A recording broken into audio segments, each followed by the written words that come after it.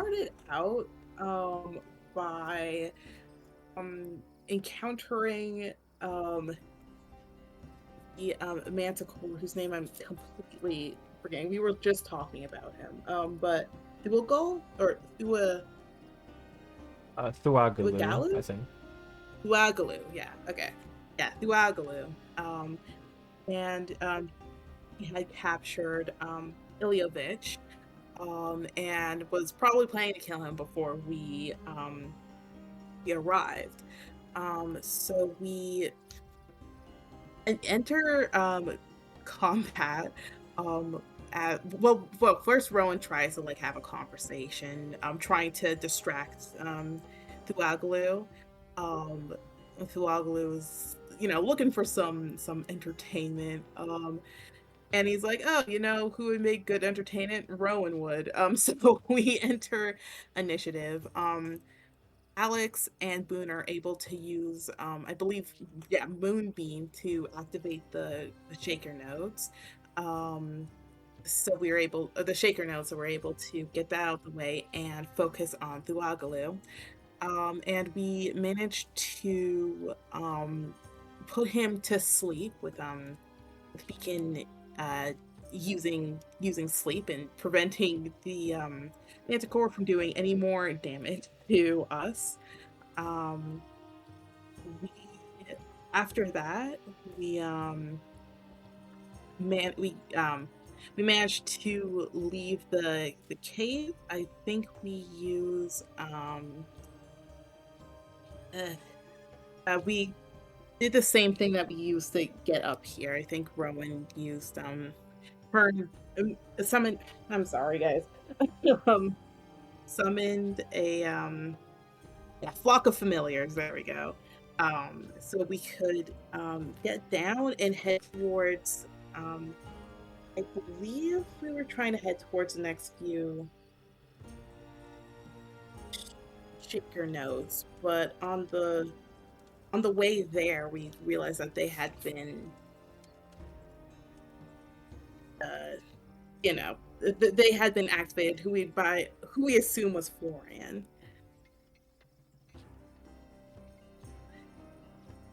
Right. Oh yeah, we also on the way there saw that a bunch of animals were traveling together. And when Boone went to talk with them, they were saying that the the where they were going was safer than where they are. They were like, God, I should have done a recap. I'm so sorry. Yeah, and exposed to bird propaganda is what it says. But if I remember correctly, it was something like the place that they were going was like a lot safer than where they are now. And that's like where they were heading. And I believe Florian was the one that told them that. So yeah, that's very interesting. But yeah, afterwards, Ilyovich told us to find Master Florian, um, to and um, to find Master Florian and tell him like kind of what's been going on, and also to seek out the Eastern outpost. He also told us that there was 5 wizards that were there, and when more people tried to take up the mantle of like taking care of the outpost, he said that the trees tried to swallow them. Um, so after we kind of take our watches, and Ilovich kind of confirms that okay, the Shaker nodes are active. Um, I believe that's when we head off towards the eastern outpost. Um, we, um, we go to the eastern outpost. We do see there's a barrier up, and it sure does destroy things very quickly when we run into it. So we didn't fly into the barrier, but the gate was open, so we went inside. We find that there's these kind of cat-like creatures that have just kind of been sleeping in the courtyard. And as well, the place is yeah, like these um, mushroom cows sleeping in the courtyard. Um, and we decide to investigate the outpost a bit more. Rowan, Rykar, and Boone go to investigate the library, and then Vega and Alex go into the back courtyard. In the library, the floor is burnt, but um, or like yeah, it's burnt, but the floor is perfectly clean. The windows are broken, and there's tree branches coming out of them. I also know that the trees that were in there, like in pots and stuff, were basically like choking, like they didn't have enough room to grow. And there was a weird seed thing that was in there as well. Um, Meanwhile, with Alex and Alexios, we no, oh my God, Alex and Beacon, um, we find a cellar. And inside the cellar, there are a lot of the pink. There's a lot of vines with the pink stuff, and there seems to be something moving in there. Um, it's not great. Um, what else? Yeah, also true. The trees did look like they're attacking the outpost from the outside. Um, from the inside, I mean. I'm sorry. And sorry, I'm just reading through the uh, timestamps real quick. We do gather back, tell everyone what we have found. Um, we do carry the tree outside, um, and we learn that the cows are also unnaturally sleeping. Uh, yeah, we investigate the cellar, decide to try to figure out what to do with the pink goop that's going on there. And Rowan sets it on fire, and we sure do see husks of people that were down there, which is great. um, and um, Yeah, we also find several things within the bunker. We find a chest with like toys and books and whatnot inside. A locked chest, we find a book with notes and drawings of a mask in front of it, ball gown um, masquerade mask, and things like that. Um, and yeah, we find like yeah a lot of different trunks and stuff in there. And I believe after that, that's when we um, activate the teleportation circle and we head back to Brave Hollow. Um, yeah, we head back to we head back to Brave Hollow after that. We talk to Lucan more about some of the things that we found, like the pink substance, the Eastern Outpost, and he gives us all of our awards of based on the various tasks that we were able to get done. And he also says that someone at the library wants to speak to us, um, who, which is Eileen, who I love very much. And she gives us a prophecy of our deaths, which is very fun. She also gives us a prophecy: beware the double moon and the red sun, beware the place where the both meet and become one. There upon the distant shores where enemies meet, and where all where it all began, shall they face defeat. Which is very fun and very ominous. Um, and yeah, we get a few last things done, and that's where the session ended. And also, we leveled up, which is very exciting. And yeah, Right. Is there any additional details anyone would like to add? Yeah, I want to add a little bit about some of the stuff that we found in the office. just to remind people that we found a bunch of like these mass-produced pamphlets by someone named Leaf Sladen. That was like basically like an emergency protocol saying all civilians / not fighters need to evacuate down to the cellar beneath the office, or sorry, beneath the edifice.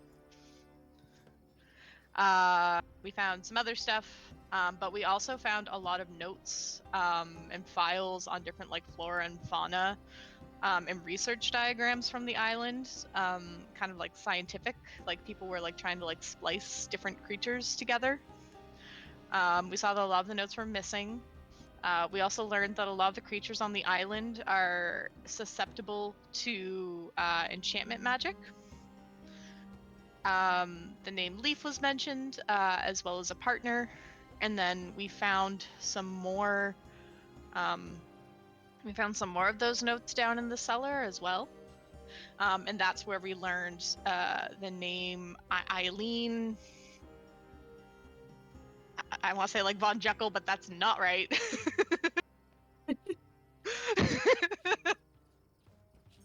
But it's something along those lines. And it was, and then we found a note from someone named Cedar Breakshore, who was basically like, "Sorry, girly, I loved all the work that we were doing together, but I can't let you keep on doing this. Sorry, Leaf's gonna tell you you gotta go." Basically. Yeah, I think that was it for like the notes that we found. We also found in Leaf's like chest a wand of Golem command. Yeah, mechanical.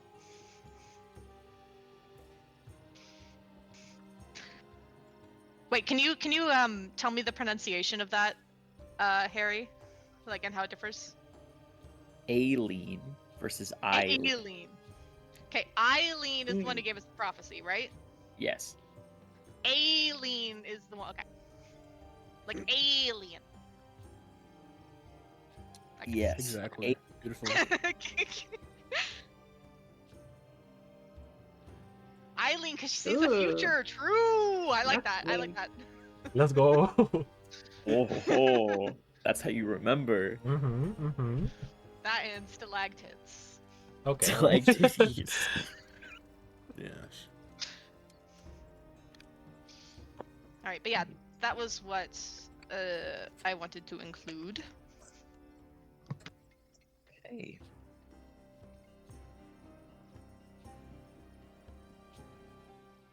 Yeah. All right. If that's we all got all, and you got paid, you got money, finally. Yeah. All right. In that case, let's hop in.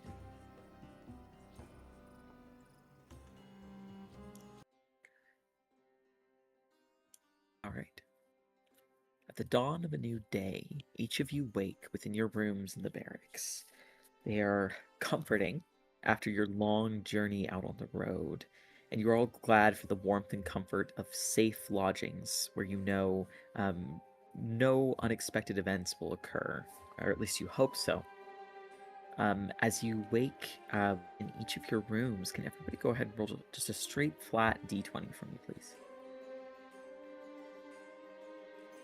Oh my god. Nice. It's gonna be a great day. Right.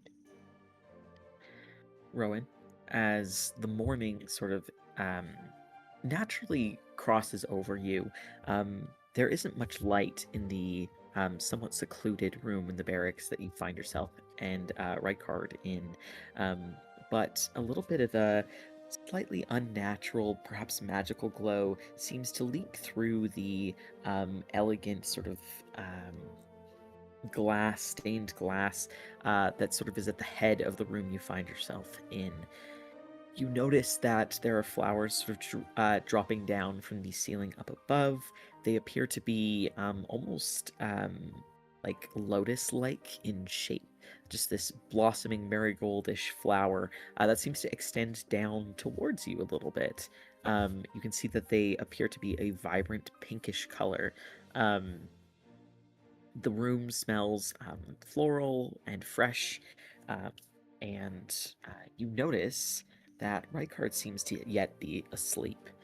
There's a little bit of sound from the hallway beyond. It sounds like perhaps some other adventurers are either getting in or leaving for the day. It's hard for you to tell exactly what, but it sounds to be several sets of footprints leaving the space.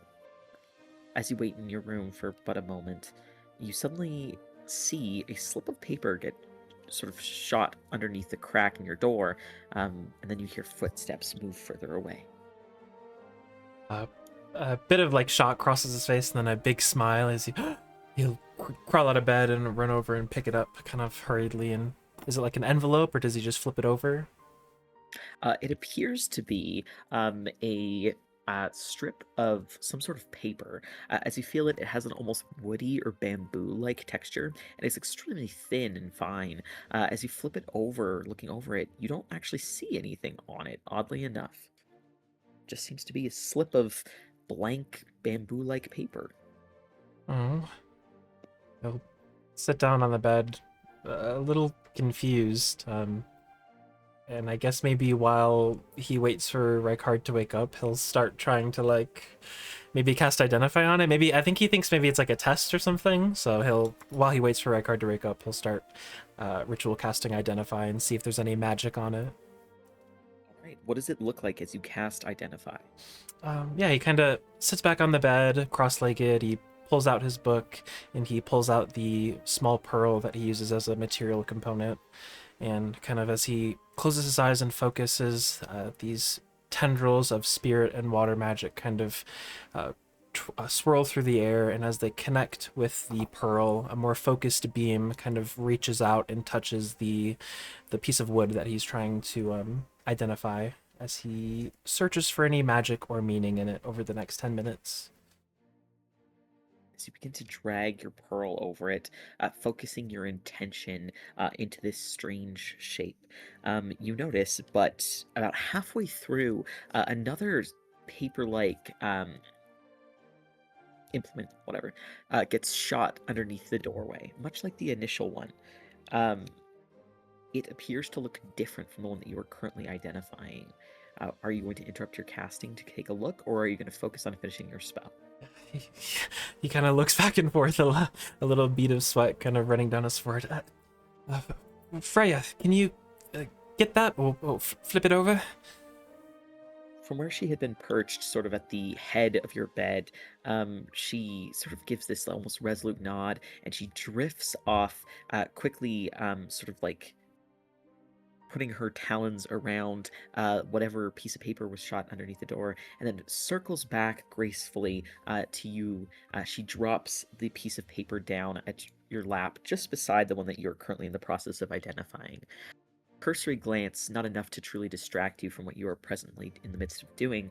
You notice that the other one appears to be a almost thick, like type of cardstocker letterhead. It is folded into even thirds. It has a large and thick wax seal stamped on the front with a long red and purple ribbon that seems to extend off of it, almost like a tongue, like a forked one, long and flowing off of the letter itself. You can see just from like the way it sort of lands on the bed, it feels kind of heavy, and it appears to be quite elegant. You recognize that the paper itself almost looks like the kind one would use to transcribe a spell. The excitement is just starting to spill out of him. All right, one thing at a time. I'm almost done. It'll kind of just focuses in on the task at hand, not wanting to lose any progress he's made in case this turns out to be important. All right, as you continue your focus, very intently, looking over the sort of sheet of bamboo directly ahead of you, you continue to focus your intention. As you do, what thoughts are passing through Rowan's mind? Aside from just focusing on identifying this item, I think Rowan's mind is swirling with a lot of things. I think he maybe struggled to fall asleep a little bit last night, kind of dwelling on the heavy prophecies that Eileen left them with. just feeling a little overwhelmed at first by that, but this morning looking at it with a fresh set of eyes and in a new light, I think he's more so focused on what can he do. Now he feels a sense of purpose, I guess. They're involved in something and he might not know how to fix it, but he can at least try to keep his new friends safe, make sure that the tragedies that were foretold for them don't come to fruition. So I think he's got a little bit of like that kind of rushing through his mind. He's feeling determined and resolute today, I would say. Right. With that sort of resolute determination, you continue to focus on the spell. As you do, Rowan, eventually you sort of let out like a deep breath, and staring over it, you feel as though its answers begin to unfold themselves before you. You recognize that there is some sort of hidden message magically inscribed within this piece of natural material, though you're struggling to figure out what the message itself actually is. You have a sense that there surely is an answer that will allow it to reveal its secrets, but you have a sense that the secrets themselves must be unfolded by your mind rather than your magic. Perhaps a combination of both.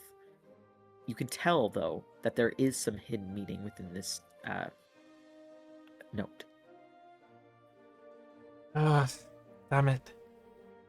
Set it down, and he'll turn his attention to the second kind of tri-folded, thicker cardstock with the ribbon on it, and he'll look that over too. Does it seem like I can just kind of easily unfold it? Or unseal it? Looking over the other one, it looks like it is as simple as popping off the seal, potentially with a knife or by some other means. At least visually, it looks to be the case. Okay. Yeah, I guess he'll reach into his bag and pull out this little curved blade, a sickle that he has, and he'll try to gently kind of pop the seal. All right. As you reach sort of under the seal with your scythe-shaped blade, you pop it open. As you open it up, it also appears to be absent of any writing. Oh my god. Rykard, wake up! Look over, kind of a little distraught. See him toss a little bit before turning his back to you. What?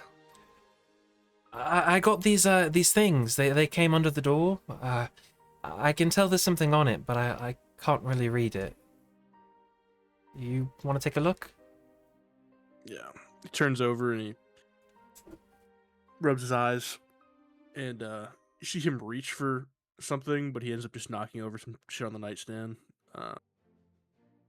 Then you see him try and, like, eyes still like halfway closed, reach for his bag, but it's on the other side of the room. You sleep well? Yeah. You see him swing his legs over to the side. Again, both knees pop. And when he lifts up the covers, Rufus is under there, still kind of snuggled asleep. He'll walk over, take a look at the paper. What do you think? Looking over the paper, it appears to be blank to you, Rykard. Still kind of rubbing his eyes, scratching his chin stubble. Can I take a look at the seal? Does it have any symbol on it? Looking at the seal, there appears to be on sort of like the red wax, what appears to be almost like a single spiraling swirl. And you can see that set in it appears to be almost like a small gemstone. The gemstone itself appears to be an opal. He'll put the seal down next to Rowan and just point at it. Is that supposed to mean something? I have no idea. Maybe Alex knows.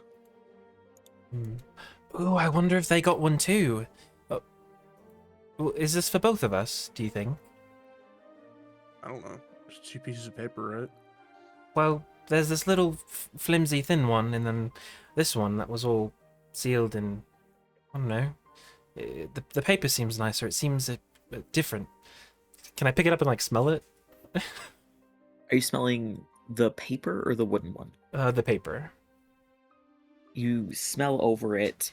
Roll, I suppose, a perception check. All right. 26. As you smell the parchment, it smells again of incenses and fine inks and oils. There's a slight perfume of perhaps what smells to be old leather books, as well as something woody, perhaps like an oud-like smell. That didn't really tell me anything, but I can tell that this one's more special. I mean, it's different. If you say so. Hmm. Oh. Are you hungry? I guess. I should probably eat something. Yeah. Yeah, let's get ready and I guess gather the rest. Probably talk about it over breakfast. Alright, I'll see if I can figure something out. Kind of like go back to the thin, flimsy one. If I like lift it up, kind of like, I don't know how thin it is, but like holding it up to the light, kind of like, you know, you're checking a bill or something. Does it look any different? At the sort of wood one or the like paper one? The thinner wooden one, the one that came through first. Looking at it as you hold it up to the light, you think you see something faintly different on it, but you're not entirely sure. Huh. Well, I'm sure I'll figure it out. I kind of put his book back into his bag, sling that over his shoulder, and then he'll keep both the pamphlet and the wooden thingy in his hands as he gets up. Yeah. You see Rykard go back to his bed, waking up Rufus, and just getting ready.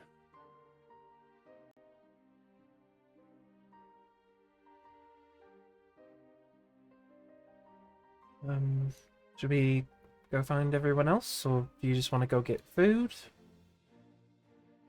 Yeah, let's get everybody else. I guess I will open the door and I will poke my head out first. You said I heard like voices and people walking around. Absolutely. As you open up the door, you see the door sort of smacks against what appears to be a silver platter that has been left on the ground. Oh. Is there anything on it? Looking at it, you see a scroll that appears to be almost like a like a velvety fabric that's been rolled up, and it appears to have almost like a silk ribbon tied on it. Ooh. A napkin? No, have you ever seen a napkin like this? It's another one of those thingies. Reach down and pick it up. As you pick it up and look over it, you can see that the sort of rich velvet appears to be this sort of like ambery, sort of topazy type color, and you can see that there is a gold filigree sort of scrawled all over it. You can tell that there are arcane markings of some kind. Ooh, this one looks magical. Here, my hands are full. I've got enough paper mysteries. I'll hand it to Rykard.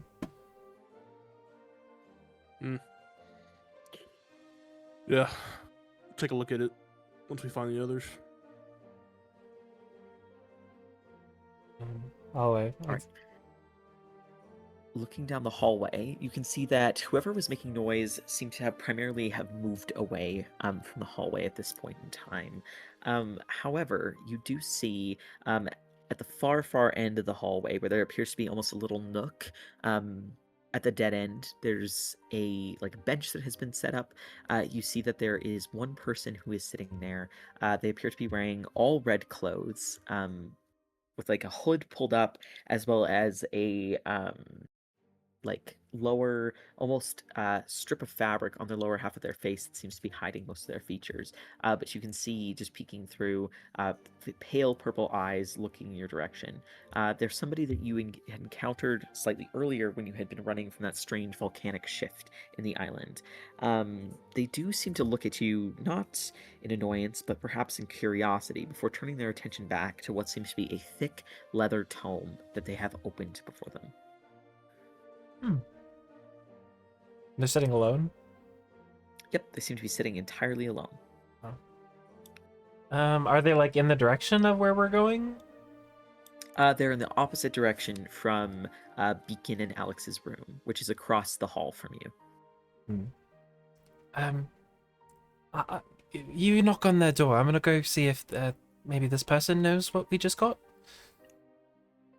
All right. I'll hurry, I guess, in their direction and approach them. All right. Rykard, as you turn your attention towards Beacon and Alex's door, how do you choose to wake the pair? We'll just knock on the door. Yeah. All right. The pair of you wake to the sound of rapping knuckles at the door. I think Alex has probably been awake at least for a little while. Still like getting like enough sleep that he needs, but kind of waking like immediately afterwards. A little bit like Rowan, a little bit hyper focused, sitting at a desk, papers and books kind of stacked around. Yeah, and he's just kind of looking over all the notes that he's taken since they arrived here. But hearing a knock on the door, Rykard, the door will just open for you, but he doesn't get up to open it. Yeah, you see Rufus drift in before Rykard does. He's got this ornate velvet scroll in his hand. You guys ready for some food? Oh, yes, I suppose we probably should be. What have you got there? I don't know. People were putting stuff under our doors. Can I take a look? During breakfast, sure.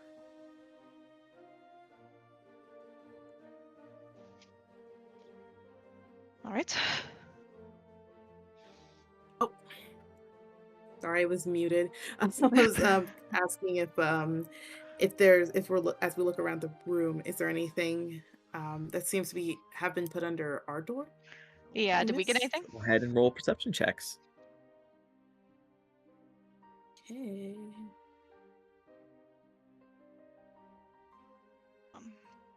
Oh, did send?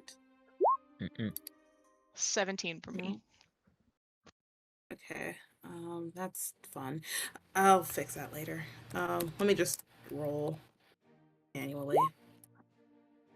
11.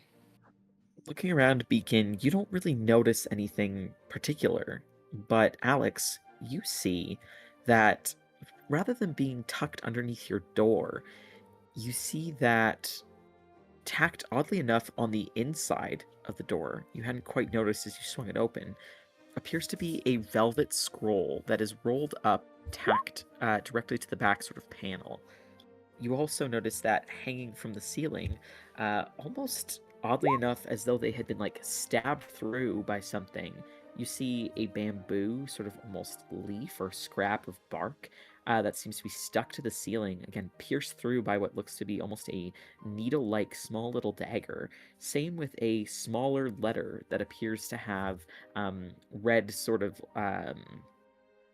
ribbon coming off of it, as well as a wax seal. It's as though something had like stabbed them to the ceiling so that they wouldn't be noticeable.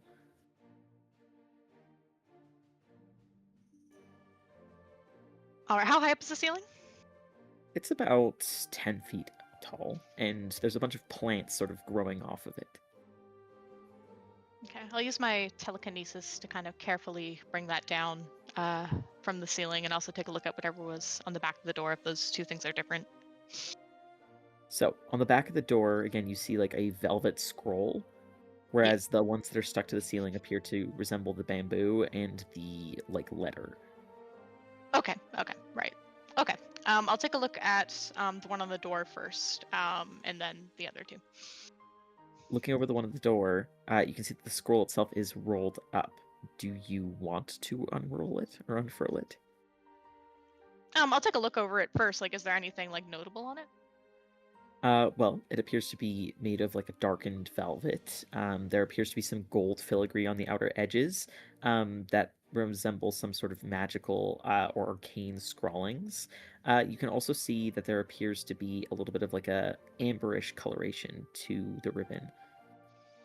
Okay, so same as the other scroll that was on the silver platter. Yep, there appears to be no difference. Okay, so they're all the same. Got it. You know what? I think Alex is pretty confident he knows at least in general what this is. So yeah, he'll open up the scroll. All right. As you pull at sort of the ribbon and allow the scroll to unfurl, you see nothing on it. Kind of tilts his head a little bit, but seeing as this is something that he can do himself, like turning like ink invisible and things like that, I think he'll start trying to like see if there's any like invisible ink, anything like magical or mundane that might be that might actually bring the ink to light. Okay, how do you intend to go about that process? Yeah, I think he'll start by like casting like light behind the scroll a little bit in his hand, like putting like a little bit of moonlight behind it, kind of like shifting it around a little bit, kind of in a similar way to what Rowan was doing with the sunlight.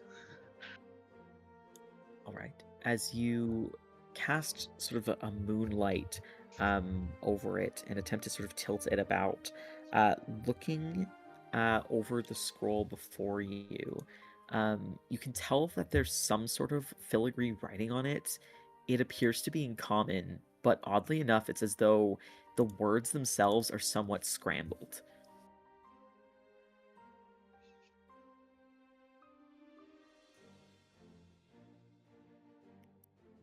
Can I still make out what they are? Roll an intelligence check. We'll say investigation. Investigation. Okay. Ooh, 8. You have your unlucky Yes, point. 8. I do have. Yeah, I want to use my unlucky point. Okay. Okay, not bad. 13. 13. We'll take it. We'll take it. It's better. Looking over the words, you sort of narrow your eyes and you sort of nod to yourself as you start to realize what the words themselves say. They say, "What is it that given one, you'll either have two or have none?"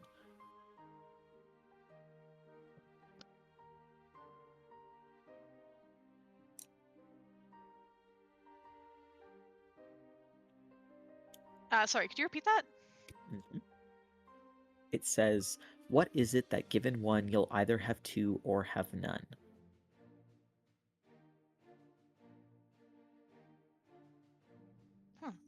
It's some kind of riddle. Hmm. Um, What does it say? a choice? I'll say it to Beacon. So given one, you'll either have two or none. Could it be a pair? A pair, a choice? I don't know. As Alex says a choice for the second time, oddly enough, like right as he's handing it over to Beacon, you see that suddenly the scroll starts to shake, and suddenly it's as though it like mashes itself into a ball and then peels itself back like a blossoming flower. And sort of bursting forth from the top of it, you see a small sort of like mote of light, which then reshapes itself to be a small scale sort of version of a person. The voice sort of speaks out softly and says, "Congratulations on discovering the secrets hidden within. An answer and a choice. Find the place where Lyre Song plays. Find the place where your heart's melody draws you. From there, we will speak And the small figure sort of collapses down into almost like little bits of starlight.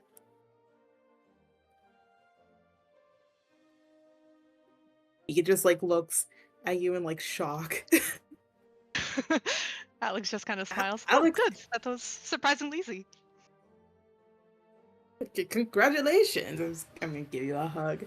It's like one of those sweeping hugs. I mean, I'm sure it's for you as well. Oh, yes, I'm sure. But you're the one that solved the riddle.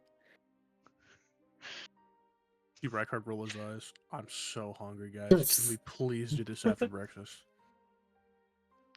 Well, hold Right, on. We still have course. those notes here. How did they even get Oh up there? my god. And Alex will take a look at the other notes. Sure. As you grab the other notes, sort of from where they're pierced and pinned, you can see that, funny enough, the wooden-looking one appears to almost have like drops of like sap coming off of it where it had been pierced. The other one's seal is still closed.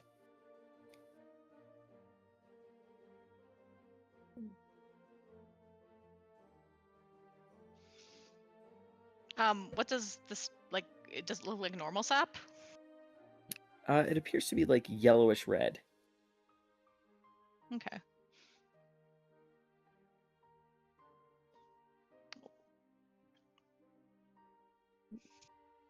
Did Rykard, did the one that you received was it sticky? Let me see it. And I'll hand him over the bamboo one while I open up the or I'll take the scroll. It looks like it looks like Rykard's. Wait, what? What are you handing me? Which one? I'm handing you the bamboo one with the sap, but Alex is currently looking at the red one, or at least with the red velvet and kind of nodding. This one looks like it is from the Vermilion Crest. Interesting. And he walks out with the one. What does anything to go off of? It is likely your captain, or one of your captains. The one that you gave him, he just walks out. You will Yeah, I have should've to follow him expected to get breakfast if you want to know what the shit is.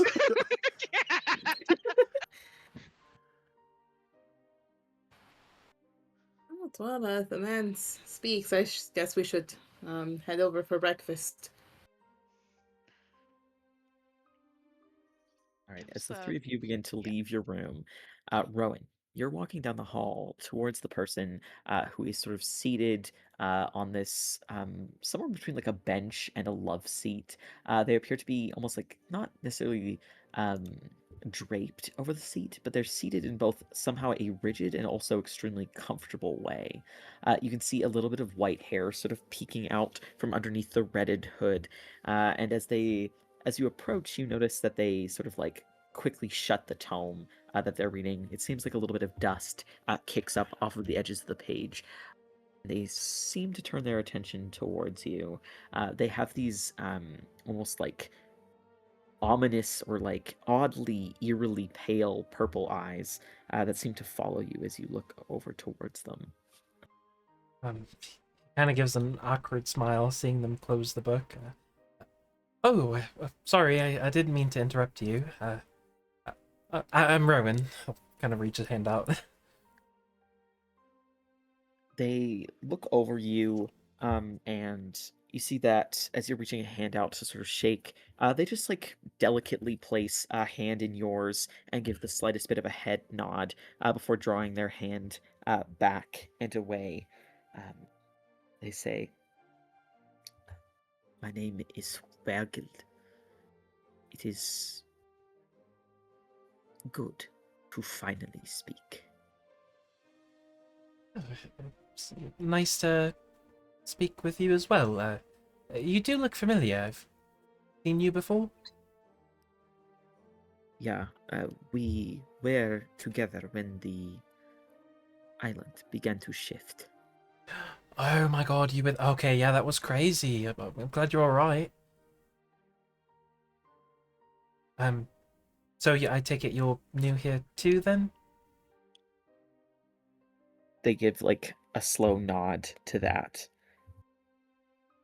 Oh, his shoulders kind of slouch a little bit.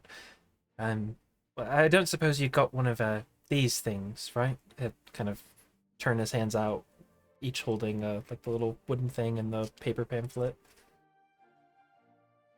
They sort of reach with sort of these like long fingers and in a way almost seem to like snatch the letter from you, but it's also oddly delicate. It's just a very precise movement. As they sort of hold it up to the light and turn it around in their hand, they open up their palm and the actual letter rotates around before falling back into their hand. I received one of this make yesterday. Oh, The other two were not of interest to me. They hand it back to you. It Oh. seems that you will have to make a decision. a decision? I'm not really sure what this is. Well, I suppose that you will simply have to educate yourself. Right. Okay. Well, thank you. It was lovely meeting you. Yeah. They sort of look over you. You are from the Wildlands. Yeah, have you ever been? No. Oh, you should. It's great. A lot of trees and things. I can see in your countenance that you are from there. And I can see that you're not.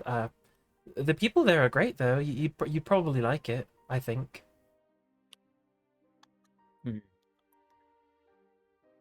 I have heard many tales of the Wildlands.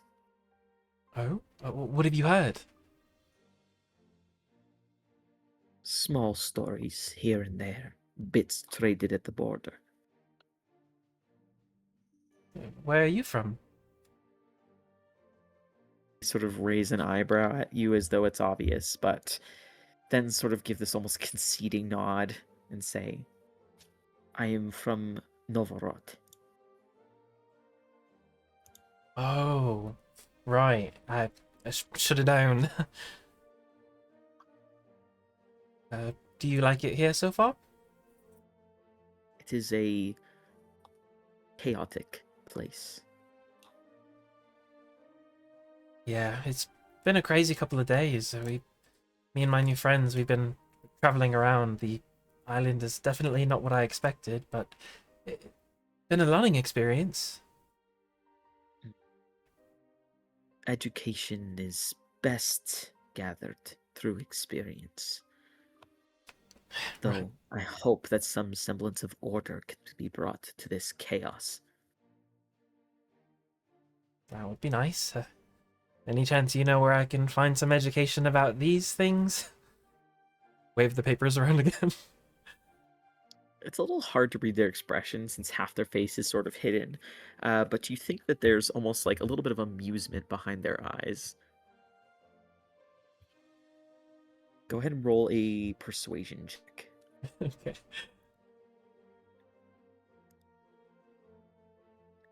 There we go. 9. There is a place where all knowledge is housed.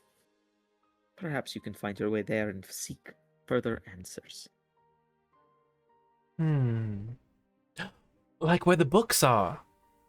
That's a great idea. All right, thank you so much. I should go catch up with my friends. Hope you have a good morning. They just nod sagely and then open their book back up again. He'll, feeling a little bit more successful, I guess he'll kind of turn and rush back to find the rest of them. As you rush off to find your friends, you notice them all heading down the hallway back towards where you assume they're trying to find their breakfast. You know if they head back over to the Memento, they'll likely find some sort of foodstuffs. Is there anything else you'd like to do before you head off in that direction? We should probably try and find Boone. Oh, yeah.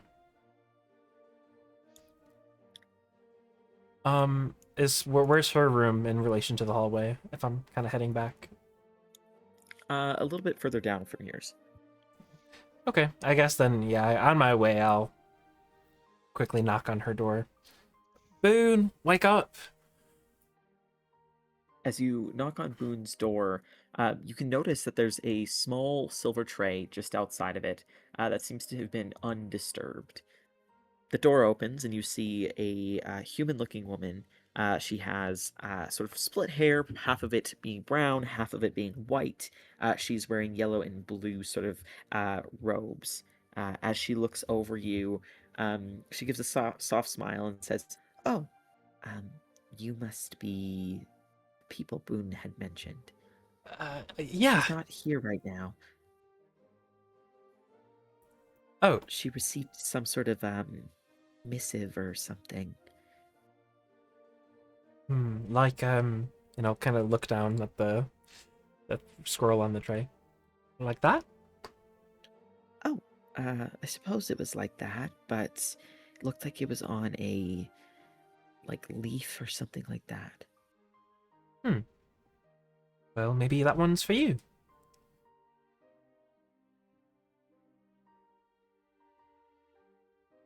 I have a feeling it's not, but she reaches down and grabs it. Maybe. You never really know. Oh, I'm Rowan, by the way. It's nice to meet you. Pleasure. My name is Hivernal. Did Boone say where she was going or when she'd be back? She said that she had to figure something out. That's ominous. Okay, well, if she comes back, tell her that, her new friends, were getting breakfast, and I don't really know after that, but, we'll be around. All right. Well, it was nice to meet you.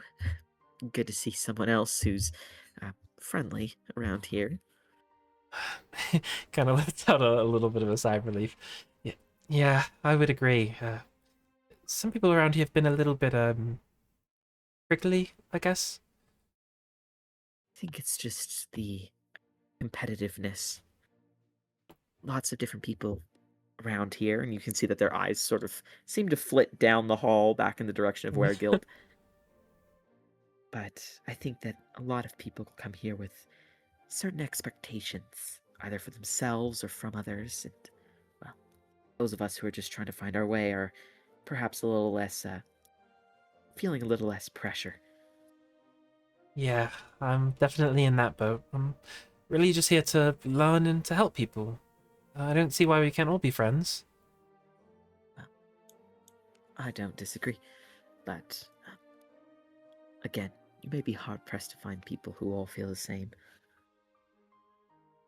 Well, you seem pretty nice, and my friends are pretty nice as well. You'd probably like them. I think I'm losing them, though they're going to get breakfast. Well, you best rush after them. It was nice meeting you. And you. And she sort of gently closes the door. I'll run off after them. All right, as you rush off after them, I hear a dog at my door, so I'll be back in about a minute or two. Okay. You don't think Boone would recognize us as friends? Come on, we're friends. No, I think she pretended not to. Yeah. No, you fucking yapaholics, dude. I'm trying to eat, man. Don't talk to me before I have my coffee. Trying to fucking eat. Yeah, he dog. just discovered coffee and cigs. Oh my god. Eat, bro. I'm trying to make friends and acquaintances, okay? Oh my god, shut Yeah. up. We got Weregilt, who definitely hates me and gay people. And then we got Hivernal, who's kind of a queen. Hivernal? Hivernal? Hivernal. Hibernal. Hivernal. No. I was suspicious of her before, but she's kind of sweet. I changed my mind. That's my new bestie.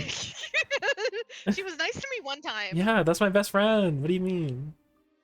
As soon as that door closes, you just start hearing slurs. I mean, No. A friend of not the Boone. slurs. Yep. The enemy of my enemy.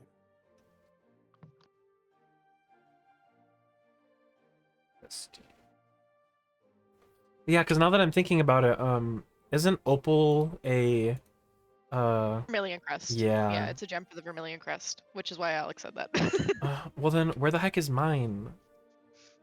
Yours is literally bamboo. Like it's literally deadwood. Dude, dead Oh. wood. Oh Come on, wait. dog. Oh, so you Yes. guys had mine. Oh.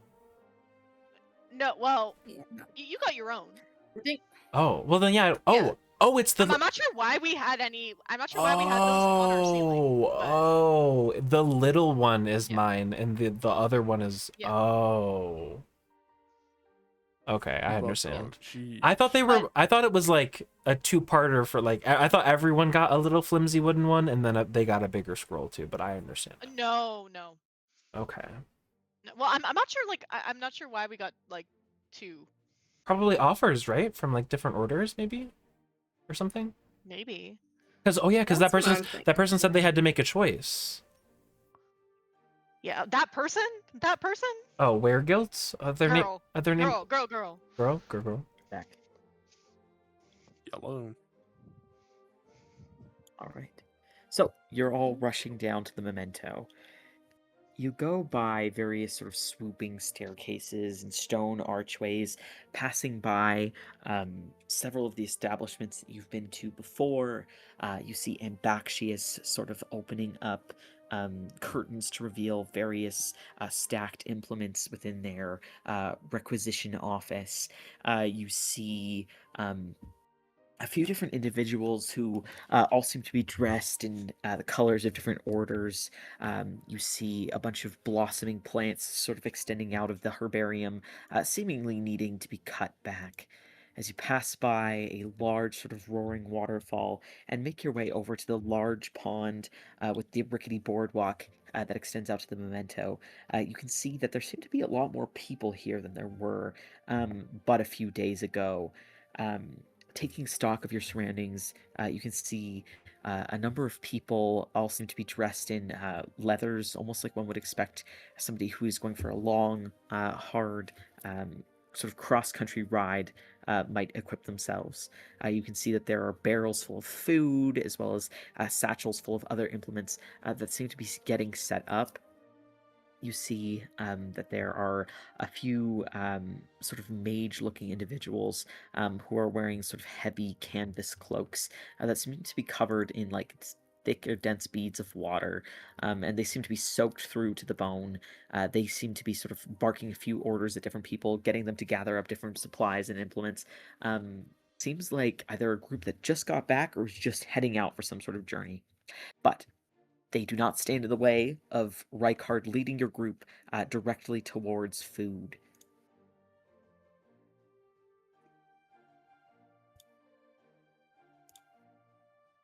What do I see before me? As you make your way towards the memento, you see the large troll-like figure who seems to be stirring like what seems to be a giant, almost cauldron-like vat full of some sort of lumpy stew. Hey, morning. What do you got for us today? And then you see that they sort of reach with this giant ladle deep into the thick stew, and they pour out into what seems to be an overturned helmet a large portion for you, Rykard. Food. My favorite. Looks great. They give a slow nod and then begin serving up portions for all your companions. Within, you sort of see what seems to be this almost bluish looking meat, as well as a whole head of chopped up giant mushrooms. I love food. Got some fresh ingredients in there. You like mushrooms, right, Rowan? Yeah. Slap on the back. There you go.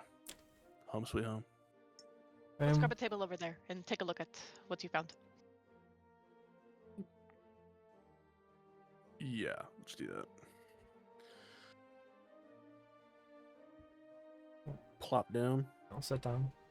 Start grubbing. Light up a cig.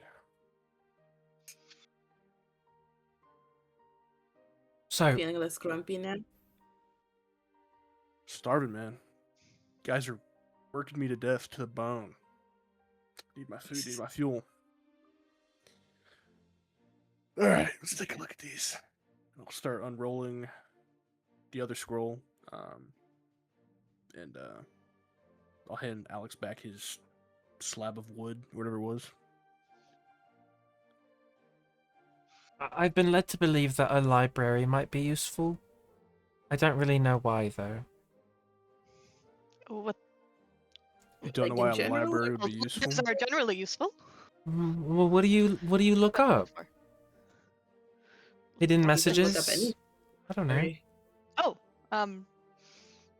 you have a hidden message as well on yours? Yeah, for sure on this one. I imagine the other one's the same too, but I cast a spell to identify on it, and I could tell that there was something hidden. I could sort of see something when I held it up to the light a little bit, but not very well. I Let me did take a something look. similar, but yeah, you had to look quite closely, and mine had the riddle, but yours looks like it is likely from Deadwood, so perhaps it is something else. Perhaps if you created natural light, or I don't know. Hmm. You can like druid craft, can't you? Well, to like set things on fire. Are there like any like candles on the table or anything like that? There's like a single like tea light at the center. Okay, I'll kind of reach over and see if I can scoot it. I'll just pull it a little closer so it's in front of me. And then I will, kind of holding the thin piece of wood, pretty close, but not so close that I'm worried I'll burn it.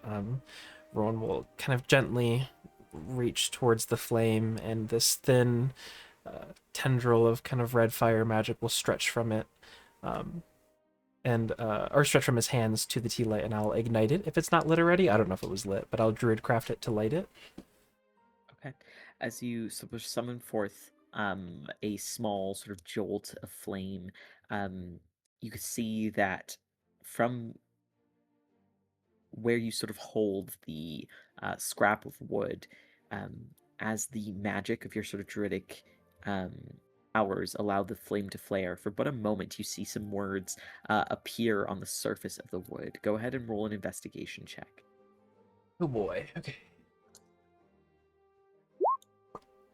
3. The words fade just as quickly as they appear. Ugh, dang it, there's something there, I just, I can't make it out. Let me take a look. I guess that means this one's Try to do the yours same too. thing. Yeah, I'll hand Ricard the rolled pamphlet. All right. You hand Rykard the. Do you want to hand him the letter, the scroll, or the piece of wood? The letter. All right. As you hand the letter over to Rykard again, you see a blank piece of paper. I'll give it the same kind of treatment. I'll try and look at it over the light. All right. As you sort of hold it up to the light, looking over it, you see no change or difference. This might just be a piece of paper. There's This no. is Well, a obviously scroll? not. I mean, it was all rolled up though, and it had the ribbons and the seal with the opal in it. Well, that has to mean something. Mm. The opal. It's from the Maybe- Vermilion Crest. Well, we have a piece of wood, a scroll, and a letter. Let me see the scroll. I think you have the scroll. Might pick it up. Let me unroll that. All right. As you unroll it, it appears to be blank. Let me try and do the same thing again. As you hold it up to some light, you see that there is a series of letters that all appear to be in common, but they seem to almost scramble themselves. Go ahead and roll an investigation check.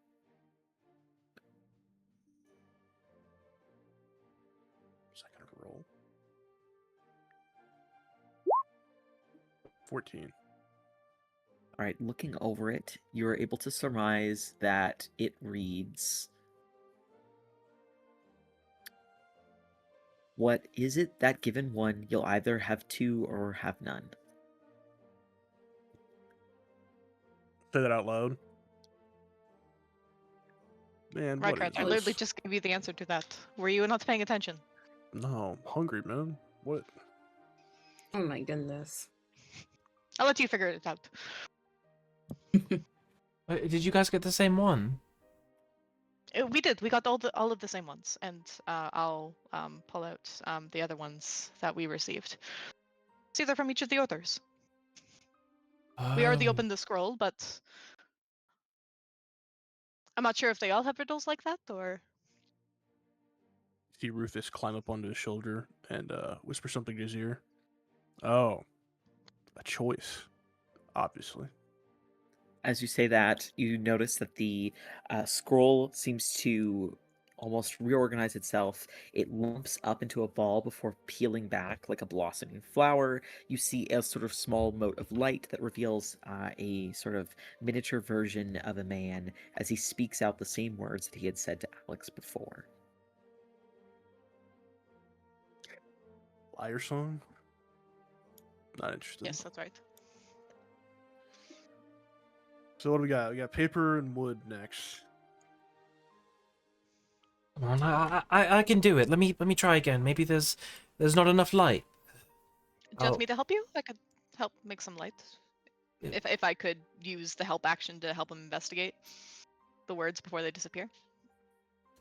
Oh, I will take the assist on that. I will take the assist on that.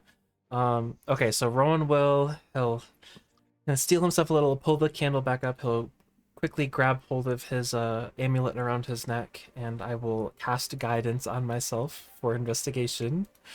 And then using elementalism, I will use the sculpt element at the bottom. So I will kind of focusing more on the flame from the tea light candle. He'll kind of reach out towards it and start kind of like pulling and stretching, and the flame will start to grow, and it will swell into a kind of a muddled looking owl. So it'll kind of take, resemble the shape of Freya. It can fit into a 1-foot cube. So he'll kind of swell the flame so that it can generate some more light. And then when that happens, I'll try to hold it up and look at it again.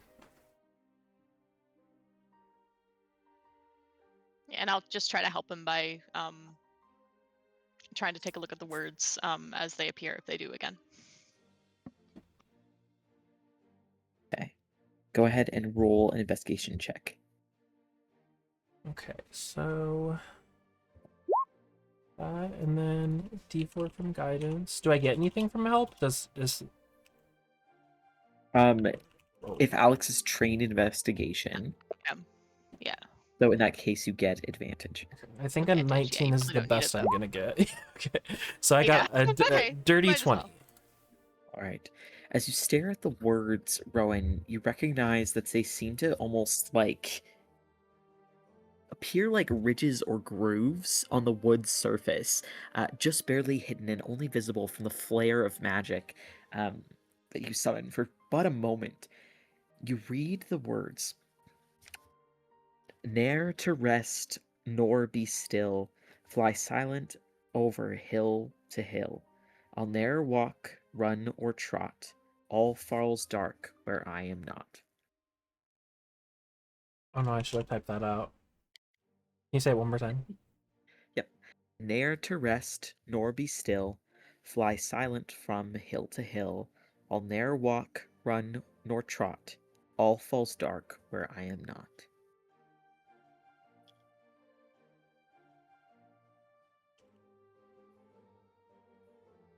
We got everything but the end. You said, do it. ne'er to rest nor be still, fly silent from hill to hill, and then, yeah, sorry, my bad. I was trying. I need Madison's scribing skills.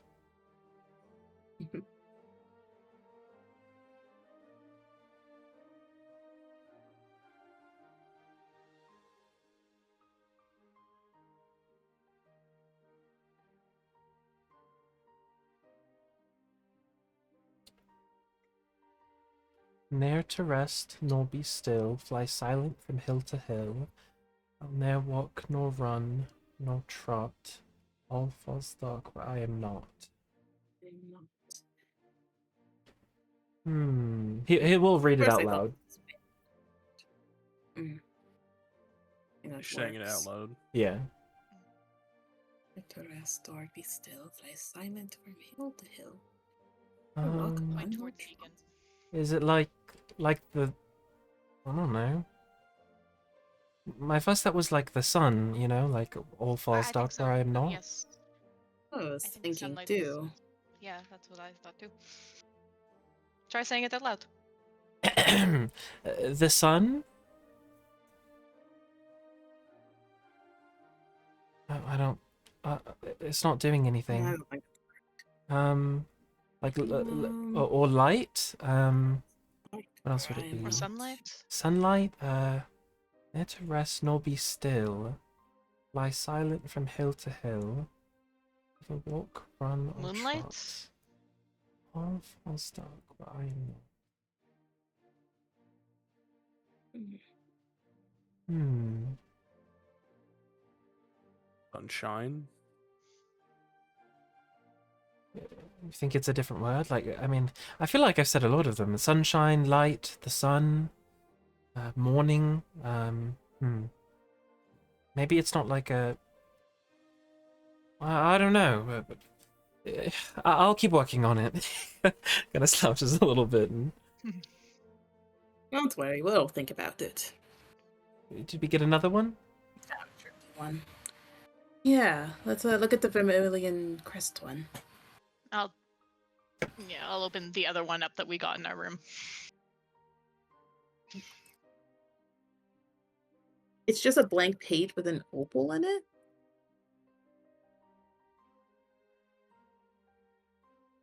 Harry, are you alive? I think the opal was like in the ribbon. Yeah, and I think Harry's muted too. I'm not Or muted. we can't hear. Oh. Oh no? Okay. No, I think it was like a ribbon and then the emerald was in, or the opal was in the ribbon, It's right? in the seal, I think. Yeah. It's like on the seal itself, the wax seal. On the seal. Gotcha. All right. And it's non-reactive to light. Mhm.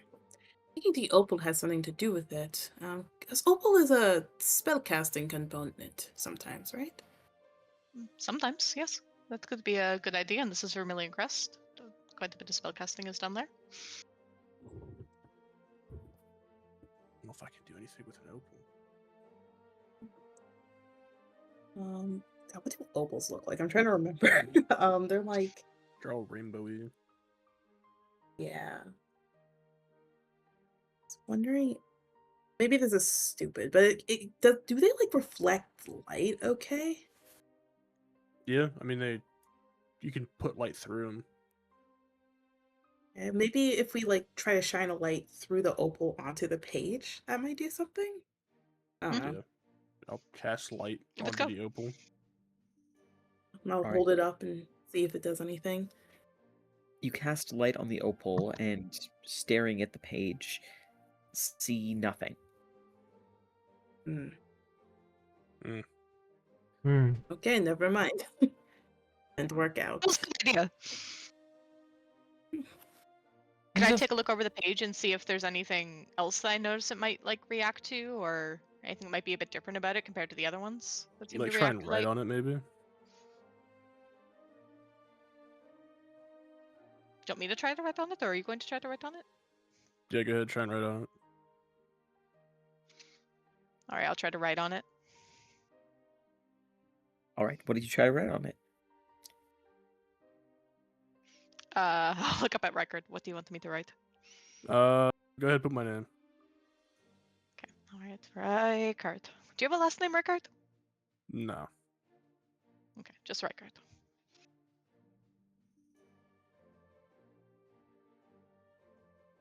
All right, as you write Rykard on it, are you doing it with your magical spell write tattoo, or? Yeah, with my magical tattoo, and I'll make the ink red. All right. As you sort of place your hand on it, as you write the word Rykard sort of somewhere in the middle of the page, you notice that there are some raised grooves that somewhat overlap ever so slightly with where you wrote. They only seem visible where you have put ink. Oh, there's something here. There are some grooves when you write things down.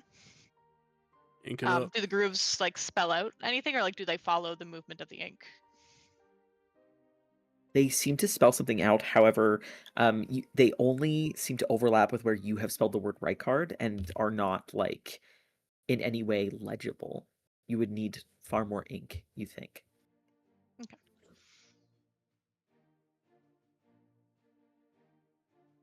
Ink it up.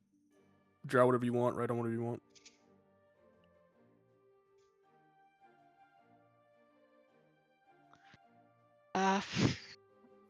Okay.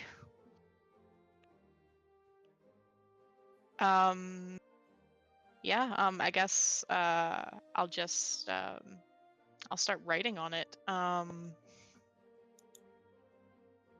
Maybe I'll just like pull out my notebook and I'll like start like recopying down some of the notes I've been taking and write it down on the sheet of paper. All right. As you begin to write down on the piece of paper, just random things with no particular significance, Yeah, as just observations I've made and stuff. Yeah. from where you have placed down red ink, there seem to almost be like almost as though they're like etched into the paper. These like raised edges begin to form. They appear to be like whitish in coloration, almost like scars on the surface of the paper. What you read is what says, "Within the land of story, deep within a tome, find the secret passage, find your way back home."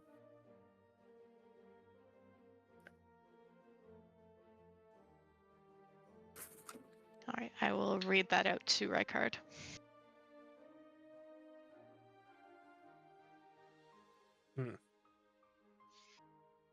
Don't find the secret passage.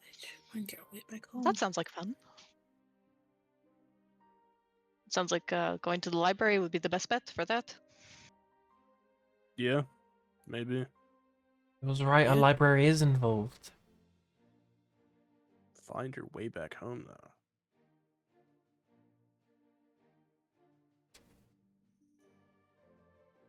Find the secret passage.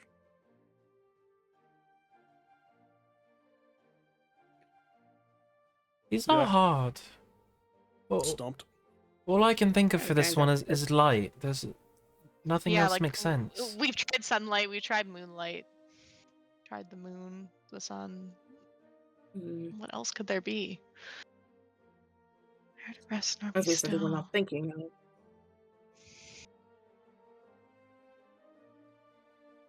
Starlight?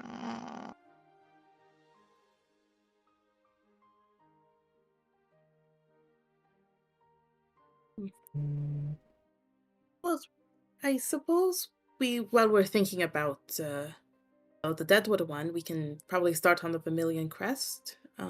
This does sound like a library, so Yeah. I've been trying.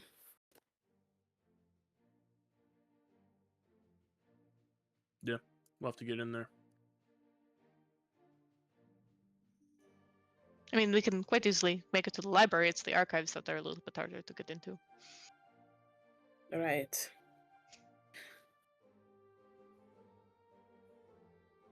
Yeah, you guys good to head over there after we're done eating? I don't see why not. I think so. Sweet.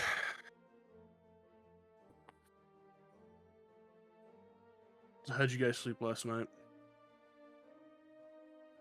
mm, As good as usual. Can't lie, I've been thinking a lot about those prophecies. Yeah. Rowan, do you still have that skull in your backpack? well, yes. Where else was I supposed to put it? I'm just wondering. I mean, I would like it to not be in my bag anymore, but there's some things that I need first. I guess that's a good point. I still want to find out what happened down there to those people, or with that pink stuff. There's some things that I can do to maybe figure it out, but I don't have the components for them. What components do you need? Well, I need a lot of things, but for that specifically, I would need it's a divination tool, like a black mirror. Black mirror. Like the shiny surface is black. Yeah, you use it to divine things, kind of like looking into a crystal ball or something like that. That stuff's real. Well, yeah. How would it not be? You throw blasts of explodey magic. That's pretty fascinating. Yeah, I get. I don't know. Divination is a very real school of magic. I'll take your word for it. But I agree, Ron. This is something that we should likely investigate, especially if we are to be in charge of the Eastern Outpost. We need to know what happened there, and hopefully prevent it from happening again. Well, and also, what does that really mean, too? I mean, I think it's really great that we're being entrusted with that much responsibility. But what are we in charge of now? That's what I was thinking as well. Do we have to guard anything? Is there anything we need to be keeping watch for? Anyone we have to look out for? Well, we know the profiteers were heading in that direction, so it is very likely that they know of the place, so likely keeping an eye out for them.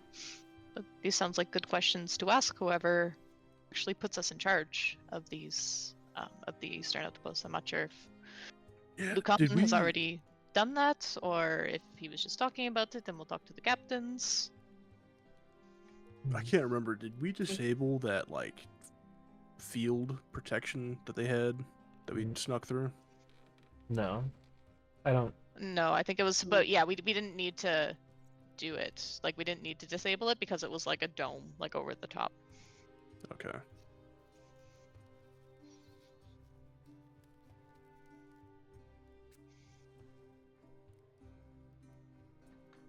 Well, want to see if the shop has a black mirror? Maybe see if I can get a discount for you. Well, that would be great. I mean, there are some other things that I need too. I need some black onyx, some ritual paper, incense would be good too. Are there any graveyards here? You know as much as I do. Do I know of any graveyards here? You Probably would not know. Probably not, no. Should find one of Why do you those. need a graveyard? Let's need some dirt. From a graveyard? Yeah.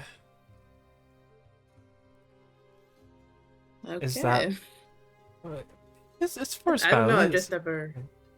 Uh, Yeah, I guess spells have all kinds of strange components, so that's... I mean, that it's not makes that sense. strange. It's perfectly natural. Is it? As far as components go, I think so. Especially for your type of magic, Rowan. See, Alex gets it. I don't know what kind of magic you cast. I don't know what kind of magic you cast. Pretty sure you've seen it quite a bit. Doesn't mean I understand it. You pick up things way faster than I could. I don't think so. That's how it seems to me, but... Is there any, All right. like, natural sunlight in here? There appears to be sort of from like where you could best surmise is like the top of the sort of caldera of this volcano, like the opening of this volcano. You can see that there's like a circle of stained glass right at the top, and a single beam of sort of pure light that seems to cut through. Yeah, I guess I'll try to, like, walk to wherever it's hitting and see if I can, like, hold the thing in the light and see if that makes a difference, because I have no other guesses. So I'm like, instead of saying light, I'll put it in direct light. As you put the sort of bamboo sheaf underneath the light, you see that suddenly the edges of it seem to crackle as if though on fire, being scorched away. And as it all peels back, suddenly left in your hand is a small seed. Your brain sort of rings as you hear this voice overlapping with dozens of others that all seem to speak to you at the same time. As they all speak together, you hear, "Welcome. Come find us. The place where 1,000 folds stretch towards the sky atop tender strands. Heart of the land, ripped by maiden's hand. Perhaps a token of love, a greeting, or goodbye." That was a lot. I did it. Let's gotta run back. Good work, Rowan. I You got one. yeah. Nice going. I heard a lot of things though. If I look down at the seed, does it like squeeze it? Does it do anything? You squeeze the seed, it feels fragile in your hand, and you feel like you probably shouldn't squeeze Oh. it too hard. Okay. It's somewhere between a seed and a bulb. Looking over it, it appears almost ancient and a little bit dried up. Wonder what kind of plant it grows into. Do you think Can I I have... flick some water onto it? You flick some water onto it, but nothing seems to happen. Maybe you should try planting it at the outpost. See what happens. Oh, that's a good Yeah. idea. I'll You can very... make that thing where it sprouts, right? Yeah, it shouldn't take too long. Best to have it in some dirt, though. Hmm. I'll kind of safely put it in one of my little pouches. Who else do we see right now? Looking for Illyria? Possibly. Freak! You don't see any of your sort of initiate compatriots at the moment, but you do see that, again, sort of near where you know an entrance to this hidden place to be, there's like a whole bunch of what appear to be mages that are seemingly either returning or stocking up for an outward journey.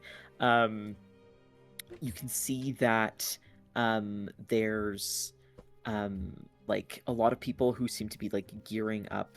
They're wearing armor, and most of the stuff of their different orders seems to be like hidden away beneath the armor that they are wearing, with the exception of what appears to be one sort of halfling. She sort of seems to be wearing very obviously Vermilion Crest clothing. Appears to be like fine, almost archival robes, and you can see that she seems to be sort of casting a spell over somebody who's like kneeling ahead of her, and you can see these sort of golden tendrils of energy seem to go around them, almost as if embracing her protectively.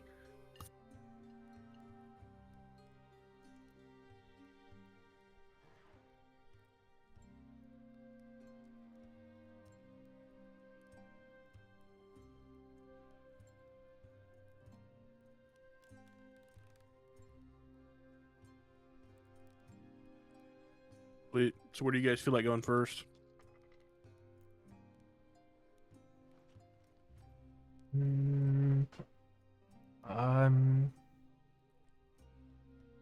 well, I don't know. Don't we have to figure out your thingy? I don't know if you have to right away.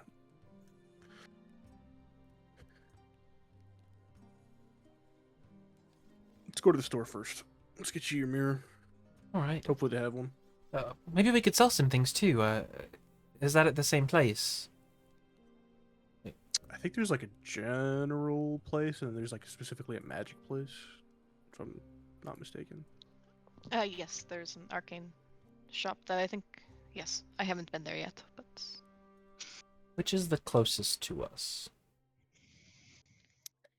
So, within the common areas, the Herbarium, the Arcanum, and the Requisitions are all across from one another. As you can best recall, you have to go up a swirling set of stairs that sort of hang over the training pits. Once you're up there, there's a sort of pounding waterfall that lets off pale whitish purple water. That is where you'll find the Herbarium, the Arcanum, and the Requisitions. And you've been to all three of these places before. Is Arcanum the place with the cool fish person? Yes, the Triton. Maybe we should try to Yeah. sell stuff. At the Arcanum, like it's a different person every day though, Mhm. from the Vermilion Crest. Maybe we should get rid of what we don't want first, and then we can see how much money we have to play with. Yeah, are we donating that? The magic stuff to Vermilion Crest, or did we ever decide on that? Donating? I thought they They'll were probably buying donate from some us. things, I- but Yeah. Let's go take a look.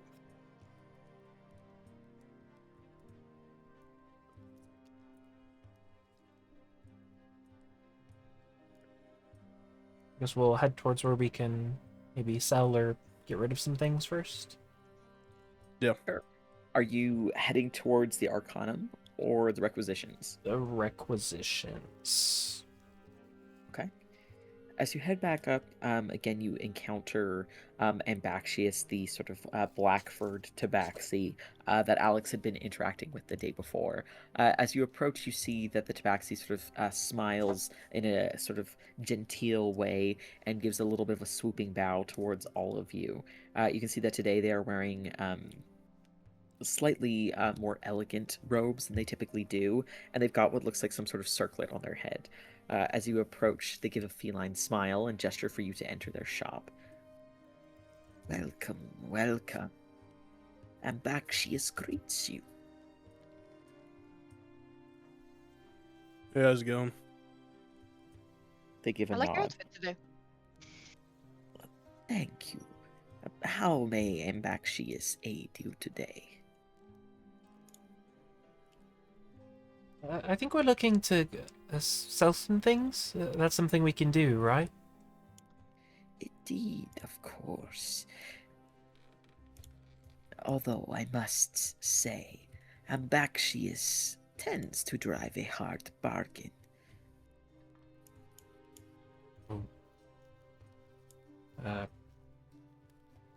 Elbow regard. That's all right. We do too sometimes. Part of doing business. They give a nod at that. What might Ambaxius aid you in selling or procuring?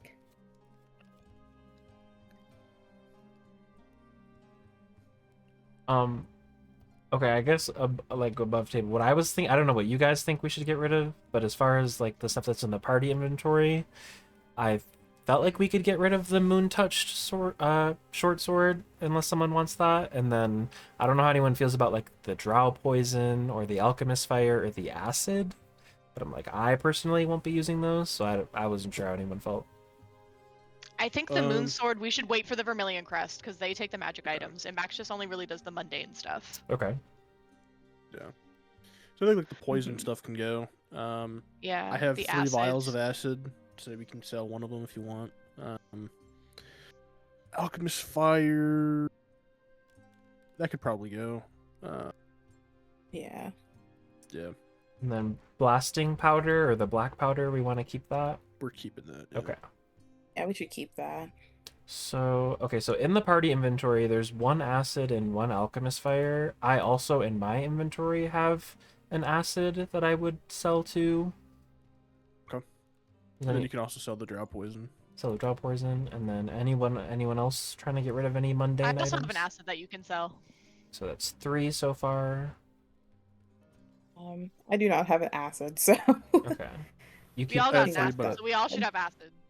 I have 3, Oh, but I'm gonna okay. keep mine. Well, Okay, no worries. We'll just split whatever. Okay, so 3 acid, 1 alchemist fire, and 1 drow poison. Is I think what we're trying to sell. Ambaxius sort of like lick their lips as they look at the different options. Yes, I have a friend in the Free Irons who will surely benefit from this stock being moved quickly. And I have heard that you are the ones to thank for the nodes being up and functional again. That is true. Ambaxius thanks you for your aid. You have made their job much easier. Glad to help. no problem at all. Now that I can move things as I typically do instead of relying on the boats, I will be able to move stock more freely. I would be glad to offer for the whole lot 200 gold pieces. Hmm. Good. It's not a bad offer, but I do think you could do better. Roll a do you persuasion feel- check, right card. All right.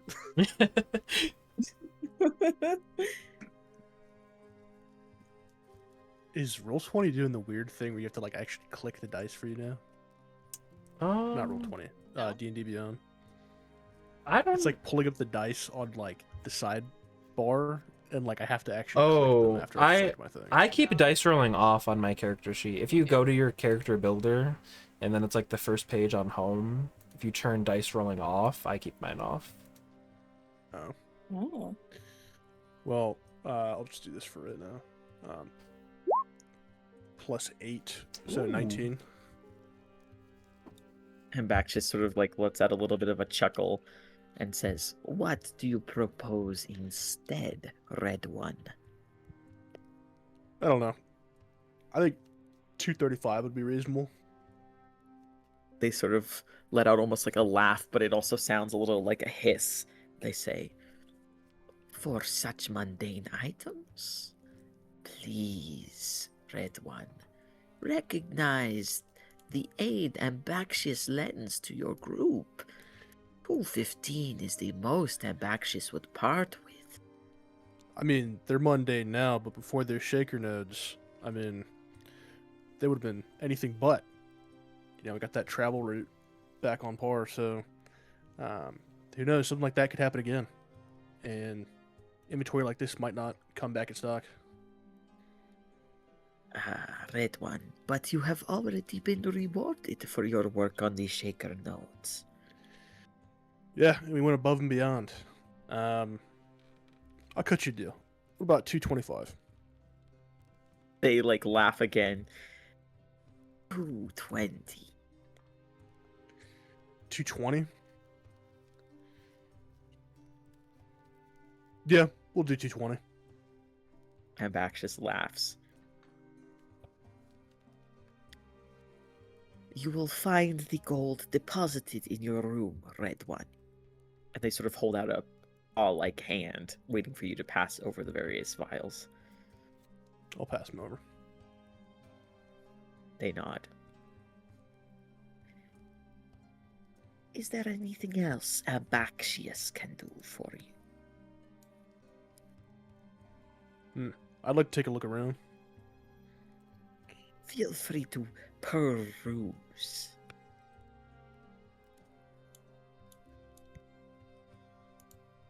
Can you describe what I see? The room, I guess. What they got? Looking around the requisitions, it's primarily like adventuring equipment of primarily the mundane sort. You see that there are kits of various different types, supplies such as alchemist tools, brewer's tools, herbalism kits, poisoner's kits. You can see that there's rope, as well as tents and bedrolls. You see that there are also buckets and candles, bottles, blankets, barrels, ink, jugs, locks, lamps, mirrors. You see that there are picks and pythons and crampons. You can see that there are also wood carver's tools and mason's tools, leatherworker's tools, and carpenter's tools. You see that there is an assortment of extremely basic weaponry, and you can also see that there are nets, as well as one thing that does stand out to a lot of you, which is a poisoner's kit.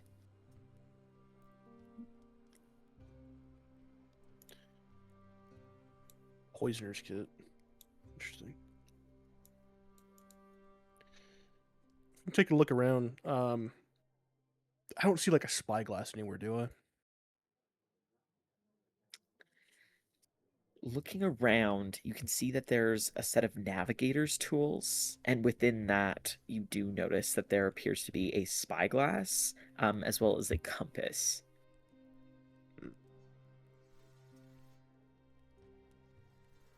You said mirrors. I don't see one that I would be looking for, like any kind of black mirrors or black back ones. Looking around, you see that there simply is like it almost looks like a piece of steel that's just like reflective. Okay. What about like vials? Are there any like empty vials? There's a whole assortment. You see that there's about 20 of them. Oh, how much do those vials cost? Each vial costs 10 copper. All right, Go crazy. Well, yeah, I know. I'm like, what is copper to silver again? It's a 1 to 10. Oh, and each one is 1 silver. Yeah. Oh, okay. Could I get 10 of them? They give a nod, and you see as they sort of gather them all up and they hand them over to you. Okay. I will slide over 10 silver. Much appreciated. What about this spyglass over here? You wish for solely the spyglass, right one? That's correct. Well, by itself, it is a useful tool. I would say 7 gold. Let me take a look. Yeah, I can do 7. You better be, considering the coin that will soon be yours. I'll slide over 7. Much obliged.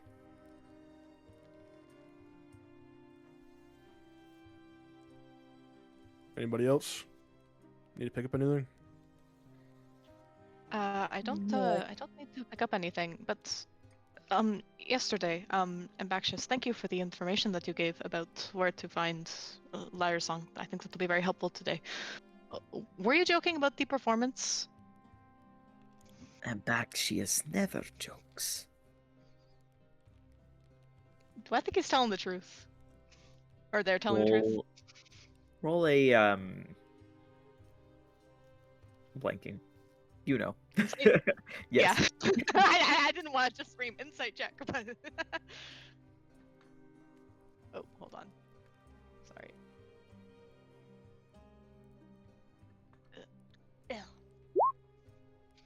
8. It's a little hard to say. A little hard to say. Okay. Alright, well, I suppose I will find out when I get there later today. Oh, They just sort of blink at you. do I see any wooden bowls anywhere? Yes, you do. Could I? It just it can be like a pretty basic one. But could I acquire like a decent sized little bowl? I'm gonna use it to make a ritual bowl. Sure. It takes 2 silver. Cool. I will buy that. They pass it over to you and take the silver. Oh, could I get some more calligrapher's supplies? I used quite a bit of ink when we were mapping out the island. There Yeah. is ink for sale, but an actual calligrapher's kit I do not have. I have the kit. I just need the ink. Yes. Each ounce costs 25 gold pieces.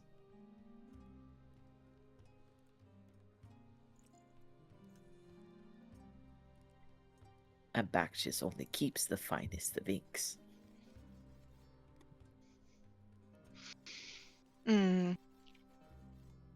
Does it seem like the sort of like fine ink used for like spell scrolls, or does it seem like pretty mundane ink? It seems like the kind you would use for spell scrolls. All right. Then, sorry, I'm blanking. Do I remember how much ink you need for spell scrolls? 1 ounce per spell, or? I believe it's 1 ounce per level of spell. Oh, for 1 ounce per. oh, I don't know. I only Yeah, for scribing. okay. Do you This remember? is a 1 ounce bottle. Chris? Well, I just know that I thought it was we always focus more on like the paper when I was scribing things, so I'm like, I'm not too sure. I thought it was just like it's 50 gold pieces worth per level. That's for mine for scribing spells. I'm not too sure what it is for if the scribing scrolls rules are different now. So if it's 25 gold pieces worth of like supplies, or sorry, 50 per level, each 1 ounce bottle is 25 gold pieces.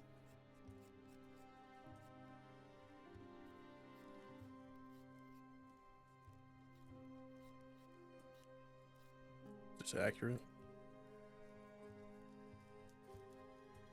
I've never seen that before.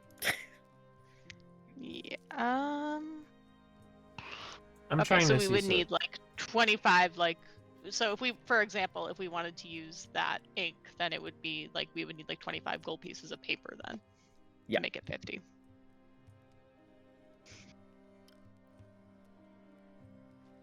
All right. Yeah. Do we want to buy an ounce or do we want to? Because I know you mentioned you wanted to do some scribing. Ye- I think I don't know if it's different with the scrolls and the thing that I thought I needed. It was more like paper, like I needed high quality paper to like add to my book. So I'm not too sure if ink just getting ink would work. You need the ink and the paper. Then I guess yes. However much you want to buy. I don't know. That wasn't my main focus right now, so I'm not too sure. I wasn't planning on getting more. Oh. Oh, okay. Well, we can just pick one up just to have it on hand then, I guess.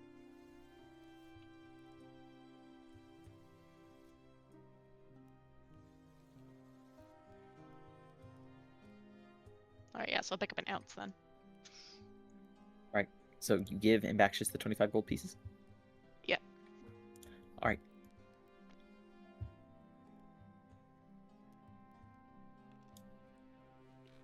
All right, cool. All right. Everybody Are you good? seeing anything else at the requisitions, or are you trying to go elsewhere?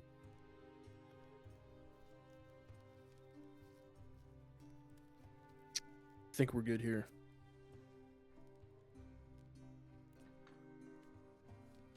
On to the next.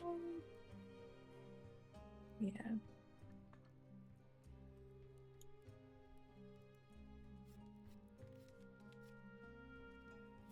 Which is where? Arcanum, right, guys? Yeah. Yes. cool. Yeah, let's Arcanum. do Arcanum. Right. As you sort of cross the way over to the Arcanum, again you see a almost small alcove-like shop, wherein you can see that there's a series of different wands and potions, tomes and scrolls, as well as what appear to be different weapons and staves and numerous other implements, all sort of set on walls behind glass cases covered in what appear to be arcane and mundane locks. Within the store itself, you find not the Triton that you had seen before, but instead what appears to be a tall, heavily muscular Genasi, who's covered in swirling oceanic-style tattoos. They have a sort of bald head, which really shows off the tattoos that are covering their skull, which resemble almost like a tempestuous ocean. As you approach, they sort of look over all of you sagely. You can see that they seemed to be sort of focusing on writing something down on a long scroll, but as you approach, they set down their quill and look over all of you, giving sort of, again, a sage look. What do you seek?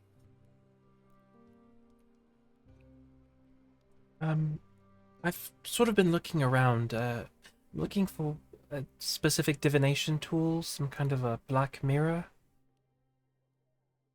Ah, yes. As it goes, we're currently low on things of the like. If you require a bowl that one could use to scry, I do have something of that sort. However, black mirrors, it does not seem that we have any in stock. one could be created, although it will take at least a week. I guess maybe could I put an order in for it then? Absolutely. And whom are you? Uh, And you see that they are sort of like wave towards the scroll and it seems to float towards them.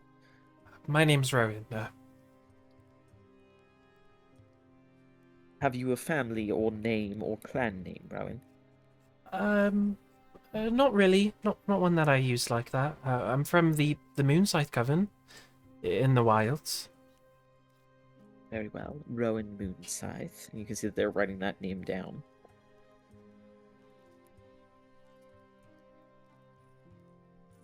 Very well. Rowan Moonscythe, this will be ready for you within 5 days. All right. Thank you. Do you happen to sell any like powdered gemstones here? Some, although we've been picked rather dry as of late. The smithy may also have some, although I doubt it at this point. Many supplies had run dry while the teleportation abilities ran low. However, now that things are resolved, more supplies should be flowing in within several days. What do you seek? Perhaps we have some in stock. I'm looking for onyx, powdered onyx, if you have it. Powdered onyx. How much do you require? I need at least like 25 golds worth. If you have more, I might take it. But Well, Rowan Moonscythe, it just so happens that you will be in luck. We currently have 50 gold pieces worth, although this is the last of our reserves. might as well get it while you've got it. I'll take it.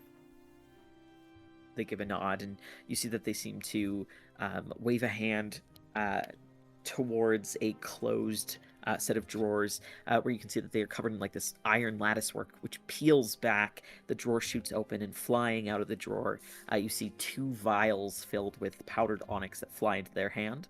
They gesture vaguely, and the drawer shuts itself, as well as the iron lattice work, and then they sort of expectantly hold a hand out, waiting for the coins. I will deliver them 50 gold. They nod, and you see that they sort of take the gold coins in their hand before they turn their palm upside down or downward, open it, and you see that the coins seem to just vanish from existence, no longer in their hand, as they pass over the vials. How much is that mirror gonna run us? They sort of shoot a sort of pale blue eye towards you. Well, with the labor taken into account, it'll run an additional 75 gold pieces. All right.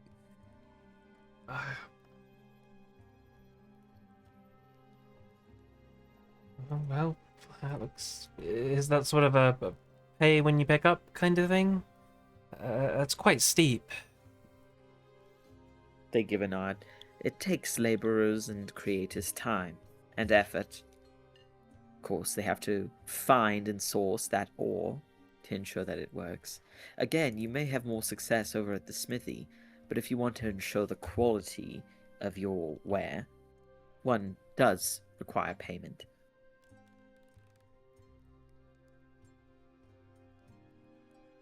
Well, if you need more money, I don't mind giving you some. It's just a lot, Beacon. It's like quadruple what I was We got planning on you then. spending for it. Maybe it's something that I could make. I don't know. I could try. You know, there's no harm in trying. Do you sell regular mirrors here? If you seek something mundane sort, I'd recommend going across the way to the requisitions. We'd Okay. certainly have reflective surfaces here, but if you simply require a simple hand mirror, Ambaxius is more likely to provide you with something within the price range that you seek. Mm. So what's the cost in total again if I want to get this made? It would be 75. 75 gold pieces. All right. Yes, but I have it done. They nod again. Pay once you pick it up. I understand your hesitation. But remember, one is only as good as their components. Yeah, I've heard that one before. Gonna slap Cutting a little bit. corners with spells is risky, little one. All right. So 5 days. What about other divination tools? Have you got like dowsing rods or you said you had a bowl? Yes, a scrying bowl. One must fill it with some sort of liquid for it to function. But water is aplenty, as are other things. We also have bone dice, recently picked up from a deeper adventure into one of the many catacombs of this isle. Hmm. In fact, my friend Jamaldine was the one who found them. They appear to be quite old and scribed, don't seem to have sort of any inherent enchantment upon them, but they could be useful. Well, that might work actually. How much would those cost me? Well, considering they don't have any intrinsic arcane value, I believe that we'd be willing to part with them for a very small fee.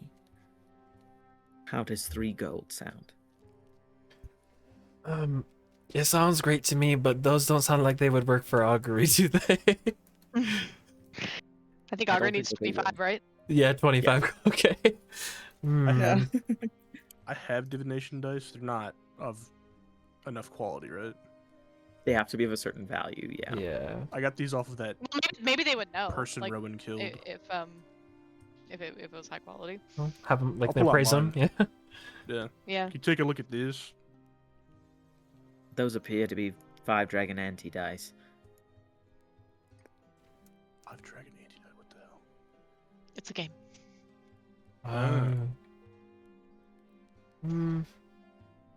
Bone dice sound cool. I was looking for something else, a different spell component. I've seen other witches in my coven use it. It's a divination spell, pretty low level, but looking for something that might work for that. Ah, I think I know of the spell that you speak. To be an augur requires a certain level of financial investment. That being said, and they sort of raise a hand and they lead you towards a counter where you see that they sort of seem to draw some strange runes with their fingers over the wood, and then suddenly popping out of the top of the counter, you see a display case. They reach a hand in and pull out what appear to be gold and silver inlaid filigree cards. Ooh, those look beautiful. Could I see them? They hand them over, and as you look over them, they all seem to be blank. The power of your own magic should fill in the gaps. How much for these? 25 gold. I'll take them. They nod, and again, you make the exchange of coin. As they pass them over to you, they say, if you're ever looking for something at a discount, we do also have kept within the actual library. There are a collection of items that have been discarded. You can't guarantee any of them will work, of course, but if you're looking for a bargain, that's where I would recommend you go. Oh, in the library, you said? Ask to see the lost and found. Lost and found. Got it. Thank you. I'll check that out. Is there anything else I can assist all of you with? Could I just take a look at the moon dice, or the bone dice, and just see like what's on them? Sure. Looking over them, there appears to be, oddly enough, there appear to be 2 sets of dice, and they are covered in several different faces. One for each. The symbol on them appears to be like a circle, and then different. Each of the different faces has sort of a different phase. One would align with the moon.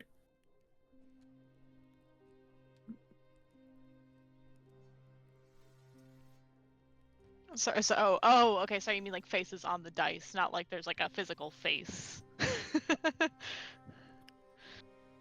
um, I'll take those dice. How much did you say that was? 7 gold? 3 gold? 3 gold. 3 gold. I'll take those.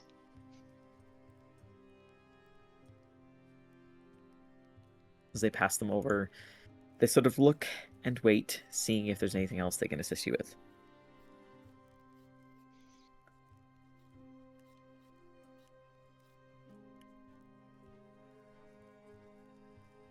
Nothing for me. What about you guys? I'm pretty Nothing good. For me as well. With that item I bought, Yeah. I'm not gonna have much left. We'll make more.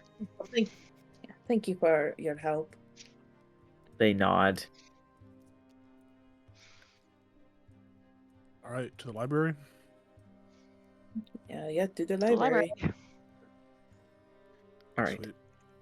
As you walk away from the Arcanum, are you all heading down to the library? Yes, that's the goal. Yeah. Halfway through walking to the library, Rykard turns around and you see him kind of look behind him, and he's like, "Oh, I think I left Rufus back at the Arcanum. I'll be right back, guys. You guys go ahead without me." All right. And I'm gonna go back, and I just want to pay half of the gold that Rowan needs to pay for the mirror. Oh, My God, get y'all a man. Let's. You see the Genasi sort of, with a knowing look, just gives a nod. Gotcha. So it's 75 for the mirror. So I will give them. The hell is half of 75? I'm blanking. 35, But by 30, 37.5. Yeah. 37.5. I Yeah. will give them 38. 38k. He even paid the bigger half.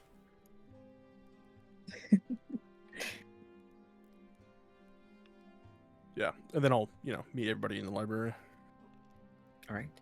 As you all wait for Rykard to rejoin you, you find yourselves once more within the sort of fanciful halls of the hidden library. Again, you see rows upon rows of tomes and scrolls and items of tablets, various display cases showing off ancient armor as well as other artifacts, sections of walls that have been excavated from ancient ruins. There are people of all different stripes, of all different orders, milling about, but it does seem a little quiet in here compared to some of the previous times that you have been here. There are floating magical candles that seem to flit about the space, and the front desk where Verthug, sorry, that's the wrong person, where the yes, where Vicenda is typically waiting, is not currently being manned. So you can assume that the Owlin head of the library is somewhere else within the halls of the library, likely helping out someone else.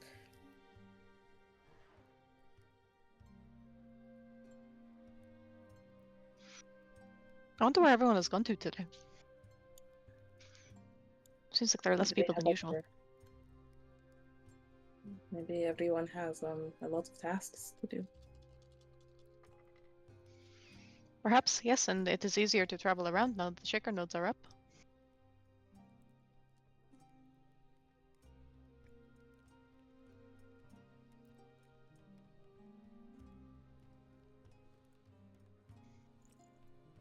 Are we doing something specific here other than looking for the lost and found? I forgot.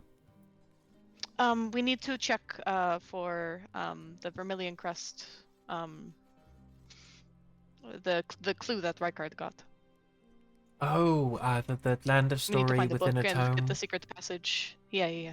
That. I don't even know where to start for that. Oh, you snuck right up on us. Yeah. Did you find find Rufus? Rufus? Jinx. Yeah, you see Rufus. He was invisible on top of Rykard's head. Now he's visible, and he waves to all of you while on top I'll of his wait head. back. Hi, Rufus. And he goes invisible again. All right. So do you want to find the lost and found or find your book? Let's take a look at Lost and Found first. probably gonna take a little bit longer with the book.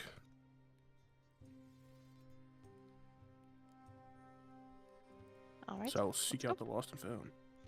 All right. Who is leading the group effort to find the lost and found? I'll do it. All right. Go ahead and roll a perception check, Rykard.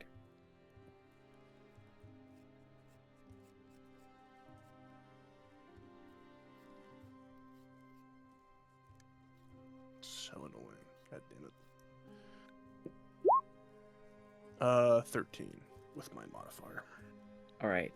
It takes you about 10 minutes of walking up and down some of the aisles, attempting to figure out where to go. Eventually, you do find a sign in a dusty corner that is poorly lit, wherein you see that there is just a series of items spread out on a table, as well as a bunch sort of shoved into a square, sort of waist tall, a few feet wide box. You can see that many of the items are collecting dust. Some of them almost seem to have cobwebs forming on them. You notice that there are pairs of loose shoes, of pens and quills. You see that there are necklaces and rings. There's old cloaks and caps, hats, a few pairs of eyeglasses. You see that there are spoons and bowls. There is a pocket watch, as well as a series of different vials and cups and goblets, all abandoned. And you can see that there's a neat stack where several journals seem to have been abandoned as well.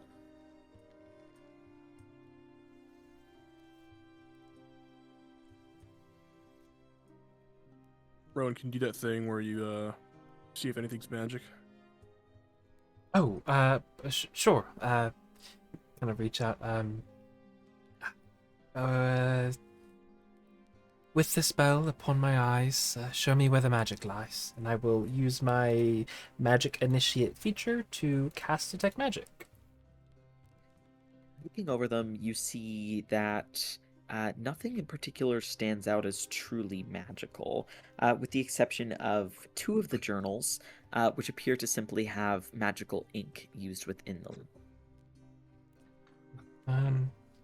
Not really much there. Those two, though, and I'm kind of pointing at the books, and there's some kind of a possibly illusory script on the inside. Can I take a look at them? Is there anyone like manning the lost and found? Does Or not is it just appear kind to of be. like an area? All right, yeah, I'll take a look at the journal. Just kind of flip it open.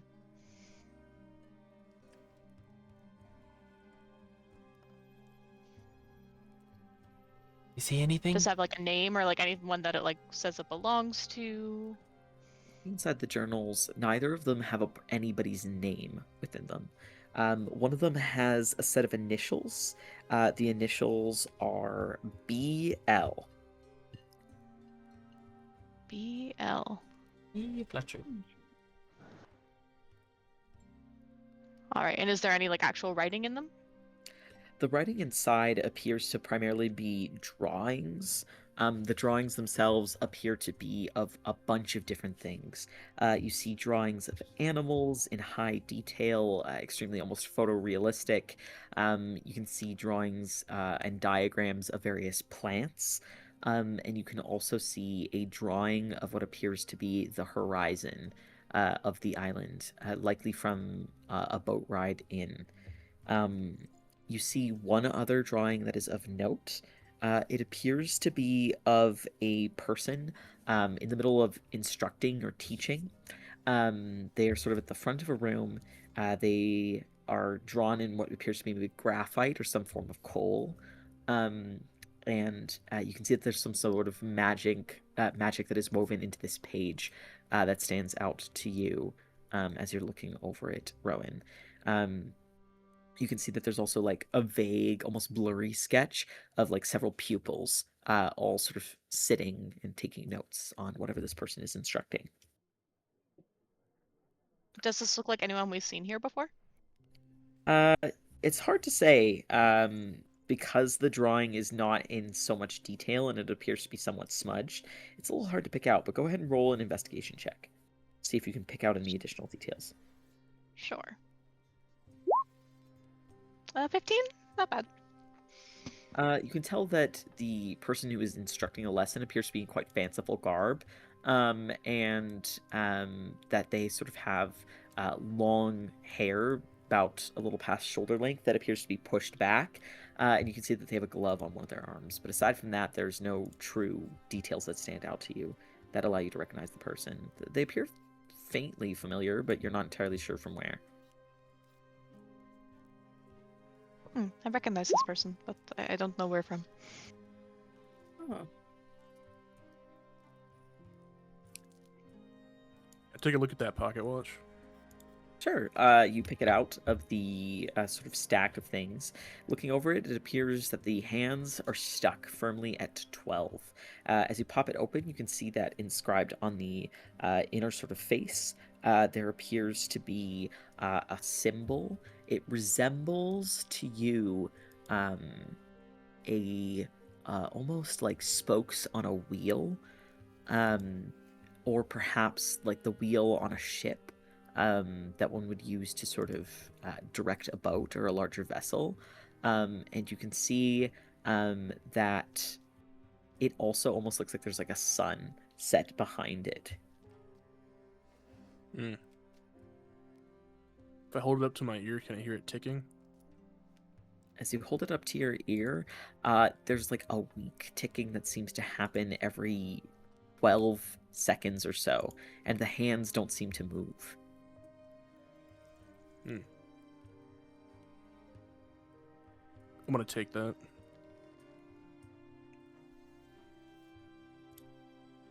All right, as you pocket the pocket watch, does anyone want to grab anything else from Lost and Found?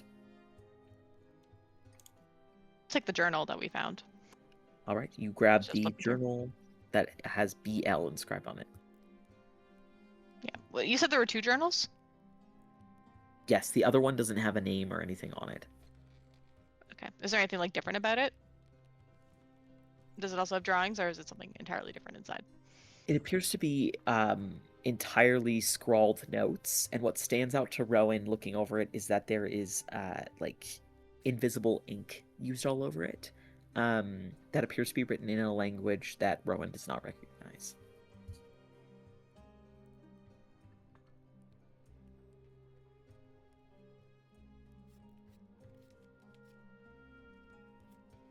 Alright, I will take that one as well, I guess, see if we can figure it out later.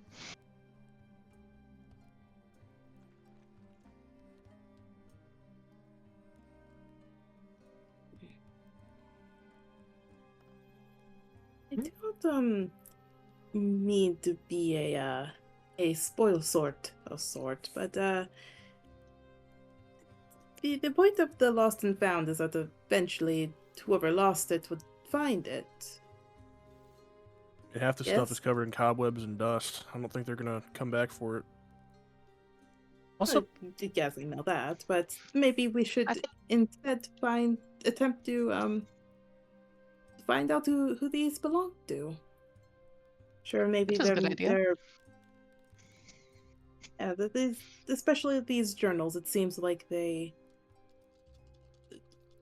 whoever lost them, they would probably want them back. I would agree with that, yes. It would be a good idea to try and find them. But what did the person at the Arcanum shop say? That it sounded like we could just yeah, that we could take some things from here, that they've been lost for such a long time that no one was coming back for them. that was the vibe that I That was got. kind of the impression I got, yeah. but Kinda like, help yourself. It's maybe so, but I think it would be worth to try finding the owners.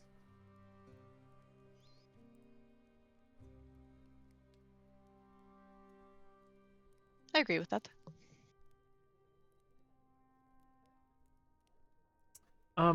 Since I've just cast Detect Magic, can I look at the paper that we assume is Rykard's, like for the Vermilion Crest? Does that look any different?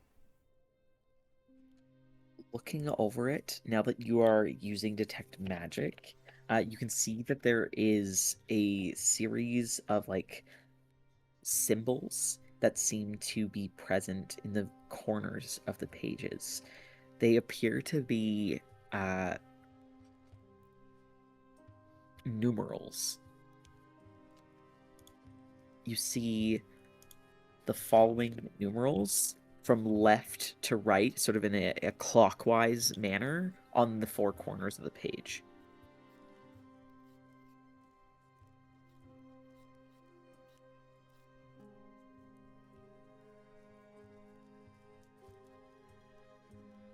Oh, the papers are lighting up, and you can see Rowan's kind of like holding them up and thumbing through them. But I see numbers. He'll kind of set them down, and I don't know if there's like a table or something anywhere. And he'll kind of explain what he sees. Like 5, 3, 4, 10, 4, right? 10? 5, I 3, 4, believe 10. so, yeah. 5, 3, 4, 10. You write them Is down. there like a numbering system here at the library? Looking around, you can see that there appear to be various numerals over different shelves.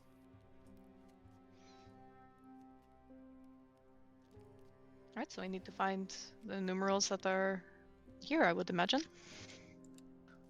Perhaps we could ask Vicenda? Dude, For some those are assistance if she's letters. available. Well, they're the letters that mean numbers, though. What are you talking about? Well, some letters are That's just just another letters, way to but write numbers. yeah. Then what's the difference between having letters and numbers? What's the point? Hmm. What's the point of anything? See him put his hands up. My bad. Sometimes things just are, Rykard. Don't question it. I'll start looking Question around and see everything, if I Rowan. can see Vicenda. All right, as you look around, attempting to find Vicenda, go ahead and roll a perception check.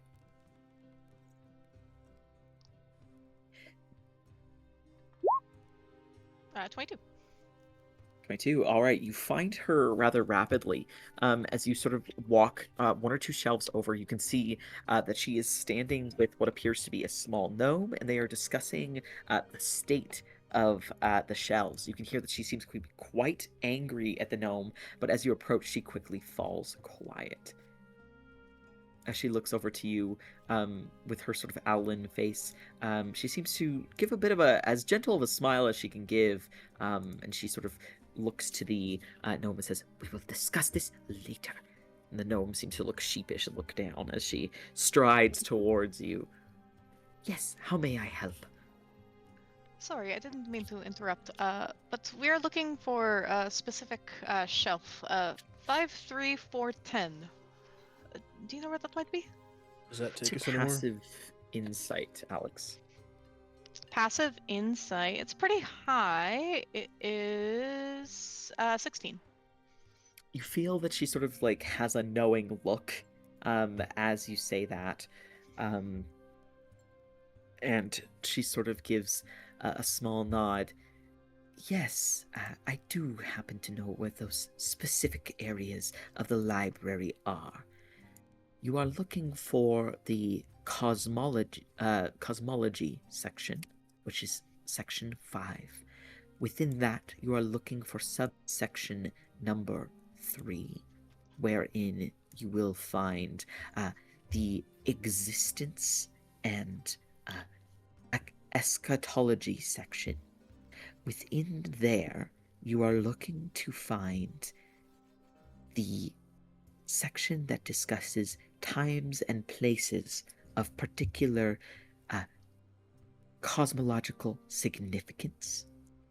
And there you shall find a shelf that specifically focuses on cosmological phenomenon within the most recent century.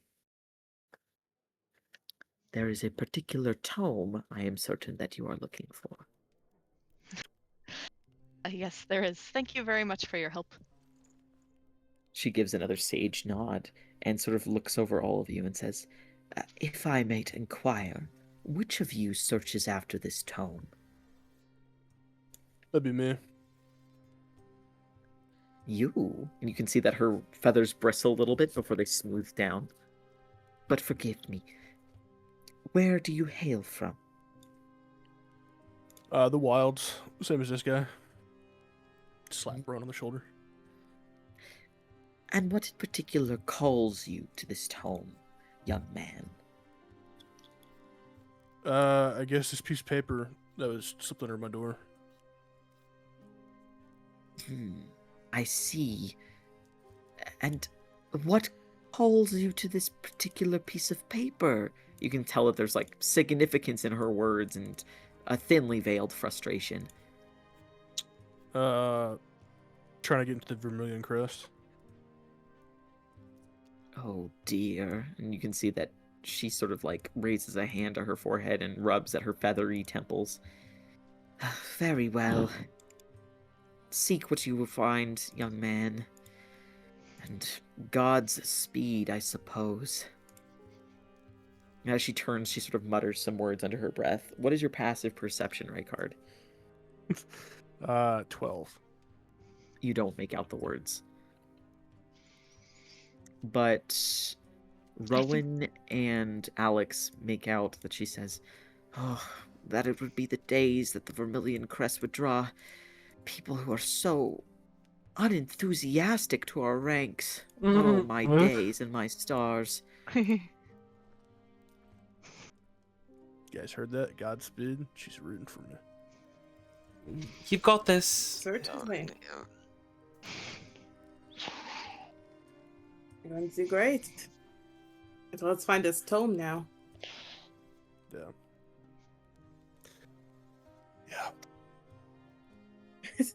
Start making my way over.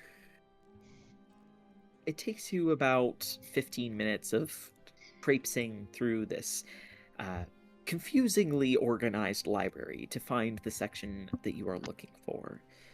As you face down the aisle, it sort of lines up with a long stone wall, and between the aisles and the stacks of books and tomes and scrolls, there is a long sort of canal with a sort of softly rippling bit pond. Within it, there are fish that sort of gleam with like a starlight that they sort of seem to emanate. You can also see there are like softly blossoming water lilies, and the water itself seems to give off a soft, almost siren-like song. As you approach, you can see that the shelf that you are looking at, Rykard, has a long ladder affixed to it that seems to extend up about 50 feet, and the actual stack of books extends up that high, and it extends for about 30 feet long.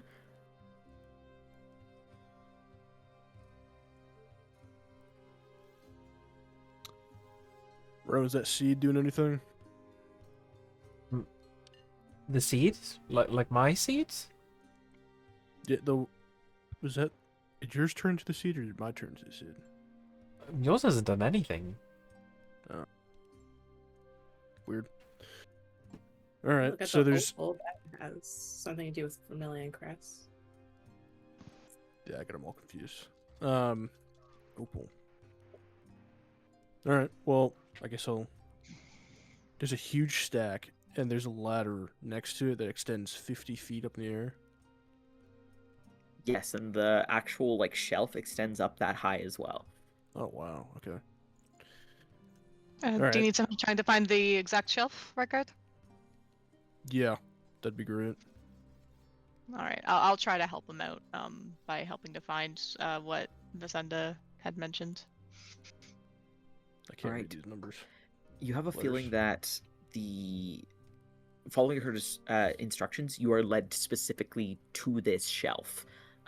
Beyond that, you know you're looking for probably a specific tome, although figuring out exactly which one may require revisiting what information Rykard was able to glean from the actual writing.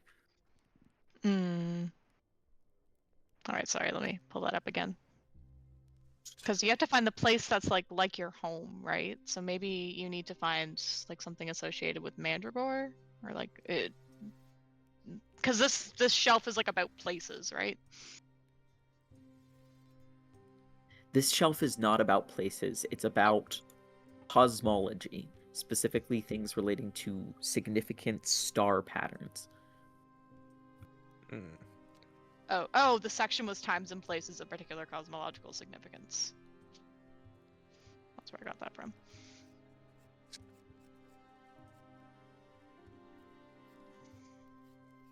Huh. Okay.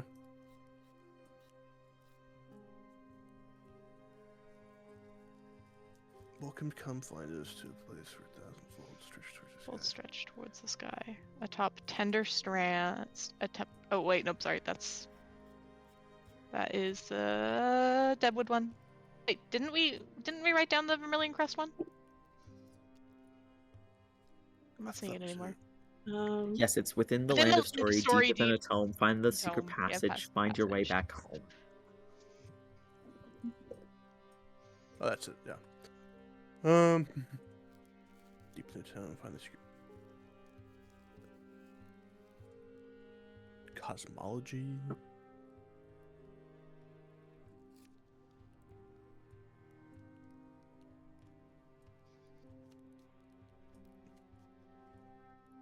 How many rows are there on this 50-foot case? There appears to like what do you mean by rows? Is it like a traditional bookcase where there's like rows that go across it, and there's No, like this is books like in it? one shelf in one aisle. You're Oh my like God. separated into this one section. It's like Yeah. a big university library. Oh wow. Okay. And there's like it's one row with like 50 feet worth of books. Exactly, 50 feet tall and 30 feet long. Holy shit. Yeah, I know. That's why I was like, oh my god. Not realize that. That's crazy. I guess I'll climb to the top first and start just taking a look at the first like 15 books. What am I seeing? What type of books am I coming across? Most of the books that you look at appear to be star charts from various places. As you sort of work your way down the shelf, looking sort of like shelf by shelf over this large sort of section, you see that there are 6 books that stand out to you as potentially being related to your home. You look at one that says Times of Observance Beyond the Raiding Empire, one that says Missions Within Arianthea, one says Eschatology of Arianthea, one says Stars Over the Shroud, and another reads Missions in Mandragora. Finally, the last one that reads out to you, that stands out to you, I should say, is Star Charts of Tos Limnos. Try that Mandragora one first. Okay, Missions of Mandragora. As you draw it from the shelf, looking over it, you see a list of various different churches and temples that had been established across Mandragore several hundred years ago. It stands out to you as being odd in this section, as this section is supposed to be related to significant cosmological events within the last century. You think that somebody may have misplaced this book. Misplaced or intentional? Or did they? I'll keep flipping through it. Are there any like loose pages or writings in any of the margins or anything? Looking over it, you notice that there's no loose pages or specific writing in the margin, but you do notice one thing that stands out to you is there are writings of several angels that have established sects across Mandragore. Many of their religions have waned and faded, although there are rumors that some are still established, these bastions or havens to these powerful angels, that the longer their connection is severed from the upper planes, the more tethered they become to the material.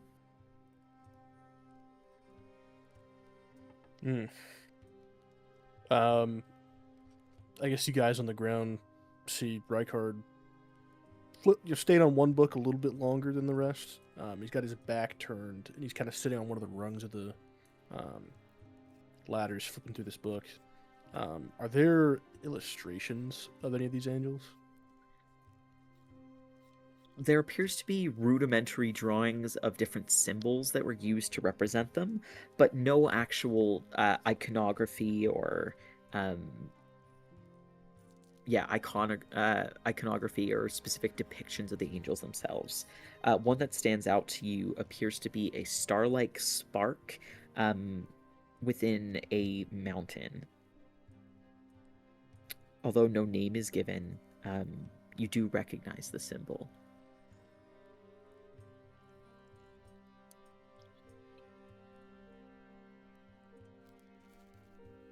I'll try a similar thing. I'll cast light on my hand and put it behind that page with that symbol.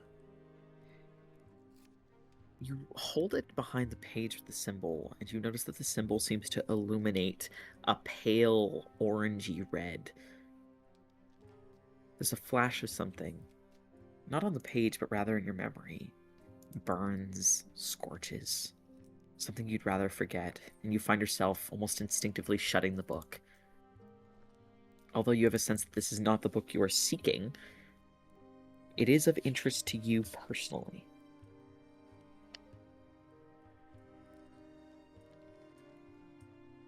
You guys on the ground floor see Rykard wobble a little bit, and he will. I'm gonna try and put the book back, but I am gonna I'm gonna make it seem like I'm putting it back, but I am gonna try and steal it real quick. All right, go ahead and roll a sleight of hand check. Okie dokie. This will be +6.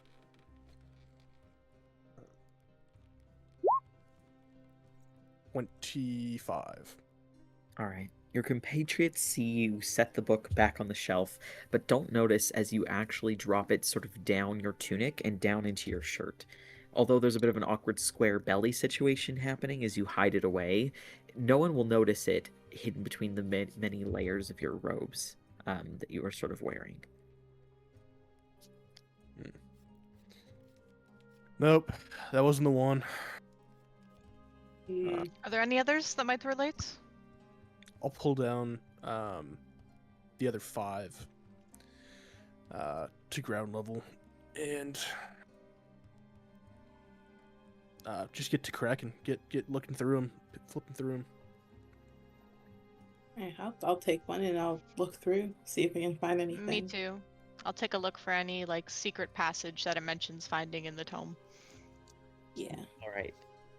As you all begin to look over the various texts, Beacon, you grab 2 of the texts, Times of Observance and the Eschatology of Arianthea. Beacon, go ahead and roll an Arcana check or a Religion check. I'll do religion. Oh my god. 15. As you flip through Beacon, you learn much about the various deities of Arianthea that you did not know before. One thing that stands out to you is you learn a little bit about the Nightshade, who is also called the Quid Crest. She is a goddess of suffering and sacrifice that was often worshipped in Boscoliat before recent times, although you do not know much about current religious observance on the island after the Anomalim. You notice that her symbol is typically a blood-stained rack, as in the torture device, and you learn that she is a goddess of death, blood, trickery, and murder. Oddly enough, despite those being her domain or her province, she is not considered a psychopomp, but simply just a death giver or doler outer. You also learn about the Starkist, who is also called the Shepherd. They are a deity of beasts, monsters, hunting, and forest that is often worshipped by some of the wildlings of the Tosarai wilds. They stand out to you as a god of the grave, but yet not a god of death. The final one that stands out to you is the Shroud Stitcher, who is a deity of fate, illusions, imagination, and enchantment, whose domains are twilight, the moon, trickery, and death. You notice that they are a neutral deity, not a psychopomp, but are often associated with fate itself. Their symbol is a spinning wheel, or the wheel of a ship, along with a horizontal crescent moon under a deep blue arch. You're not sure that this information is at all relevant to your search, but it does stand out as interesting to you. I will definitely keep that in mind.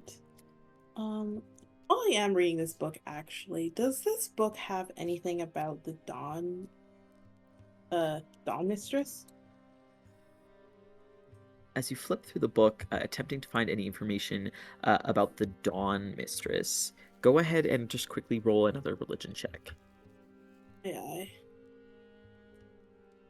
Oh my god. 8. You don't find anything about the Dawn Mistress in either of these texts, aside from under the Times of Observance section, where you can see that there are many ceremonies across Arianthea that are dedicated to her, particularly in the warmer months. Okay.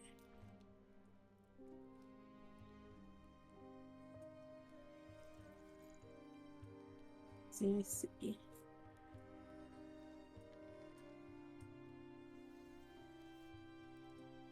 Alex, the book that you flipped through is called Missions Within Arianthea. It appears to be a broader text that is similar to the one that Rykard had initially looked at, Missions of Mandragora. Go ahead and roll an investigation or a religion check as you look through it, Alex.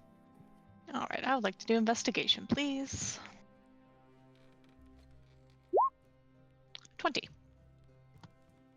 Looking over the Missions of Arianthea text, it primarily seems to be focused on recent religious sort of expansionism by the Raiding Empire.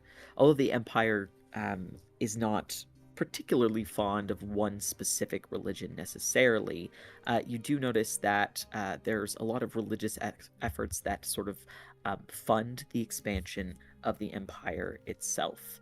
You can see that there are many churches and temples established, particularly in the southern provinces, which have slowly been claimed over the last 200, 300 years, that are dedicated to the Dowager Queen who recently passed away. Oddly enough, she's treated almost as a semi-religious figure. There's also several temples that have been established to the Lord in Iron and the Lawbound. Very religious and militaristic deities.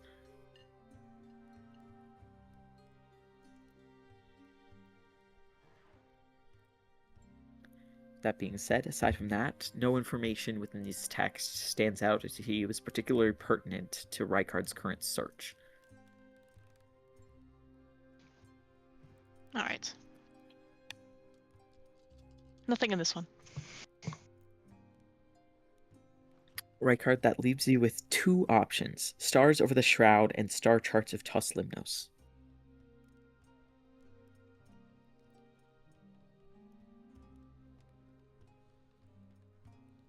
Sorry, I was muted. Let's do star charts. All right, as you open up the text called Star Charts of Tos Limnos, you notice that within it, as you open it, it's almost like a child's pop-up book.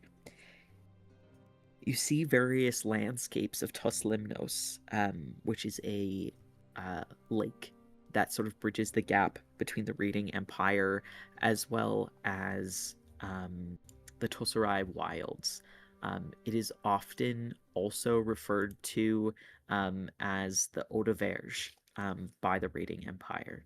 It appears to be various forestscapes and cityscapes of different places around the lake itself, as well as little holes sort of punctured in the night sky that look similar to different star patterns that might show up at different times of the year.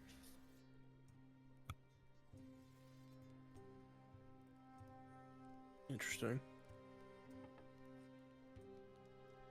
I guess really taking a look at these pop-ups and stuff. Are there any like hidden little details amongst little features?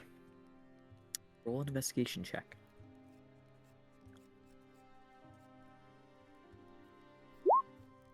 That'll be 17 with modifier. Looking over it, as you stare at it, you notice that some of the night skyscapes are a little familiar to you. It's been a really long time since you've seen the sky in the wilds. You remember a particularly cold winter's night with a cloudless sky, the freezing cold biting through your clothes, and distant tavern long abandoned behind you after being driven out, fleeing from debts and angered patrons.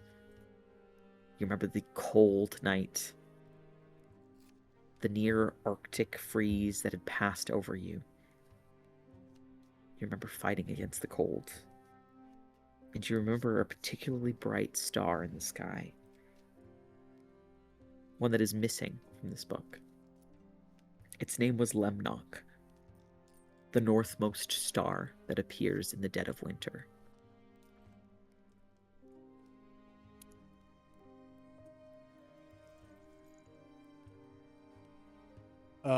When I hold that page above the book, does anything happen? Hold the page above the book. The one that I received for Million Crest that kind of As you hold it above the book, nothing appears to happen. Can I write Lemnock on the page? As you write Lemnock on the letter, nothing seems to happen.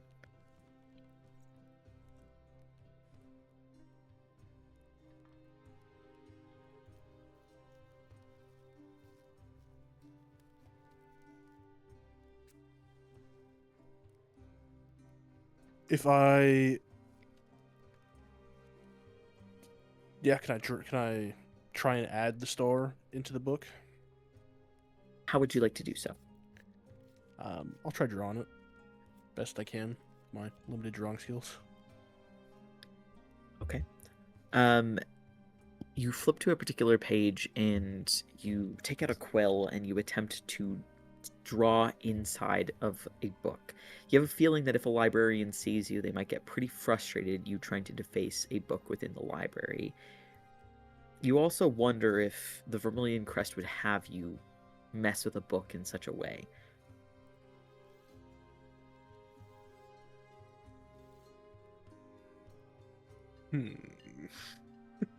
Maybe you can. Is there a missing don't know. page in this book anywhere where I could maybe slot this one in? There doesn't seem to be a missing page anywhere in the book. Can I perhaps put the page that I have in the book and like where like that star would be and close it? You sort of slot the page into the book where you think the star would fall on one of the pop-out pages. As you close it, nothing really seems to happen.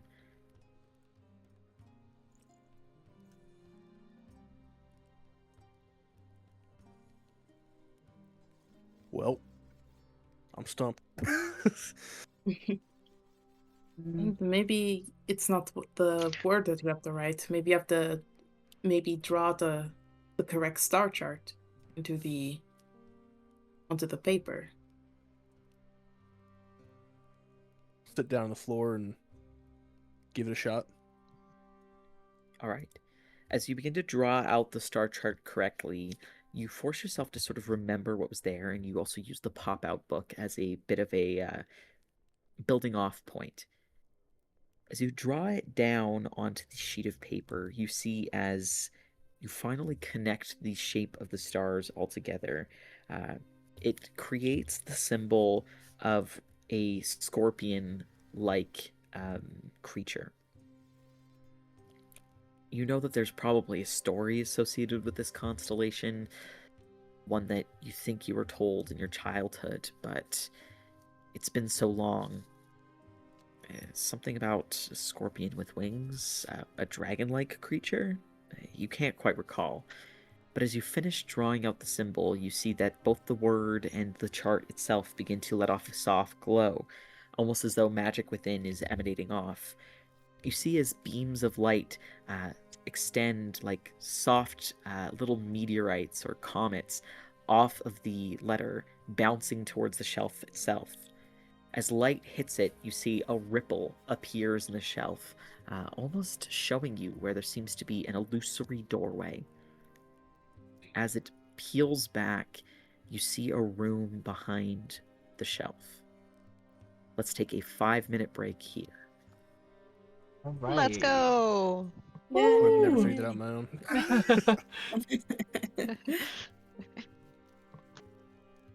I see you all in a bit.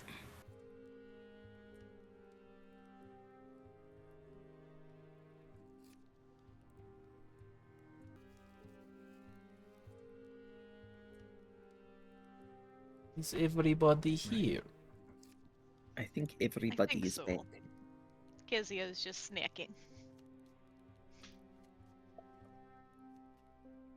Alright.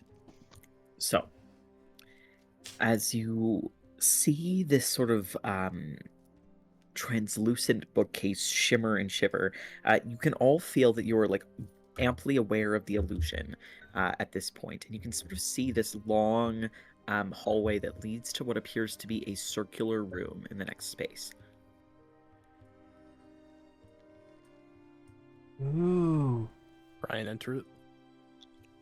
As you pass through the door, or rather the bookshelf, the rest of you see as like Rykard seems to like pass through the shimmering wall, and he becomes like pretty hard to see through the semi-transparent illusion. As you walk into the new space, Rykard, you see a circular room that has a series of tiles on the wall. You can see that the tiles resemble a number of different shapes, and each of the tiles is inscribed in either gold or bronze.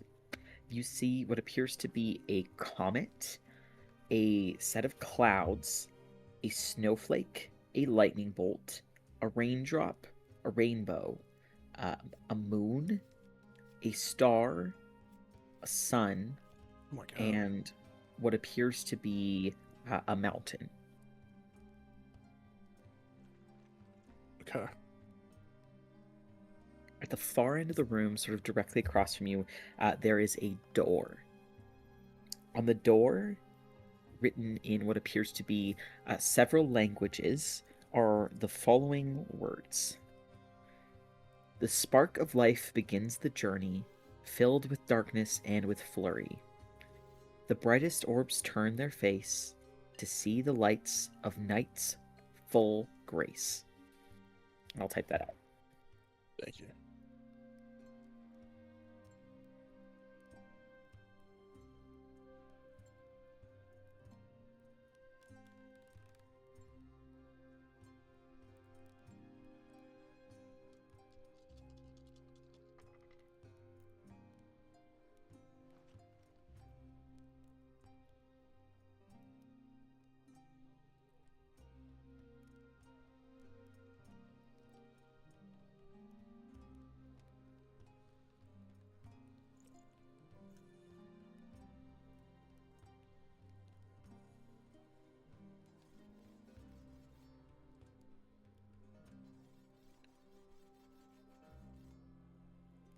Gotcha. And these tiles can be rearranged, or are these just fixed on like a wall? They appear to be fixed on the wall, from what you can see. Okay. in front of each of the tiles, you see that there is like a torch that is unlit. The room appears to have a soft, dim glow that seems to be arcanely charged and coming off of almost in like a ring set on the floor. It's almost like somebody put like a strip light around the base of the walls. And it's giving off a bluish glow.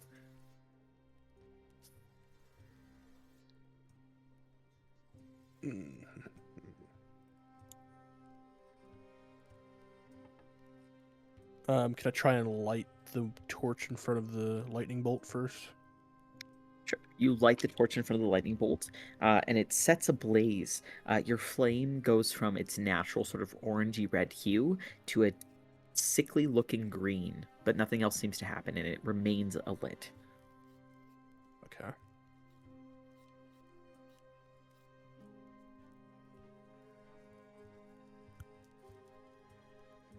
Flurry. That's flurry.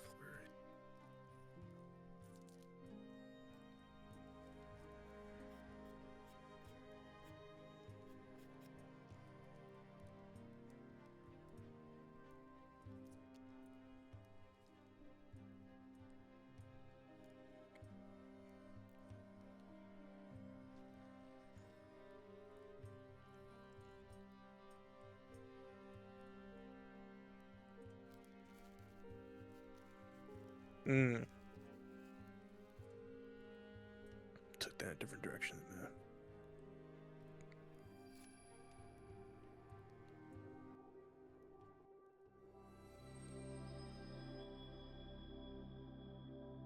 Steed and lights.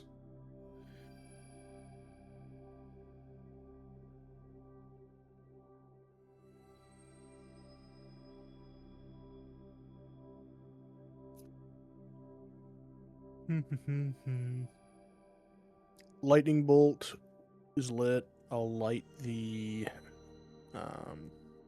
cloud next. Okay. You send another spark or bolt of light flying towards the torch in front of the cloud. It again lights a sickly green. Next, I'll do snowflake. All right. You send another spark of flame going towards the snowflake. Again, the torch lights and is the same shade of green. The brightest orbs that turn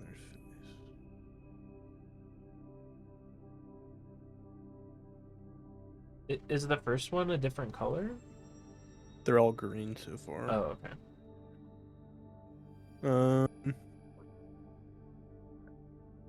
Brightest orbs. I guess we'll do star next. All right. You send one flying towards the star. It again lights green. And So you then pause. Oops. Go ahead. I was gonna do moon next. Okay. You send another flaming bolt towards the moon, and again, a green light comes off of the torch.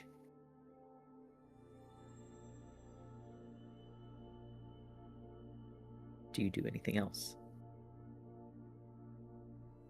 That's all I got. All right. So you pause for a moment.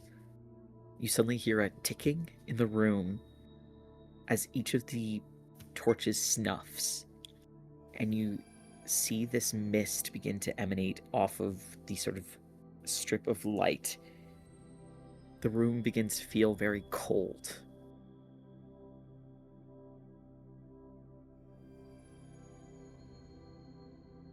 Okay.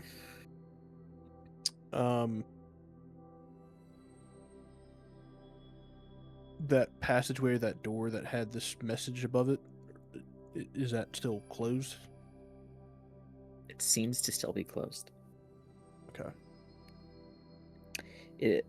The message is written on a door that appears to be made out of like solid metal and sort of like set into the wall. It doesn't seem to have any handles or anything. All right, so it's probably get it wrong. feel like spark for sure has got to be lightning bolt. Filled with darkness. It's either clouds or moon. I think it's still clouds. With flurry. I think that's still snowflake. That could be star.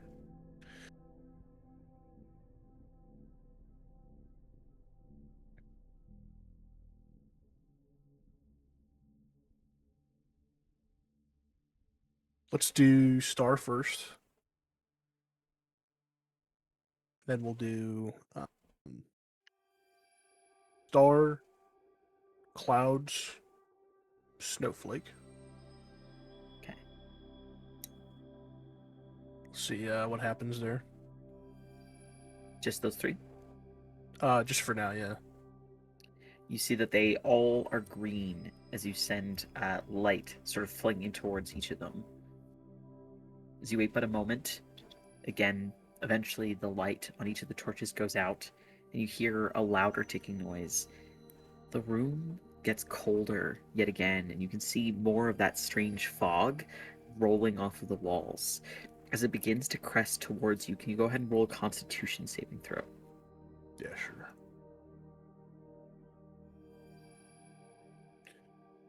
I gotta figure out what's going on here. This will be +3. 7. Alright. You take 2 points of cold damage as you begin to feel like this frost blossoming over your skin. Okay. I don't think it'll help, but I'll activate my thermal cube. And I'll get another shot. So, we'll do sun, and then filled with darkness. Yeah, we'll do sun first. Is the flame color any different? Yes, as you send your fire towards that torch, you see as it doesn't like green, but instead appears to turn purple. Okay. Hopefully that's better. Sun first, and then we'll do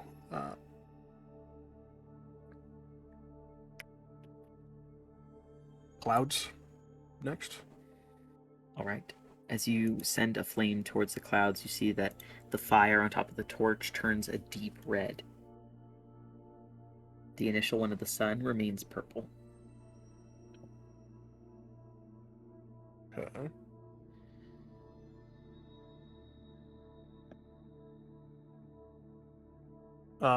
We'll do snowflake next.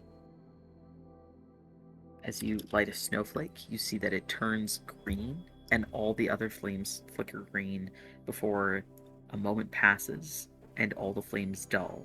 I need another Constitution save, please. This one at advantage, as your thermal cube is activated. Okay. It'll be a 19. With your cube keeping you a bit warm, you can sort of see that in a small area around you, the area remains warm, although there's a bit of moisture now on the ground. And you can see that there's like encroaching frost that is extending off the ground towards you, and an almost cold fog that begins to swirl all around the area that the thermal cube keeps warm. Okay. All right. So start off the same. So sun, and then clouds, and then we'll do comet. As you send a flame towards the comet, you see that it turns green. All of the torches fall once more, and this frigid cold feels like it's blossoming all across the space. You can see that there's a thick layer of ice beginning to form on the ground all around you. All right. Another con save. Yep. At advantage. 21.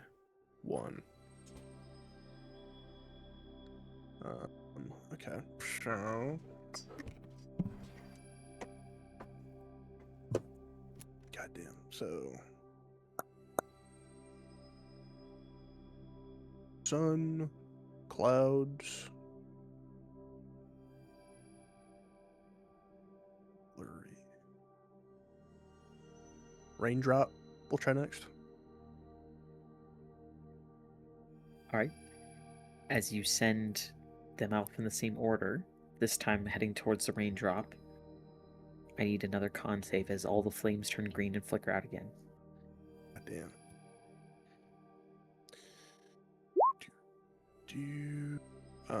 14.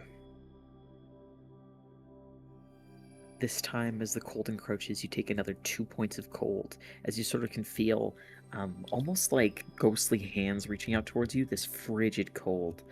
Those of you who did not follow Rykard into the room, you can sort of see emanating through the illusion. There seems to be this like blistering cold air that seems to be blowing off of the space, and you can sort of see your breath as you watch from a distance as best as you can.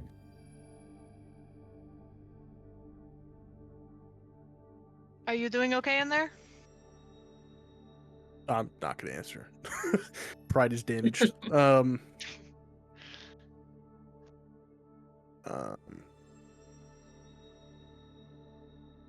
Sun, and then sun, cloud,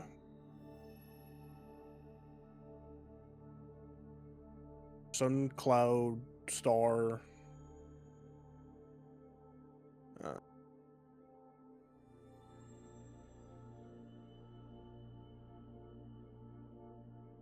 Moon.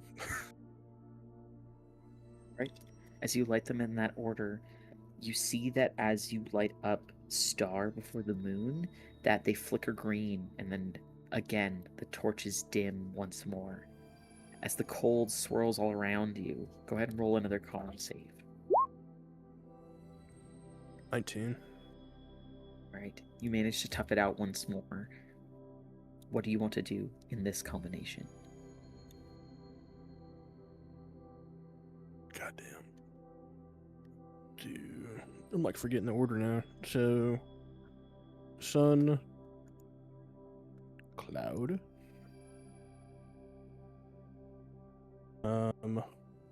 moon, star. Try that. Alright. As you light the sun, it turns purple. The clouds turn red. You see that as you light the moon, it lets off a silver shine, and the star lets off an almost opalescent rainbow-like hue as it begins to sort of like oscillate. You see the cold air almost as though like pulled back into the wall, peels away, and you're left in a warm space. Light begins to illuminate from behind the outer edges of the doorway. As you can see, it lets out a small crack. You see some beams of light crossing through. Can I open it up further? Sure. As you walk over to the metal door and begin to open it up further, the rest of you behind Rykard all see that the illusion seems to turn solid once more, and you can no longer see Rykard.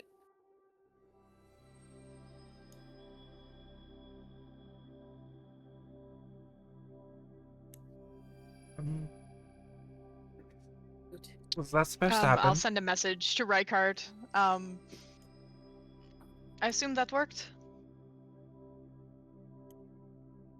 Had a You can message to me. faintly hear the message, Rykard, but it sounds almost distant or like muffled, like somebody's yelling to you through water. I don't know what I did. His voice What do I comes see back inside? similar to you, Alex. As you peer through the doorway, Rykard, you see what seems to be a room that is just filled with white space, just like light and empty. There doesn't appear to be a floor or any walls or even a ceiling, but you see a series of stairs that seem to be made up out of ancient stones from various different places that seem to almost just spin and reorganize themselves.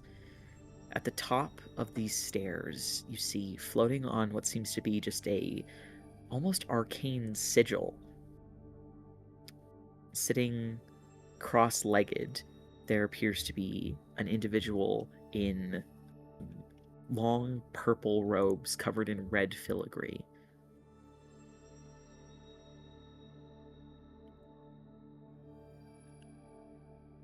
Hello?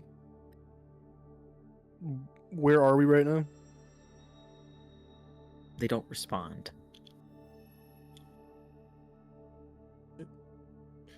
I'll try and walk up the stairs. All right. As you begin to walk up the stairs, each time you take a step on one of the stones, it stops sort of moving. It takes a few moments for them to reorganize themselves into enough of a stairwell that you can head upwards towards the person on the arcane sigil. But as you approach, and with each step, the stones become solid, but then as you move away from them, they continue to move. You make your way up to where the figure is seated. They have their eyes closed, and you can see that their face appears a little bit weather-aged, but not too much. You can see that they sort of have palish skin, orangey hair that is pulled back into a long sort of ponytail that extends down his back. He's got a little bit of like gray right at the temples of his head. He looks towards you, opening his eyes, and you see these sort of gray, almost tired-looking eyes. One eye appears slightly cloudy, his left eye, but they're both similar in coloration. You can see that he has like a long black glove that extends up to his shoulder on his left arm. He gives a bit of a soft smile and gestures for you to sit, although there's literally nothing in front of you. Kind of look at the blank space. All right, this can't get any more weird. We'll just sit down, trust it.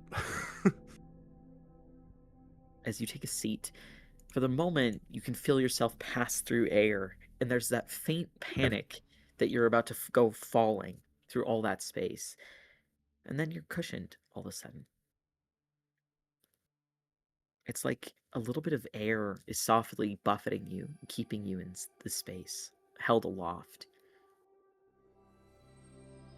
Slowly, you sink down to the same level as the person seated in front of you.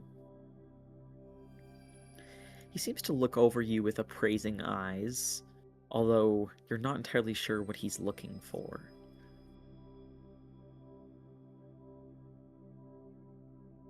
He reaches a hand out towards you, as if looking to shake. Yeah, he'll shake his hand. He gives you a nod and lets go. I am named Magnus Tywin. I am the captain of Archaeomancy here at Brave Hollow.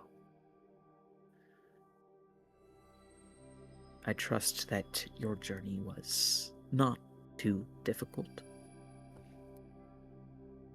Just a bit of trial and error. He gives a small nod. Sometimes trial and error is the best method. Not all things can be surmised through logic alone. I'm glad to see that your frustrations did not impede you from continuing on your journey. Yeah, well, I had a bit of help. He gives a nod to that too. He doesn't seem to be surprised by anything that you're saying to him. Knowing who to trust is a skill that not many have.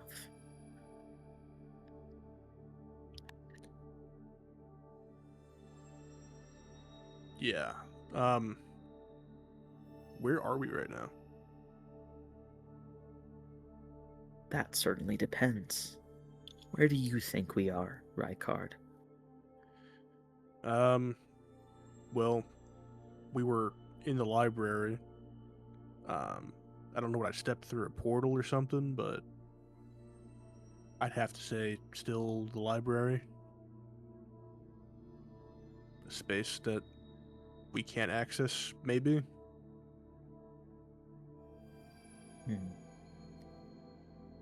I follow your logic. If you were in the library, then surely you are still there. And yet, if we could be anywhere, where would you like to be? I don't know. Somewhere safe, hidden, maybe. Safe and hidden. He sort of nods again. Interesting. And where would you qualify that place as?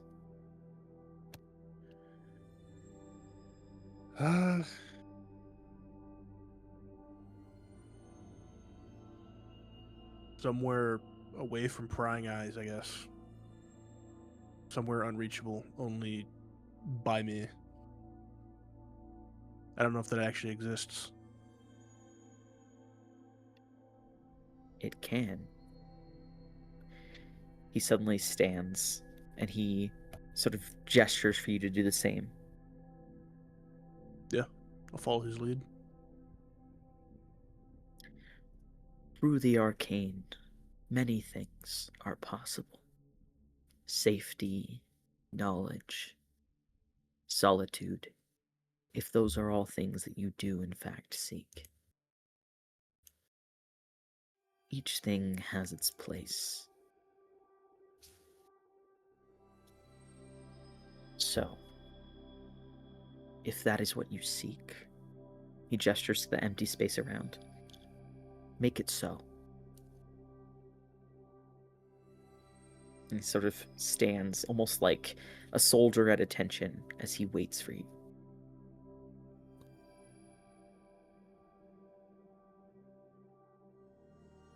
Okay.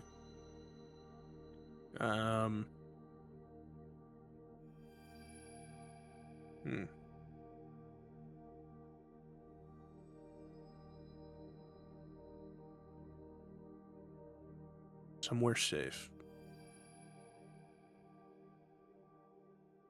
I guess Rykard will close his eyes and try to imagine like a remote, isolated island. Maybe one that's floating in the sky, like the ones that we saw, that we adventured on before. Obscured by clouds and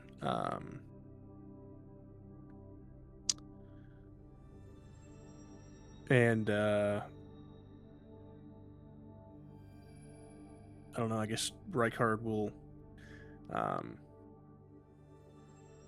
imagine all of the necessities on the island, I guess, you know. Large freshwater spring and, waterfall. The little hut on it. Somewhere just kind of a piece of his own to call home, away from everybody and everything.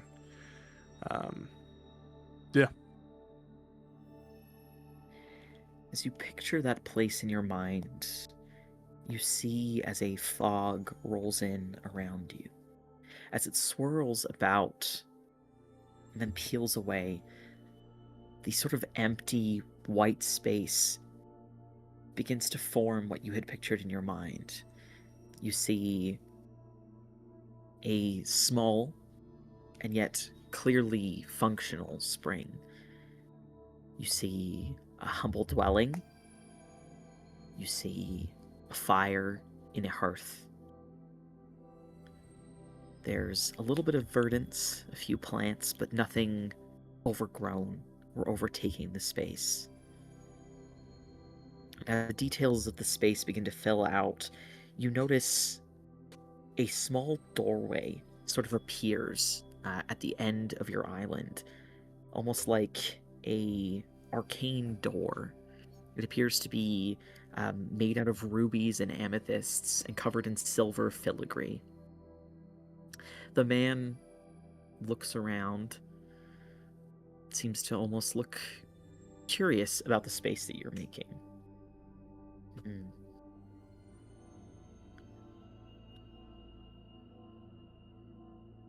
You're a very curious addition. I did not expect you to create this place. Yeah. Well, my imagination's never been great.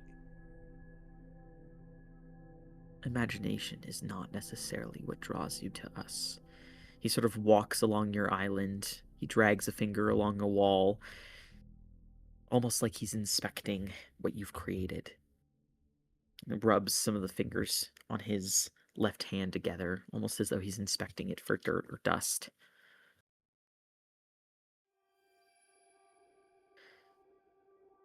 Those who join the Vermilion Crest typically seek knowledge and understanding.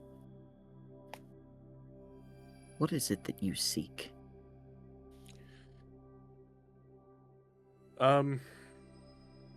Knowledge, definitely. Power. His eyes sort of seem to flick towards you when you say that, and then he continues to walk around the space you've created.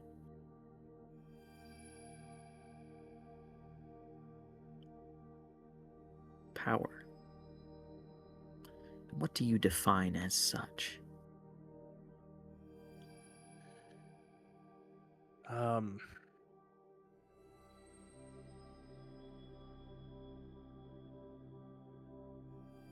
Power to defend myself, others, if I wish to.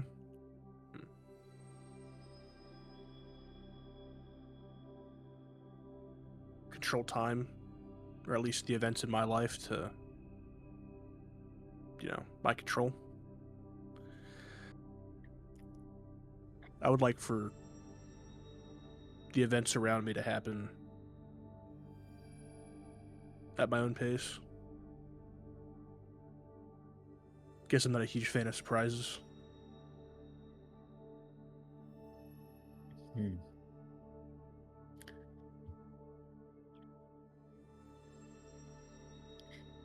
You're not alone in wanting to have some measure of security.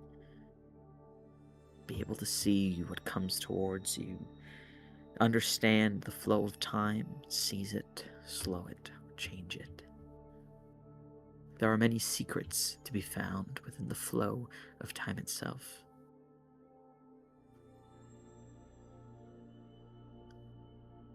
Perhaps, in time, he sort of smiles a little at that, Vermilion Crest can help reveal those secrets to you.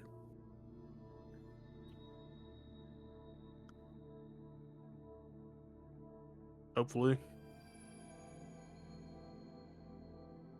What never would very you good in hope? school. It is not a precursor for your participation within our order. There is a misunderstanding about what the Vermilion Crest is. Above all else, we prize knowledge and understanding, though many see it simply as a way to pore over old tomes or enhance themselves. And though many of us enjoy solitude, none of us is truly alone.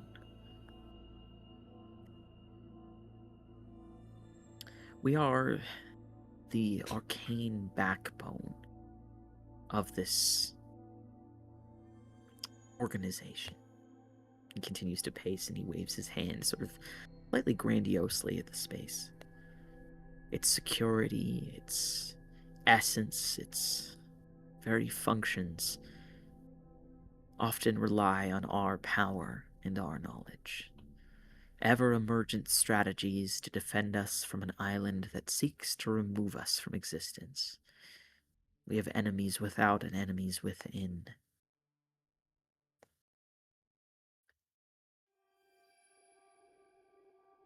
We toil day and night. The pursuit of greater understanding, that we might ensure safety for all those across Continentia, across Celebrine and Arianthea. We seek knowledge not solely for our own betterment, although, of course, there are benefits to that knowledge as well. So I ask, Rykard, what would you be willing to contribute to ensure that you achieve what it is you seek?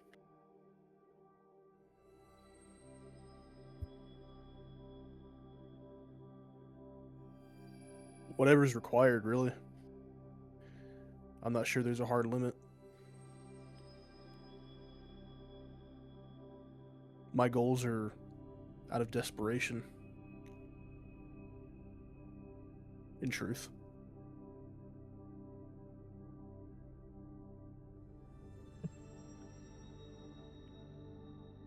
I do not pretend that I know exactly why you seek solace with us, nor why you specifically seek the power that I can feel you are hungry for. But know this. The things we do in desperation. He seems to almost be thinking about something from his own life. May have unintended consequences. Balance your desperation, Rykard. Do not let it master you, lest you be enslaved to it for the rest of your life. He sort of stares off the edge of your island before he turns around again and looks over you. Why Vermilion Crest specifically, Rykard? If you sought raw power, you would probably seek Deadwood. And if you craved influence, as so many do, Lyre Song would have called to you.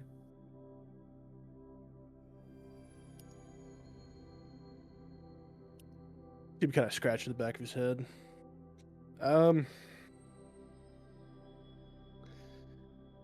Not that I really believe in it, but heard them talking about. I heard fate mentioned at one point pertaining to Vermilion Crest. And I guess for a while now,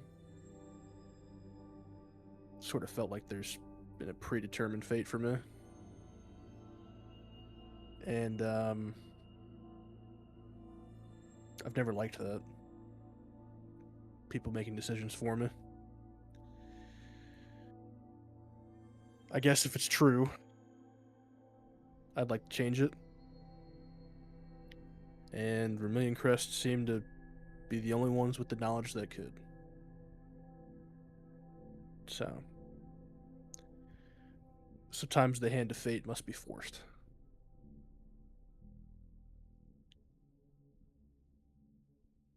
I'd like to have the force to do that.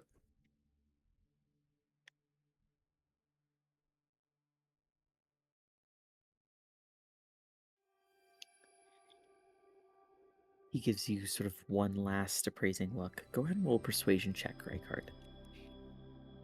Alrighty. This plus 8, so 24. Okay. He sort of steps to the door and looks over his shoulder towards you. He waves a hand in a circle, and you see arcane sigils begin to sort of blossom off of his hand. He mumbles some sort of chant under his breath, and you see that the sort of doorway of amethyst and sort of ruby and silver rolls to the side. The space all around you, Rykard, seems to almost crumble away, and you see that you're left in what seems to be an almost empty storeroom covered in arcane sigils and filled with shelves from floor to ceiling. They don't appear to be filled with tomes or anything of the like, but rather bare. There's nothing on them. As the sort of beautiful apparition of the space that you had conjured forth peels away and you are left in the empty storeroom, you can see that Magnus begins to walk out. He sort of turning back says, "Welcome, Rykard. Don't forget, our order is the order of possibility and understanding. In time, you will understand the secrets of your own fate, if that is what you seek. You can find us through this passageway.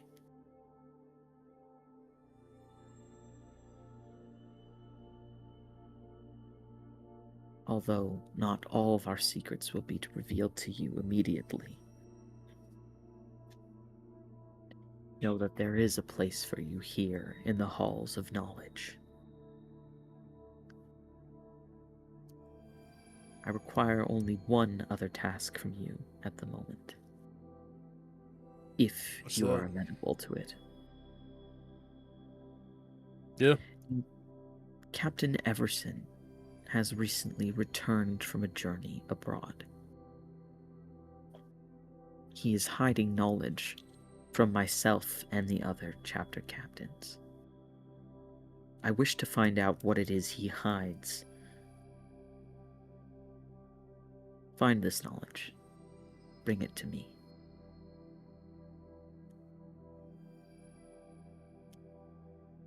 I'll see what I can do.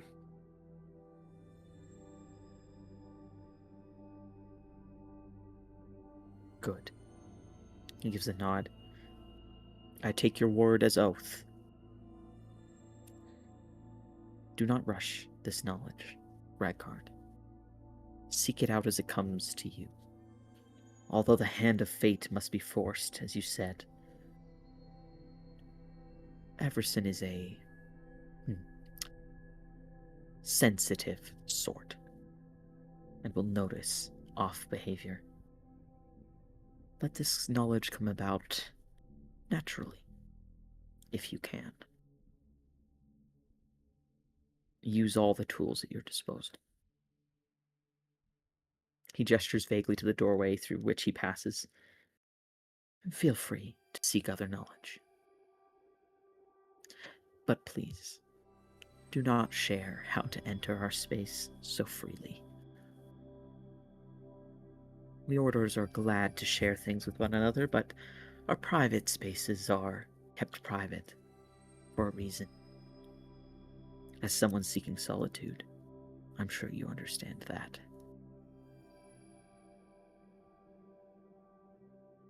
Yeah. This will just be between you and I. He nods. And with an almost full flick of his wrist, you can feel the clothes on your back begin to change, Rykard. As colors begin to blossom over your uniform, what does your new outfit look like? Ooh, I gotta think about that. Your clothes transform to suit your tastes, as well as the colors of the Vermilion crest. You notice a small sort of pin right over your heart that resembles just the singular segment of the grander Brave Hollow insignia,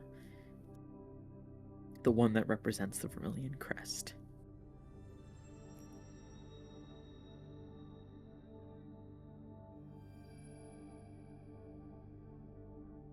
Return when you wish.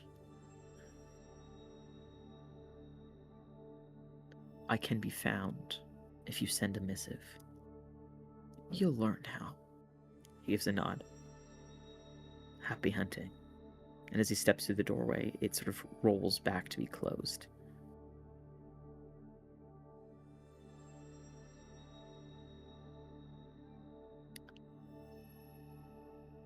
I'll kind of take in the surroundings and after a little bit exit, I guess, that same door.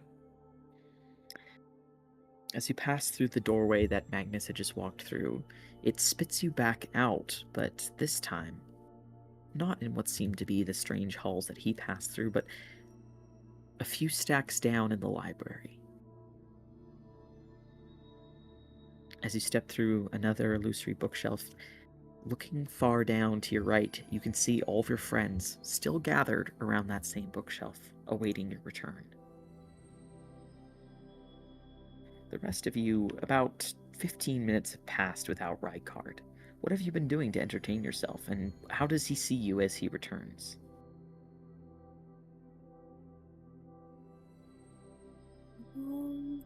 I think Rowan is sat down, like in the aisle, but like with his back against the opposite shelf. And he is just kind of like staring intently at the little wooden, like, you know, secret paper that he had received, and just thinking about what he has to do next.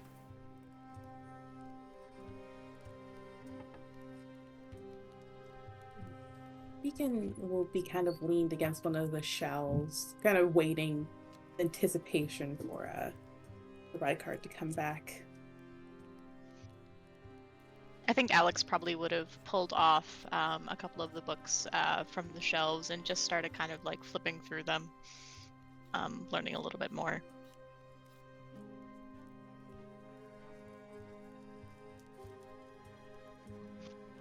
You think he can breathe in there?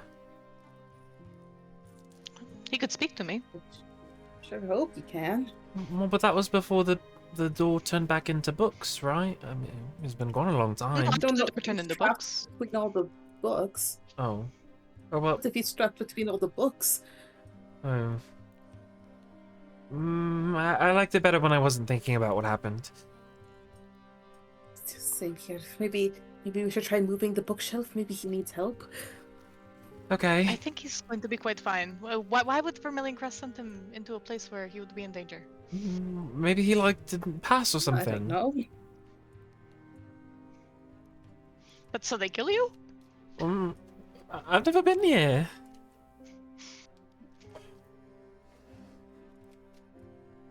It'd be a crazy test. After a moment, I guess at Rowan's feet, you'll see Rufus appear, now visible, previously invisible, and he's sort of tugging at your pants. His little paw. Rufus! Hi, Rufus. Not now, though. We're looking for Rykard. And as you say that, he blinks twice, and you see, still holding onto your pant leg, he points over to this dark section of the staircase looking down upon you, and you see a faint orange glow, and it grows a little bit brighter, the glow of a cigarette, and you can see Rykard's face looking down on you, smiling. He found him. Not near the books. Oh, right. I don't think you're supposed to be smoking in the library.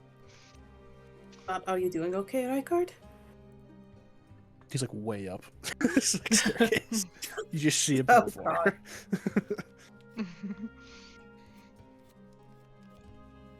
What happened? Where'd you go? There was... I don't even know. I talked to, see him, snap his fingers, Magnus. He was in there. The guy with the glove. Yeah. I had to get through this door. It was cold. Yeah, we just spoke. Now I'm here. Are you wearing What did different you do? clothes? Yeah. They're different. Yeah, he gave me this thing too. Yeah. And he'll show him the pin, the crest. Wait, does that mean you made it? Are you in I guess Vermilion so. Crest? Yeah, Congratulations! That's amazing. appreciate it. You could seem more excited. A lot happened. I'm kind of taken back a little bit. Processing it all, I guess. Oh. What about you guys? When do you guys get your stuff? Whenever we go to see our captains. Yeah. Rowan, So have do you had any more luck with yours? Well, I mean, I've been thinking about what I heard. It really just sounds like they're describing a flower, or many flowers, where flowers are picked and grow together. Come find us at the place where a thousandfold stretch towards the sky. I mean, that sounds like petals reaching towards the sky atop tender strands. Sounds like stems, till whipped by maiden's hands. So, I don't know, maybe there's like a garden or flower fields or something? Isn't there like a garden, like a field of flowers here? I feel like I remember that from an earlier session. I'm not sure. I know there are a lot of flowers here. Could Just all over the place. we ask someone? Is there anyone around us? I'll kind of like look around. Although you seem to be in a somewhat secluded area, you do recall that if you head back among the stacks, you'll probably find that Owlin. Beyond that, you could always go and ask Lucan back at the Memento, or try to find another member of Brave Hollow to speak to. Maybe I'll head back towards the Owlin and see if I can find them. Okay, go ahead and roll a perception check to see if you can spot her. 27. It takes you a few moments, but eventually you do find Vicenda amidst the stacks. You can see that she's berating the gnome again, and as you approach, she stops once more and sends the gnome rushing off. Yep. As you approach, she sort of blinks slowly at you and looks at Rykard. You can see that she's sort of taking stock of his clothing change, but doesn't comment on it immediately as she turns her attention back to you, Rowan. What can I do for you? Sorry, I'm still sort of getting the lay of the land here. Are there any sorts of like gardens or flower fields or something like that? I'm looking for a place that there might be a lot of them. Well, if you're hunting for a garden, the closest you'll likely find in the common areas would be the herbarium. All right, I'll check there. Thank you. She gives a nod. I'll kind of turn back. Do we have anything else to do here, or? Not in the library, I don't think. They recommended the herbarium. Maybe we could swing by there?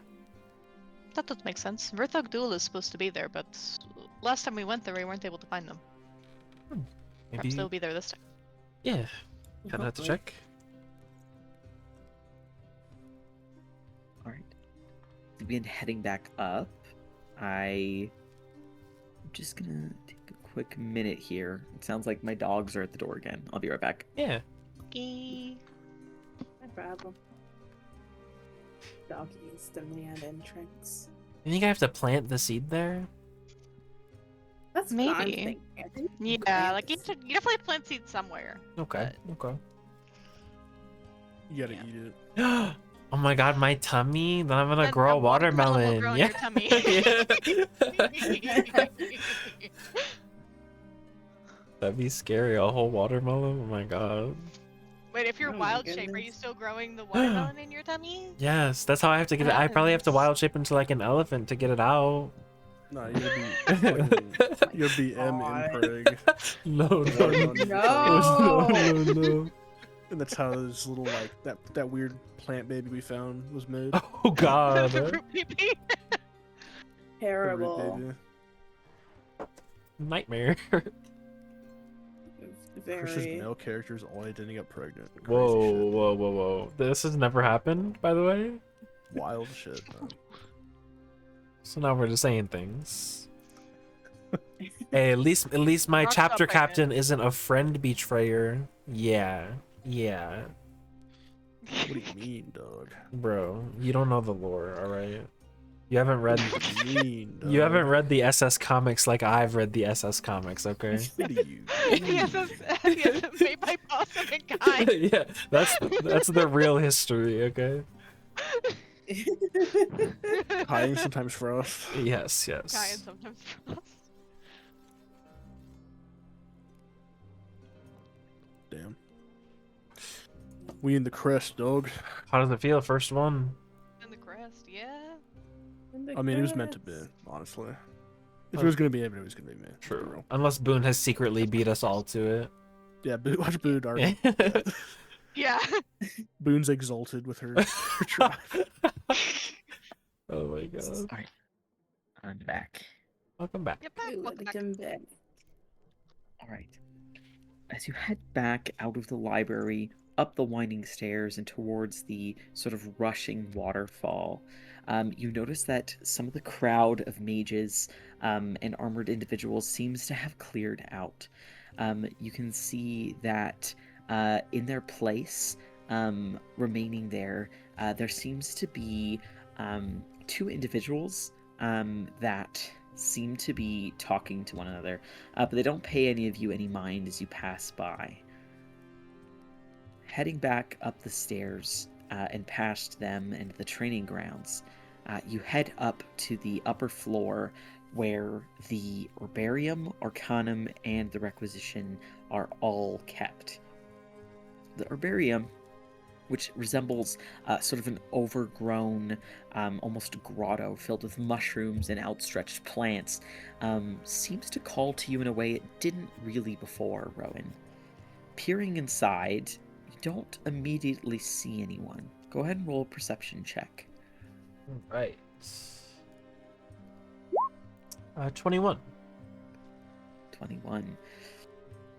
As you sort of stare into the cavernous grotto-like space, you see at the back there appears to be a door.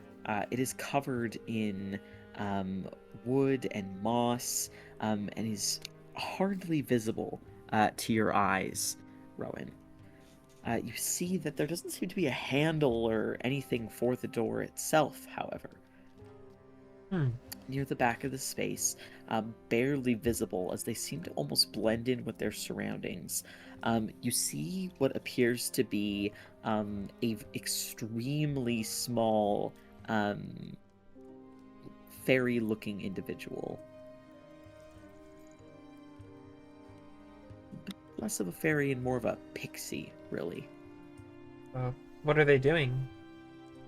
They seem to be moving almost like a hummingbird between different flowers that are growing. That's the only person I see in here? It's the only living creature you see.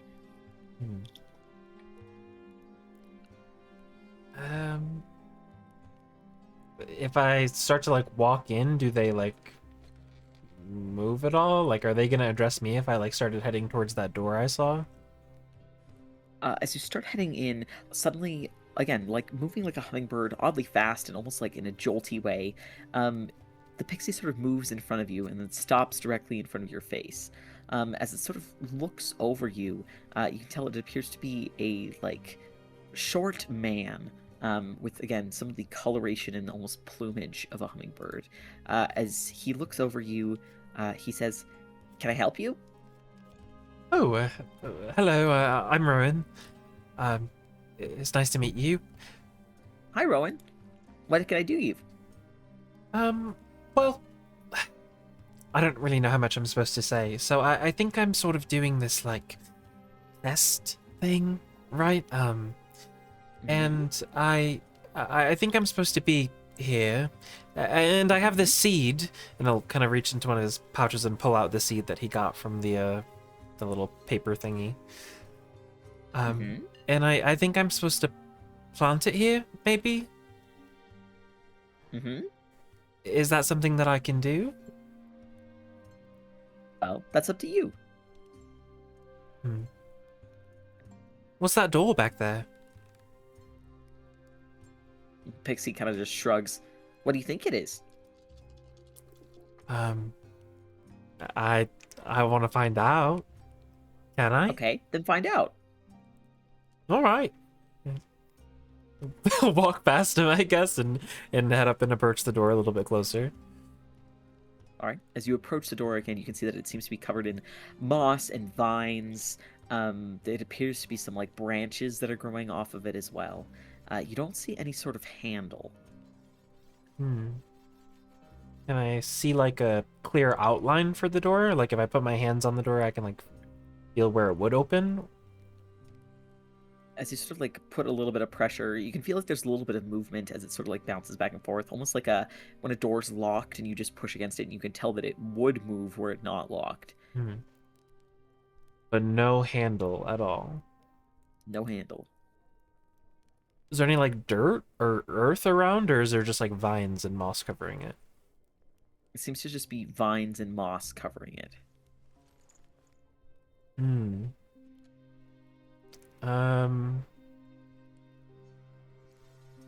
Do the vines and moss seem to be like obstructing the door from opening, or does it just look like part of the door?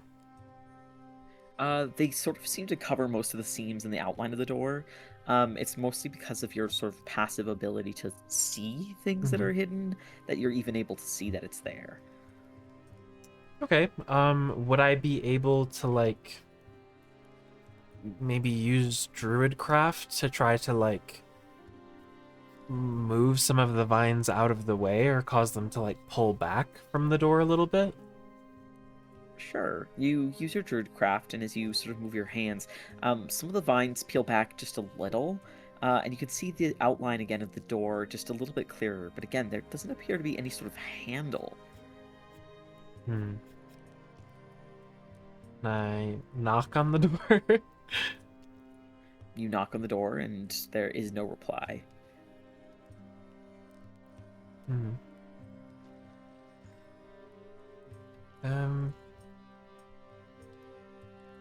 Huh. The seed that I have, it just looks like a normal seed. Like, is it pretty small? It's somewhere between a seed and a bulb in size. It's not super large, and it's not super small either. Is everybody behind me? Yeah. Yeah, if you want us to be. I think so. I just wasn't sure if you guys followed me. Yeah, I was like, if everyone's there, I'll just... Yeah, we'd have to follow Okay. you to the herbarium probably. Yeah. I'll turn around and... I don't want to break anything. Anybody have any ideas, or should I just keep messing with it? Can you talk to the vines yet? You mentioned you could talk to plants eventually. Well, You could just ask them to move. I could. I haven't really worked that one out today. I could. I'd probably have to come back tomorrow. Yeah. Could you try talking to them just non-magically? Maybe they will still understand you. Maybe they're friendly plants. I guess I could try. Yeah. I'll turn back around and get a little bit closer to the door. Hello, vines, and moss, and other, plant things. I'm Rowan. I was just trying to get inside or get past this door. But you're like kind of in the way a little bit. Could you move? I'll just wait. Could you roll either a nature or a persuasion check? We'll do nature. We will do nature.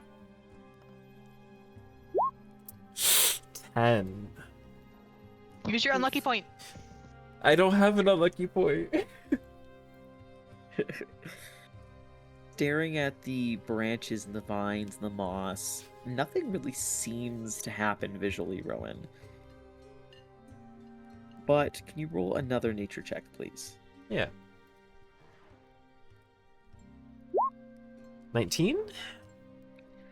You can tell that as you look over the mosses and the branches, they all seem to be from plants that would normally thrive in the warmer springtime. But as you look over them, there is not a blossom in sight. They Oh. all seem bare and barren, despite the fact that they should be in sort of a spring-like season.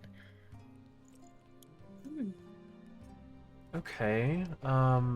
So I get the vibe that like this environment is not great for them. There, it's a little too like cold. They just don't look right for the way that you'd expect them to grow. Hmm. Like something's missing. Okay. And I don't. 'Cause I think it would be the same thing as what I tried, but like using Druidcraft to bloom them or blossom them, that wouldn't. I like couldn't force them to. Maybe not them. On the seed. Hmm. Mm. This okay. I don't know where to put the seed. Is there any like anywhere that I could plant something? Are there any like empty pots or like seed beds or anything like that? Well, you have a sense that there's an open spot on the wall where the handle might go. Oh, I didn't know there was. Okay, I didn't know there was any openings in the wall. My bad. Okay, I will try that then. I will put the seed where the handle opening is. All right, as you sort of set the seed where you would expect the handle to go, what do you do to the seed? I will druid craft it to cause it to bloom, to cause the seed pod to open. All right, as you send magical sort of life energy into the seed, beckoning it to grow, you see that the sort of unfurling petals break out from within the bulb itself. As they do, a bronze-like, almost metal flower blossoms and seems to spiral out from where you set it in against the wood of the wall.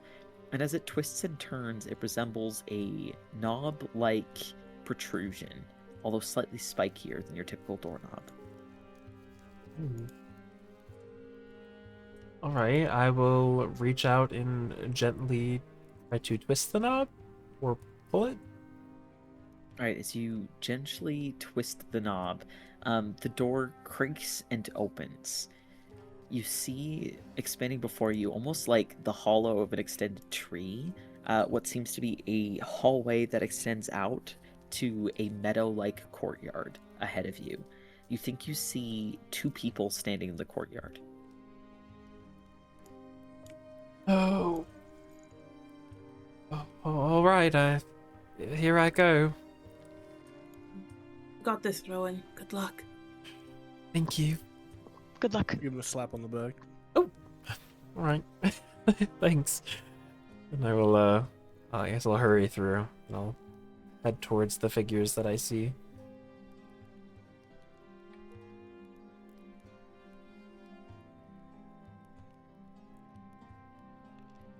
All right.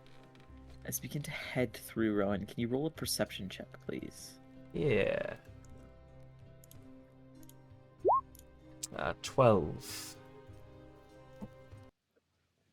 All right. Looking at the space around you, Rykard, as you pass through what seems to be like almost a fallen tree trunk, the door shuts behind you.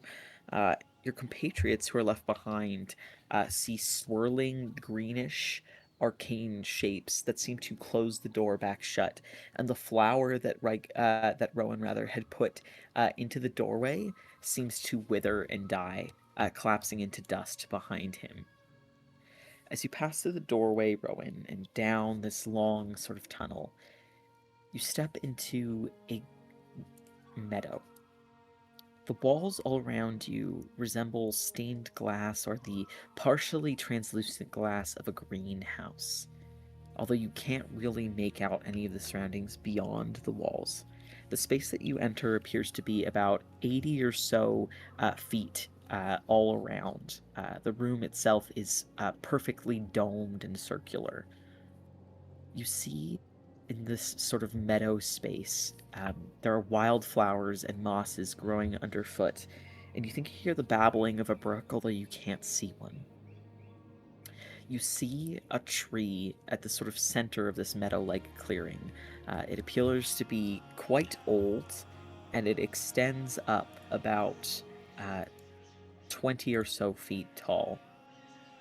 You can see that its trunk appears gnarled and somewhat withered, and it has this almost gray tinge to it. You see two figures standing, sort of seemingly waiting for you, one on each side of the tree as they sort of flank it and stare towards you. Yeah, I'll approach. Hello. As you say hello, the two figures sort of come somewhat more into view as you approach. You see one seems to have her hair sort of pulled up in an intricate bun, and you can see that there are flowers on sort of like sharp sort of sticks that are shoved into her bun at the back of her head. You see that she has like long nails and is wearing this almost lizard skin looking gown that sort of falls off of her shoulders and sort of extends off from her. Her dress almost seems to fuse with the greens and the verdant colors all around her. She has almost like a mantelpiece or like this elegant neck armor that seems to be made out of wood that extends off of her neck and down the front of her, sort of forming this like bark-like skin along the front of her dress.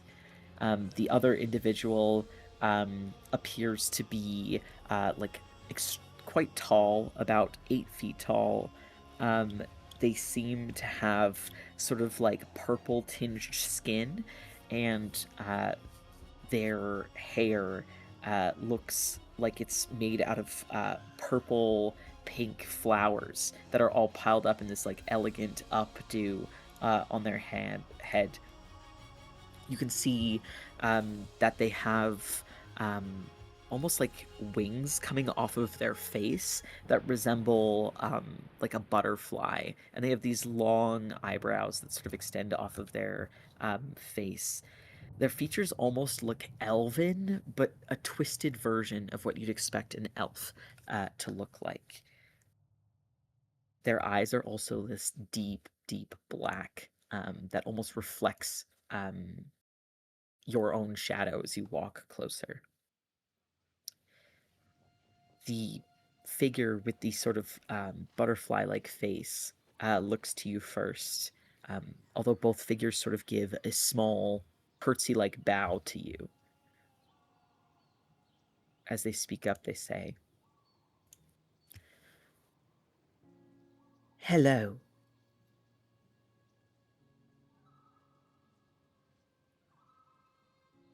You are Rowan. This is correct." That is correct. Yes, I'm Rowan. Rowan is a good name, for Rowans are strong, stalwart. It is good that you are named this. Thank you. I'm quite fond of it myself.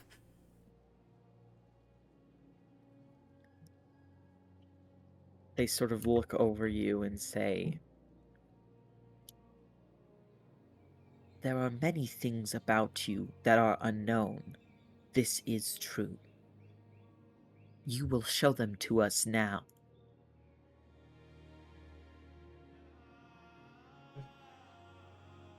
Show you what's unknown? You will show it. They gesture towards the tree and they say, "You know what this is."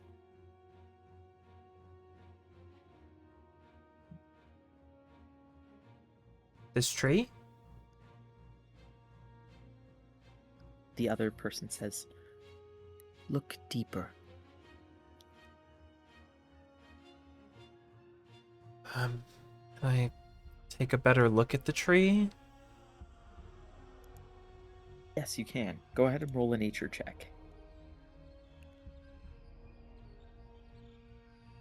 Is this the kind of thing that I feel like I could touch my amulet and give myself guidance for? You have a feeling that you wouldn't be faulted for doing so. Okay. Or at least you hope you wouldn't. Okay. Then yeah, he'll grab his amulet and just whisper a quiet prayer to the Scythe Queen, ask for a little bit of guidance as he inspects the tree. It's a good thing I did too. 15. Looking over it, it appears to be a rowan tree. You notice that it's not growing berries and it's gray all over the trunk. The branches appear thinned out and weathered. It doesn't look healthy, although you're not entirely sure if that's what they want you to look at. It's well, it's a rowan tree.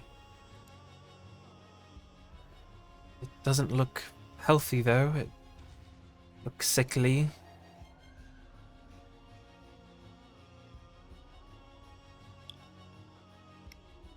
It holds blight, this sort of butterfly-looking figure says. If allowed to stand, it will rot away this entire glade. All these plants and all the creatures that harbor life within it will die. You understand this? Yes, I understand. What should be done about the tree?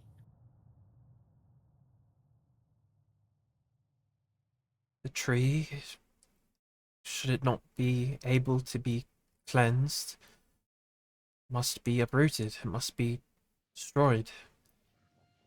Sometimes beautiful things like this tree, symbols of life, sometimes they have to die. Everything dies.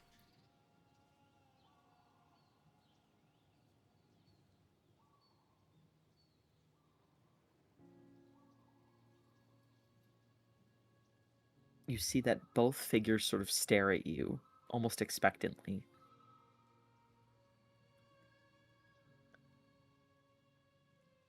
You want me to?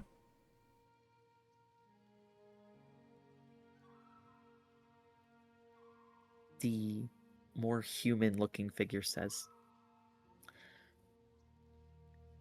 "You must determine what will happen to this tree.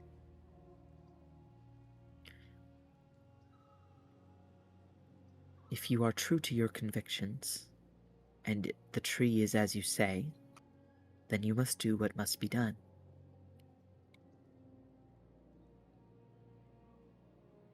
Am I able to, like, get close enough to touch the tree then? Just walk up to and approach it?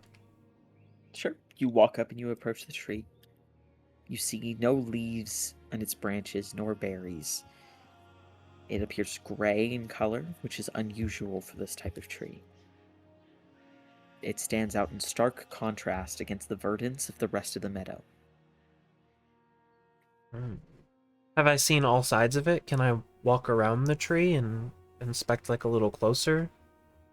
Absolutely. Would you like to roll perception or nature as you do? Well, they're the same for me. We'll try perception, though.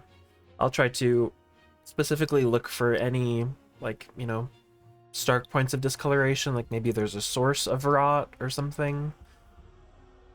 And I will, again, give myself a little guidance.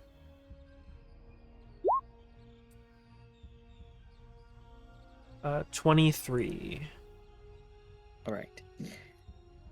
As you walk all the way around the perimeter of the tree, you can see that it appears to be evenly sick all around.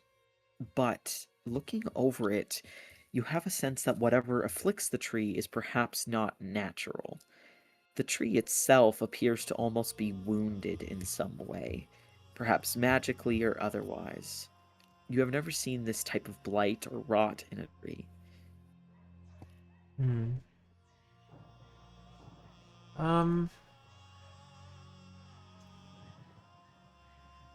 I'm not really sure that it would work, because I'm pretty sure it's meant for creatures, so feel free to say otherwise, but would I I mean, I guess I'll just try anyway, even if it doesn't. Could I kind of place a hand lower towards the roots? Kind of one hand grasping the roots and the other on the staff that I recently acquired. And could I attempt to spend 2 charges and cast Lesser Restoration on the tree?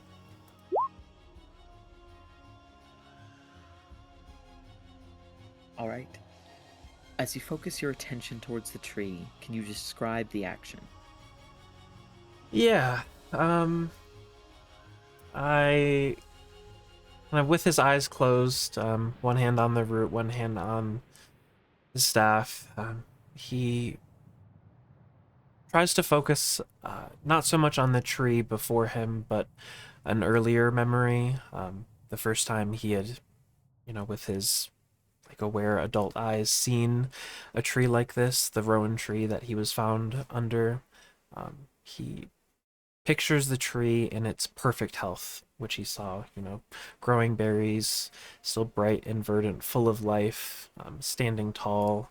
He really tries to focus on that memory, the sight of the tree in perfect health, and summon that to his reality. So as he's focusing on that, these kind of wide tendrils of green earth magic will begin to kind of swirl around him, kind of mostly focusing from his staff, and then dragging through him and down into the tree root. And I'll just try to focus on whatever ails this tree and kind of target and eradicate that if I can. All right, go ahead and roll either nature or medicine. I'll try medicine this time. 23. As you focus on an earlier memory of the tree, how the tree ought to have been, perhaps in its youth or in a time of growth and verdancy, you see as the sort of gnarled nature of the tree begins to peel back. The tree seems to suddenly force itself to stand upright. You see that the grayish wood along its bark sort of peels back and reveals a healthier, almost amberish red color. You see as the leaves that ought to have blossomed along its branches begin to sprout, and you see the little nubs of small berries beginning to drape heavy and full off of the edges of the branches as well. As the tree unknots itself and twists, it stands a little taller and stronger. You see that both women sort of take in your actions. You see the one with the butterfly face frowns deeply, while the other one seems to look over you in a slightly appraising method. The one with the butterfly face says, "This is not what you said was to be done." While the other one seems to look over your actions with consideration.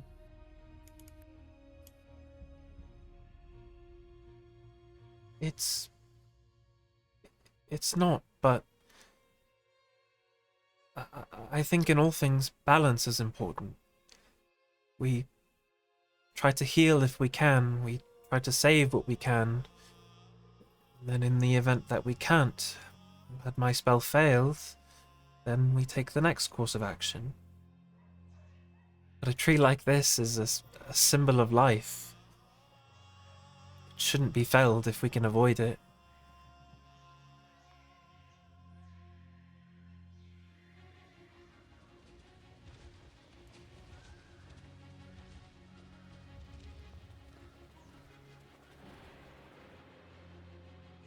The one with the butterfly face speaks up again and says, "A word is bond." The other one says, "But action is action." You have chosen a noble path, trying to heal what was hurt, trying to see what could be done.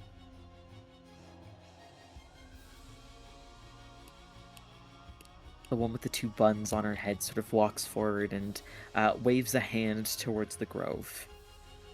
You see that sort of bursting forth from the ground is what appears to be a large stone, covering it are a series of runes that you do not recognize. As the butterfly individual sort of takes several step backs, the woman with this large bun on her head turns to you and says, "You have shown wisdom, but wisdom is not all that is needed for our order." She almost seems to stare in a challenging way towards the other captain. "I see great promise and power in you, but I need to see it proven.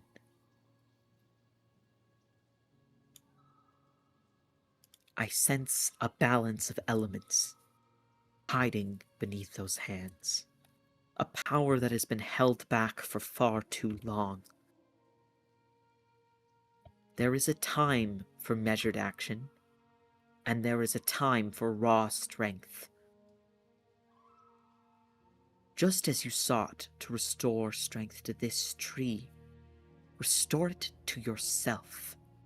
She places a hand on your shoulder, and you feel a blossoming and burgeoning warmth, although it is not painful.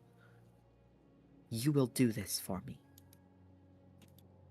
You will stop holding yourself back. Show me your strength. Show that you belong in Deadwood." She steps aside and gestures towards the stone covered in runes, Rowan.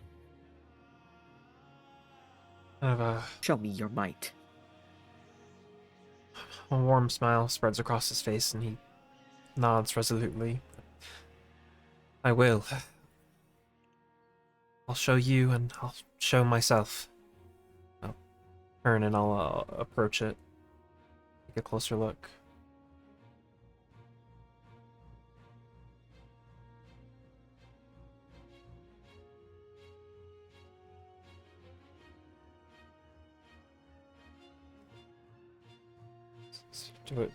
Is there anything else I can make out with the...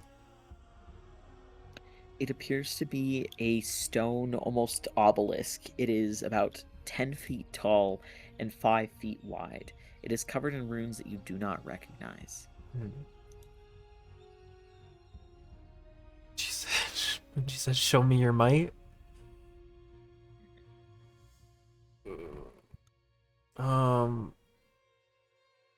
I'm getting the... I don't know. Stuff I do not recognize. Okay. Getting the feeling that maybe I should break it. You said it just looks like it's a big obelisk? Yep, that's what it looks like. Okay. Hopefully that's not the wrong option. But yeah, I guess maybe... Yeah, Rowan doesn't have any resources to be able to decode something like that. And given the context of what she was saying, I guess I will stop thinking and stop trying to figure it out, and I will just act. I will let the powerful nature energy well up inside of me, and I will wild shape into... What is the biggest thing that I have? Okay, the largest beast that I have is a war horse, so I will wild shape into a war horse.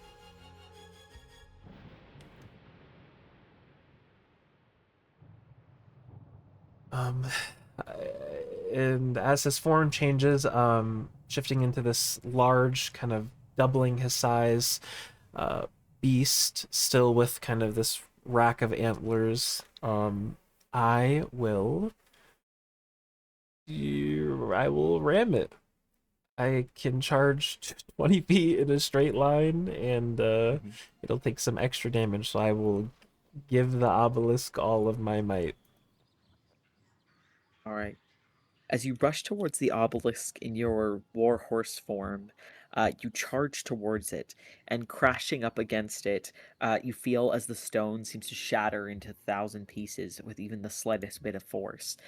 As it falls apart around you, sparks and stone rain down around you, but they don't pelt you. Instead, they feel soft and almost magically inviting as they rain down around you. You feel a flash of magical energy, as it almost feels as though you are being flanked by bolts of lightning rushing alongside you. The world seems to spark and swirl, swirling all different colors and being surrounded by all different elements. You feel the embrace of power sort of flood over you. As they coalesce around you, Rowan, you feel yourself forced back into your humanoid form, but surrounding and draping all over you are colors unlike any that you have ever seen. As the magic sort of floods you and imbues you with power, the likes you have not known before, you feel as though the clothes on your form begin to change and take a new shape. What do they look like? Yeah, no longer donning the kind of initiate Brave Hollow uniform. He now has something that more suiting his tastes. Still nothing extremely lavish or gaudy, but kind of done up leather armor, kind of with little bits of like flower embroidery around the top and bottom half. This nice deep kind of emerald green shirt cuffed, and with similar leather bracers, kind of with these flower embroidery patterns as well. Deep jeans, well, not jeans, but some kind of pants. I don't know how to describe clothes. You've seen the art, and kind of a nice burgundy red. I know, when I said jeans, I was like, well, yeah, just like that. I'll send the art. That's what it looks like.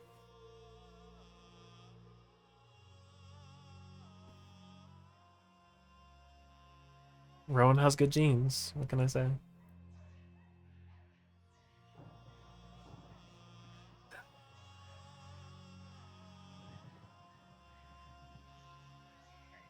As the sort of armaments that you bear change, as the magic sort of fades away from you, Rowan, you see that you still stand in this verdant field, but the sort of domed greenhouse around you seems to peel back, and you see sprawling out before you what looks more like a single sort of wooded forest. You see hollows and almost burrow-like spaces that seem to be lodged in both treetops, their trunks, and under their root. You see what appears to be almost a field-like space where a bog is growing to the sort of southern end, and to the north, a densely forested wood. You can see that there are small, almost geysers bursting forth from a central lake-like space that bridges the bayou and the forest itself. You see that settled at this sort of center of this watery space, there appears to be almost like a small village built on a set of like wooden stilted boardwalks that sort of branch between these smaller concentrated biomes in this smaller space. You have a sense that this is likely the hidden quarters of the Deadwood Order.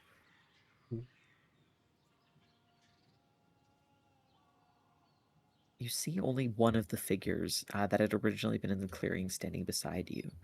The woman with the sort of snakeskin dress and the wooden armor. She approaches you again and smiles and says, "I see great promise in you, Rowan. And yet I still feel that you are holding your power back. As you said, there is a balance in all things, but there is also a time for raw force. You will learn your own strength in time. That is why you were sent here, after all." I know, I'm trying to get there. I am getting there. I mean, in the time that I've been here with these people and doing these things, I've felt myself grow stronger. I've felt my connection to the weave grow stronger than it has in years. I know I'm on the right path. I won't give up.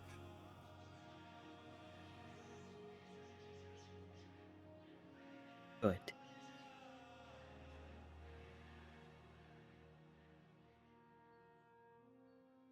You have done much for the Deadwood Order.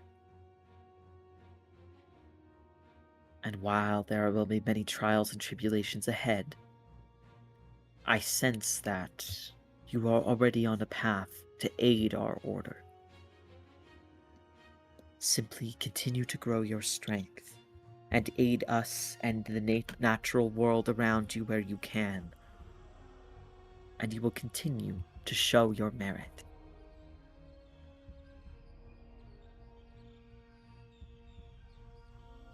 This is only the beginning. Lucan has...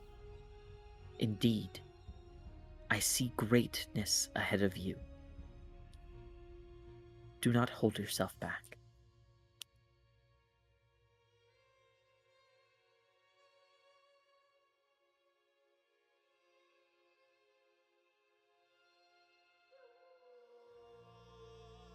I won't. I promise. I came here to learn. I came here to grow my power, and came here to meet the people that I've met, and hopefully so many more. I'll do right by this order. I would expect nothing less. Lucan has spoken to your character, and while there would normally be additional steps before your official induction, I am glad to say that you are now a member of the Hollows of the Deadwood Order. And she reaches a hand towards your chest and sort of puts it at the center, and you can sort of feel, just sort of beneath your vest, a small, insignia forms. It feels like it's made out of both metal and wood. Thank you. Thank you for believing in me, for seeing me.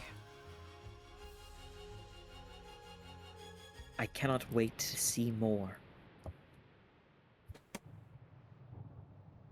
Let your powers grow. Remember, do not hold yourself back. And you see that there's like a strangeness to her eyes that almost appears serpentine as she says it, and an intensity behind her words that perhaps belie some sort of hidden meaning. Now, there are places for you here, if you wish to see them. But those can wait until another time, if you would wish.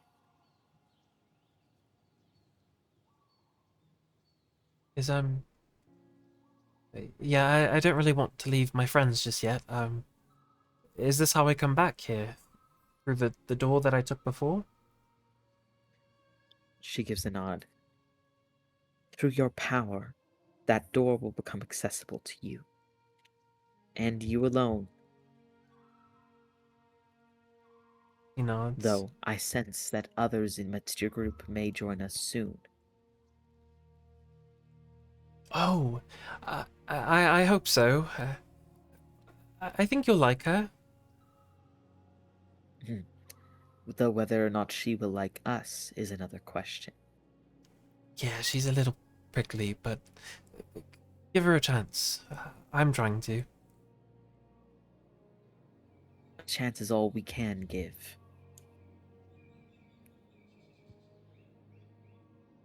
It is up to her to seize the means before her. I believe in her. I don't know what it is yet, but I see something in her too.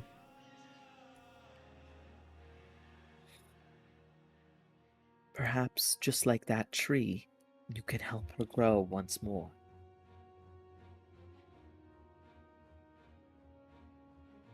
It might be a task as grand as that tree, but I will give it my all. I won't hold back. I'd expect nothing less.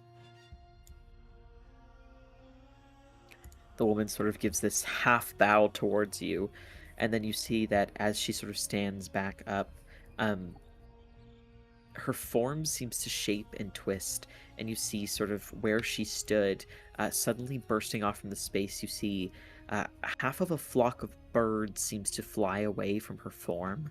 A myriad different types of birds, crows and doves and robins and cardinals all seem to flock away, but you also see snakes suddenly moving through the grass, sort of towards the bayou-like area, moving away from you, leaving you alone in the clearing with the tree. I'll take one last long look kind of at the area, and then also back up at the tree. Just reminisce about being home and how far he is from home now.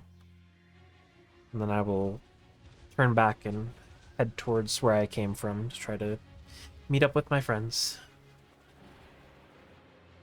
As you walk sort of back through the clearing, you notice that the flowers all around you begin to sort of sprout forth and blossom as you walk by. They all seem to almost sort of bow ever so slightly towards you, Rowan, as you make your way back to the wooden mossy door. As you touch the outline of it, you notice light passes through the door, and it opens automatically at your touch. So cool. I'll head through and I'll... How did it go?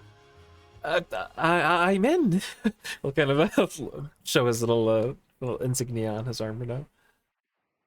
Good. I had no doubt about it. Sorry, what was that, Alex? Oh, I just said I had no doubt that you would get in. Oh, thank you.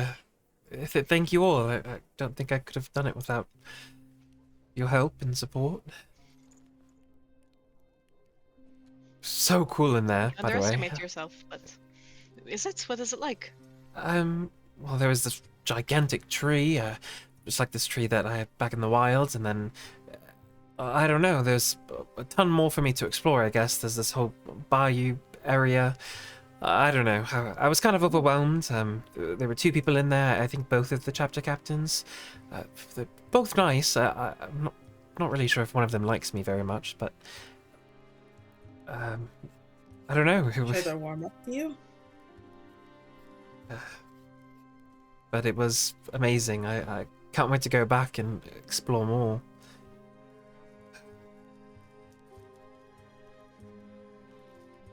Well, When you do, you have to tell us all about it. I will. I'll tell you everything I can.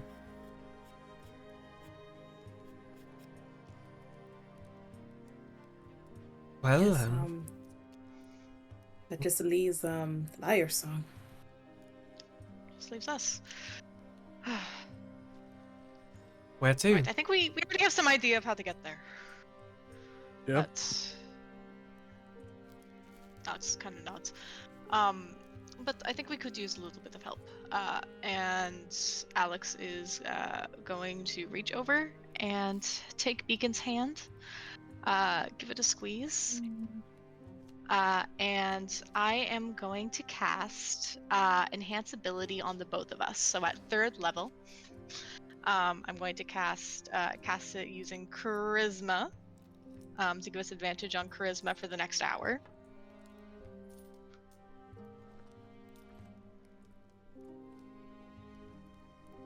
I give you a smile. Thank you. Of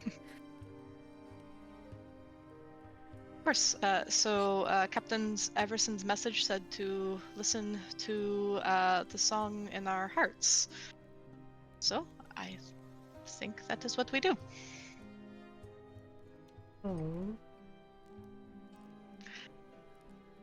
And yeah. So I think for Alex, he'll kind of think about the speech that Captain Everson gave on the first day, mentioning the song of Craven's Bone, like the call that people felt towards it. And I think Alex will kind of interpret that as almost like the weave, the magic in Craven's Bone that he's kind of already felt influencing his own magic. And just kind of walk with Beacon, trying to, I guess, follow. I'm not sure if it's like an actual song or anything like that, but just kind of follow where that might lead. All right, as you attempt to hone your senses and sort of follow both the magical essence of this island and the sound of it itself, I'd like you to roll an Arcana check, Alexios. Okay, Arcana 21. 21. All right. As we Good. wait to see what will happen there, let's take another 10-minute break. Yeah, okay. Ah, Oh, god dang. Okay.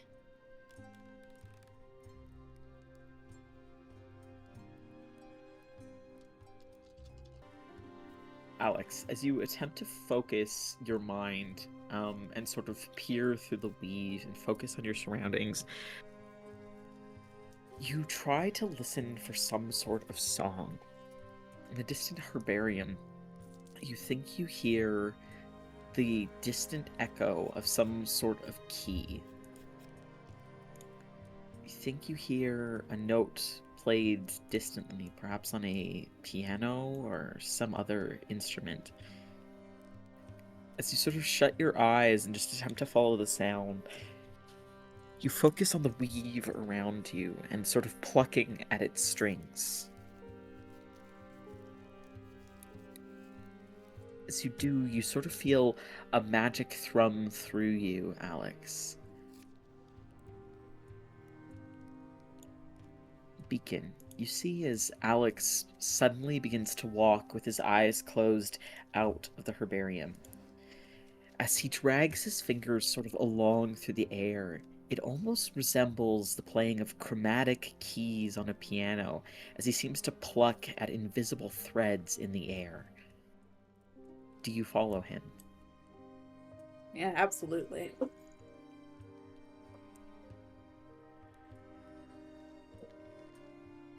As you move along, following after your compatriot, Alex leads you down the stone set of stairs, past the smithy and the arcanum and the requisitions, down the spiraling stairs.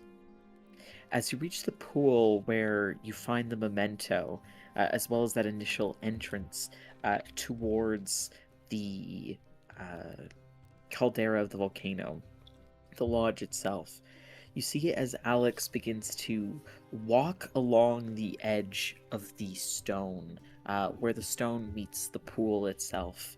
And as he hugs the edge, you notice that underfoot, although it is not plainly visible to the eye, there seems to be a pathway that Alex is following along. As he hugs the stone wall, you notice that he begins to veer in the direction of the waterfall. Alex, as you open your eyes, looking before you, you see and hear the rushing waterfall.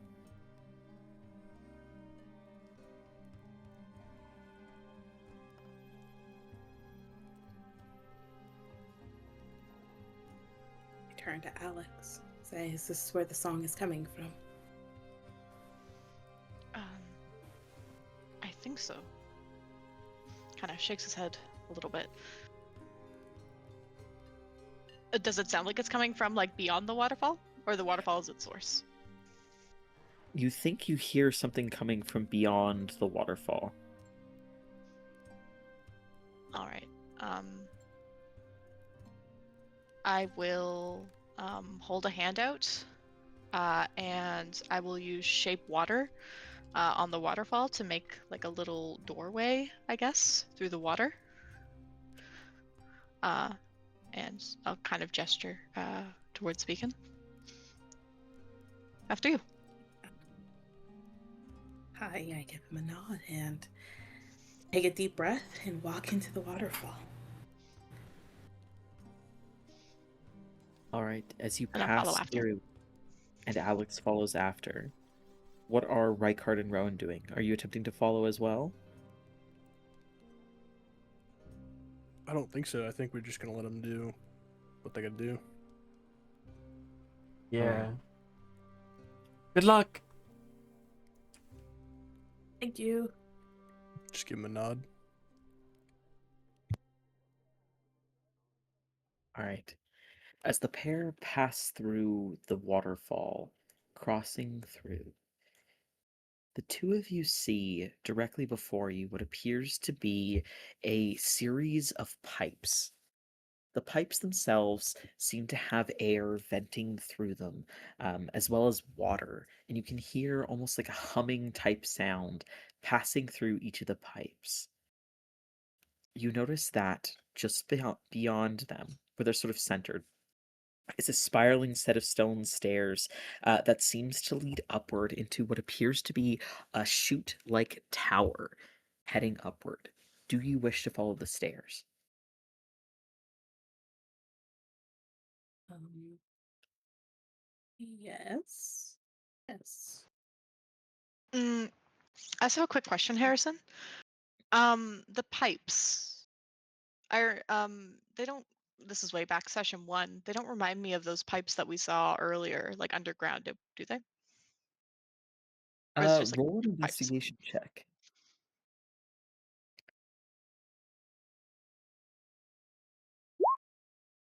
12.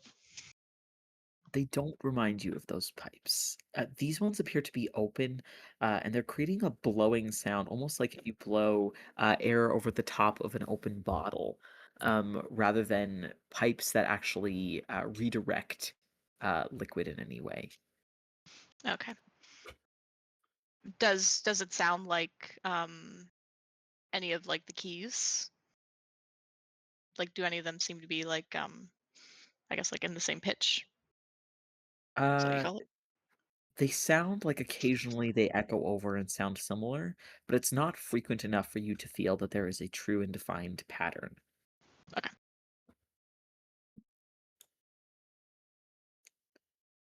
All right.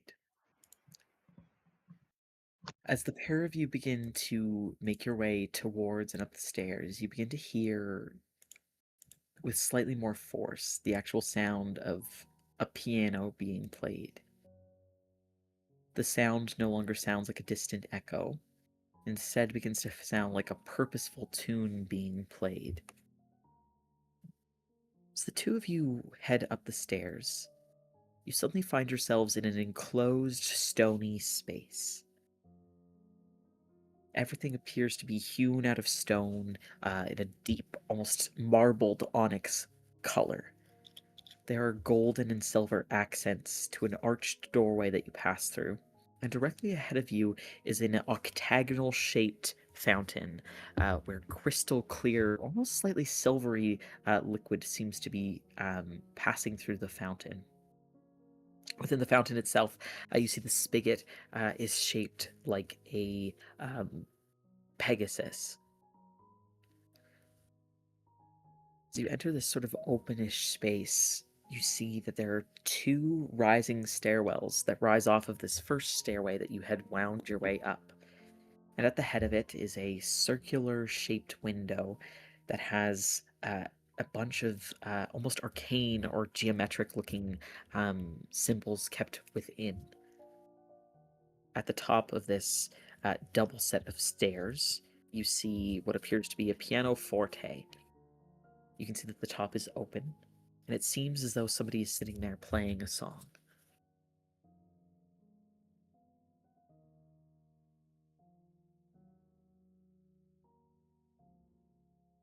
I'll walk closer. Can we tell any features of this person? Would you rather walk up the left or the right stairwell?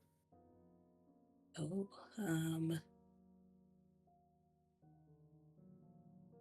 walk up the left stairwell. Right? What do you think, Alex? Do both stairwells seem to lead up to the same place? They seem to. Hmm. Is um hmm.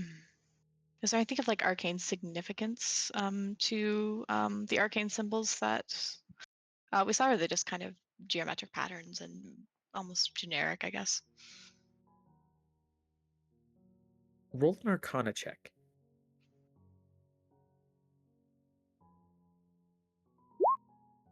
Ooh, 23. Nice. Taking a look over them, you have a sense that there is some sort of protective magic at play. Hmm. It seems to be purely abjurative in nature, although you're not sure exactly what spell may be at play.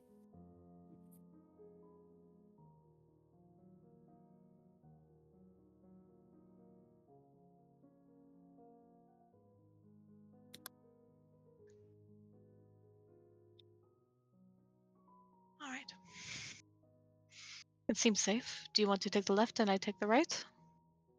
Or do you want to try to go up the same one? We can split up. Okay, if I don't see you, good luck. Same to you. Good luck. You can do it. Give your hand another squeeze, and you'll see like a bit of light that comes off of Alex. Kind of begins to like shimmer naturally on you, more of like bright and warm like sunlight. Oh. And yeah, I'll head up the other side of the stairs.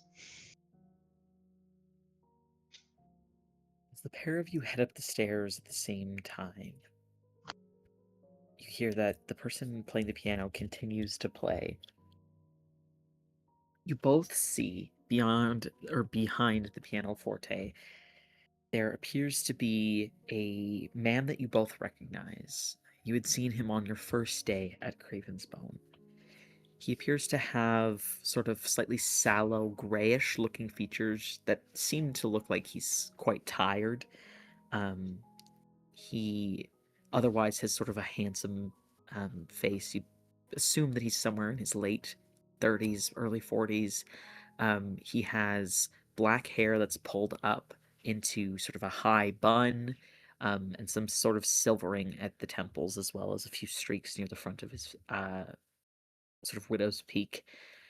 He's wearing black and silver clothing, with a sort of elegant sash over the front, that seems to bear a few sort of um, almost arcane swirls, as well as silver filigree all along it. He has some sort of pin that almost looks like a pinned butterfly over his left side of his chest, and you can see that his right leg seems to have a metal brace, almost as though he's injured, but it also resembles armor ever so slightly. Behind him, sort of standing at attention and far less almost attention grabbing, is an individual who appears to have completely almost pallid and colorless features. They appear to be pure white as freshly fallen snow. An individual who is of perfectly standard and average height, average build, pale white eyes with white eyelashes and white hair that is cropped just at their shoulders, wearing entirely white, almost featureless tunic and pants.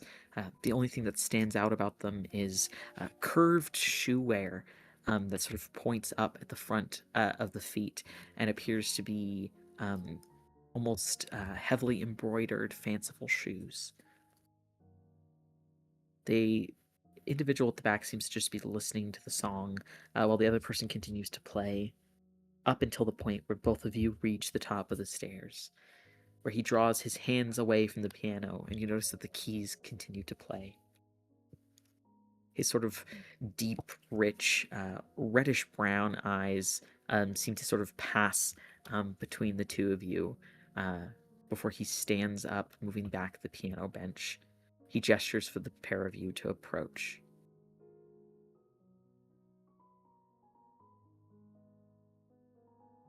Beacon stands Yeah. pretty much at attention, like almost like he's kind of reverting a bit back to military training, and does approach him. You see, Alex, like weirdly enough, Beacon kind of does the same. Um, not necessarily as rigid, but definitely like holds himself a little bit higher. There's definitely like a clear amount of like respect.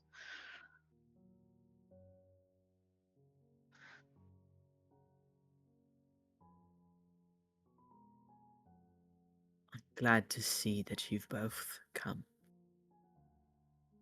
Although it seems that only one letter was sent out. An apology is in order. Clearly, this was an oversight on someone's part. It is rare for us to have two inductees come say hello at the same time. And as such, we've had to think of a suitable challenge. One that would suit both of your skills.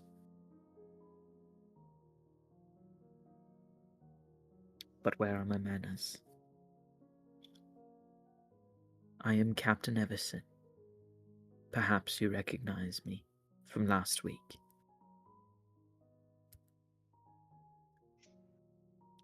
Yeah, we do. Yes, Uh, Prietna Captain- Paznakometsia. It's a pleasure to finally meet you in person. He And nods. please let us say thank you for your recommendation for us coming here. Your reputations precede you. I've heard that you have both been of quite some aid in restoring the presence of the Shaker nodes across the island. I thank you for what you have done for our order, and indeed for the organization as a whole.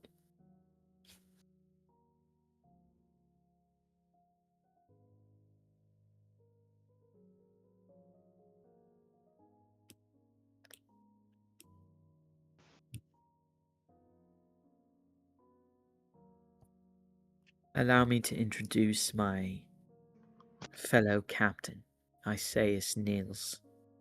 And he gestures towards the changeling, who steps forward and sort of gives a very slight bow. Where they are captain focused on subterfuge, secret keeping, and the understanding of the humanoid condition. I myself tend to deal far more in diplomacy and pleasantries, as I am certain you recall from what little correspondence and recommendation that we have previously held. Yes, of course.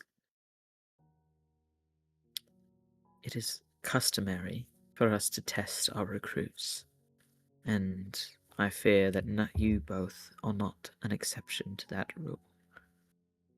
For you see, I recognize that in your flurry, you have likely come empty-handed to this meeting. Not entirely, but yes, there have been some unexpected challenges. And we have not been able to devote as much time to the task that you assigned to us. And I'm sure that you know that the island itself is unpredictable, and what we thought might be a simple task of activating some shaker nodes turned into something quite a bit more intriguing, but also quite a bit more time consuming as well. And we were away from the main lodge for several days, but not leave you entirely empty handed. As you say that, Alex, you can see that Isaiah seems to let out a yawn, and Captain Everson seems to just sort of stare at you with his oddly steely eyes. He seems to be listening to your explanation, but he's extremely hard to read. Okay. I'll just pull out the report that I had made specifically for Captain Everson a couple of days earlier. Some notes that I had taken down specifically about that temple that we had found, or the ruin, and the first peoples that we had found within. And I'll just hand it over. He doesn't reach for it and instead sort of looks to Isaias, who quickly seems to almost not skitter over, but quickly snatches it from you and begins to read over it, while his calm eyes just continue to sort of train between you and Beacon. I'm certain that your report will be most riveting, and I thank you for thinking ahead in such a manner, so as not to come entirely empty-handed to such an important meeting. I would have put it off a little longer, but seeing as you've made something of a splash, I figured it would be in the Lyre Song's interest, so as to ensure your talents are not poached by another order. He seems to almost smile to himself ever so slightly at that thought, as if it would happen. As previously stated, it is imperative that we hone and test your skills before admitting you into our order. The challenge that we have for you is moderately simple, depending on your approach. He sort of begins to pace ever so slightly. I require that the pair of you procure an item for me.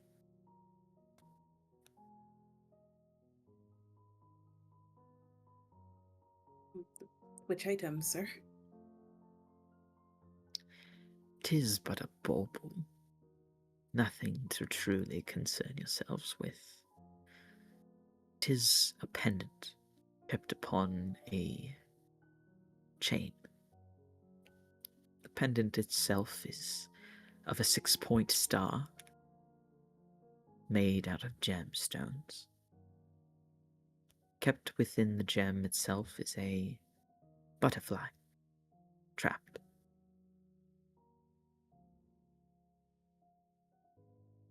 I know exactly where it is kept, but I yet require the pair of you to retrieve it.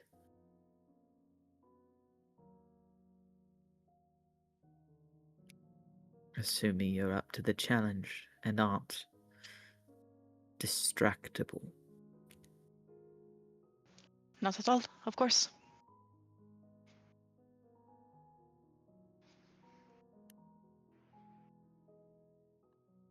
He sort of looks at Beacon. Oh, yes, of course. You're up for the challenge. Very well. You will go and you will retrieve this necklace for me. It can be found in a chamber off of the lower catacombs in the library.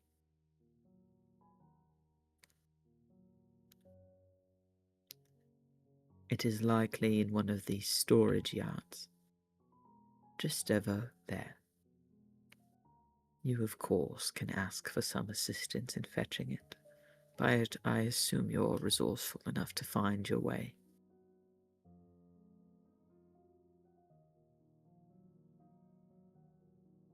Fetch the necklace for me, and we shall call all odds even.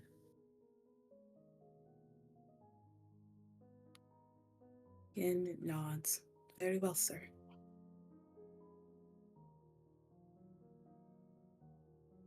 And the necklace will be yours.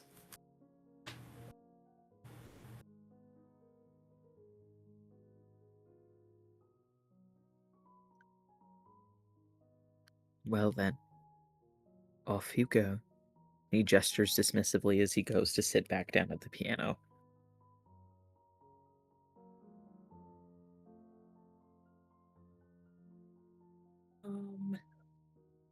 Yeah, I guess, after a moment, Beacon will go. Well, no, actually, I think he'll look to Alex first for a second.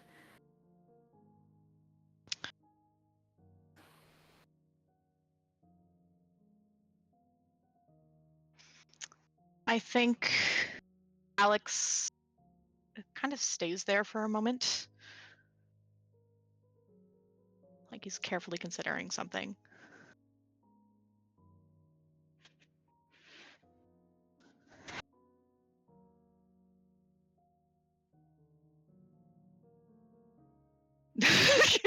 No, you.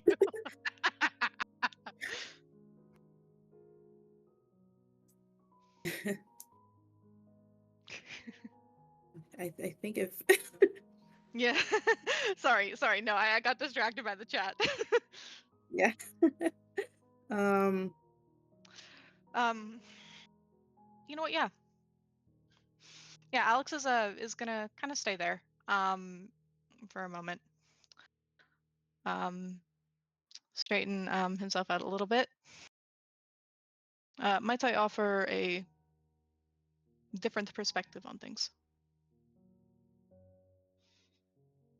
If you must. I must. I've noticed that as initiates, Hollow do not always seem inclined to be trusting with much information or given access to other resources that may be available to them. We have made sure to spend time building connections with other members of Brave Hollow, earning their trust and showing that we can be relied on. But even with that being said, it may be easier to conduct any sort of investigation, including finding this amulet, if we were at least partially inducted as Hollow, with the promise that we made this our top priority.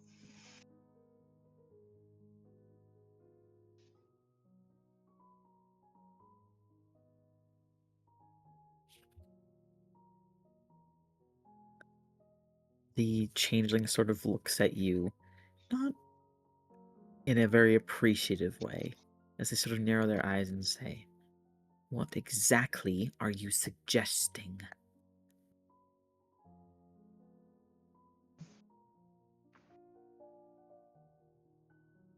I believe what I th- Alex is suggesting is that if we are inducted into the Liar Song, I believe that we'll have a lot more success finding this pendant that you need. You'll be able to obtain more resources than we would as simple initiates. Gain more trust. If we're seen as part of an order. I think if you wish for us to have the best chance of success, it would perhaps be in your interest to induct us now. Roll a persuasion check at disadvantage, Beacon. okay. So it would be a flat roll because we have enhance ability. Flat roll. Mhm. Yeah. I don't know if that was a good idea. No. Listen, I'm the one that brought it up.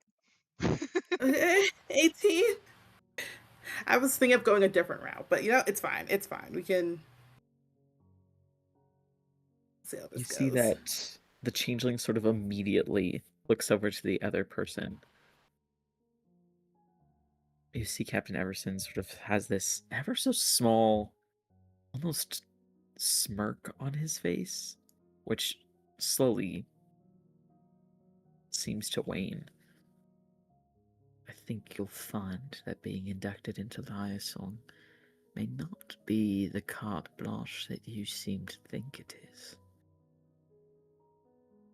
When you're part of an order who collects secrets and convinces others to do their bidding, I think you'll find that people are rather hesitant to give you what you want, especially when you're dressed in the trappings of a spy. Consider the spy that you yourselves are trying to find. Are they dressed in our uniform? Are they broadcasting their intent?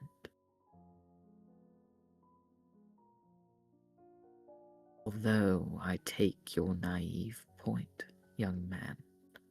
I think you'll find finding your way through these halls, wearing these clothes, this badge, is not the badge of honor you may yet think it is.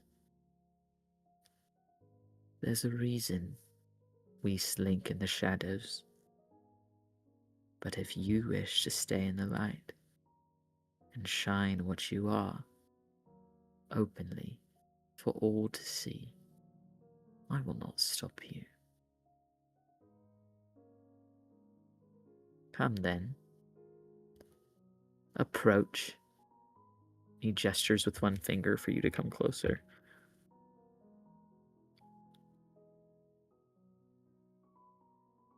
He takes like a short breath and approaches.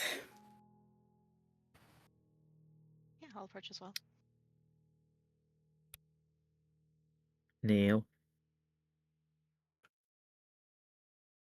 Yeah. Neil. You see that he I sort will of kneel. reaches. He reaches at his side, and you see that he draws what looks to be a long rapier. Oddly enough, it seems to also resemble the bow that you would use on a cello. He lays it flat against your left shoulder, Beacon, and you see as this deep, almost black, ink-like substance begins to drip off of the edge of it. And as it hits your clothes, Beacon, you see that the color on them begins to shift and change.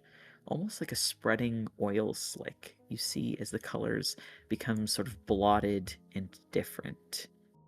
You see that gold, sort of orangey onyx, or rather an orangey topaz, a deep onyx, and a pale, almost pearlescent color cross over your clothing.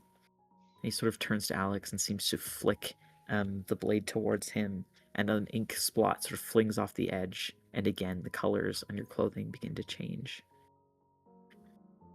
You'll receive your medals once you've earned them. Wear these clothes and see. See exactly how you are regarded. And tell me if your task was any easier. Easier than it might have been when you were able to hide. Go now.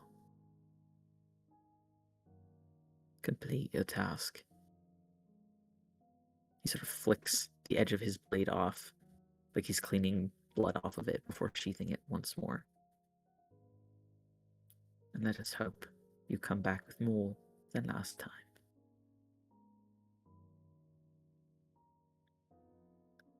We certainly will. And very well. And has like a bit more hesitation in his nod. But right, raises with from his knees with Alexios.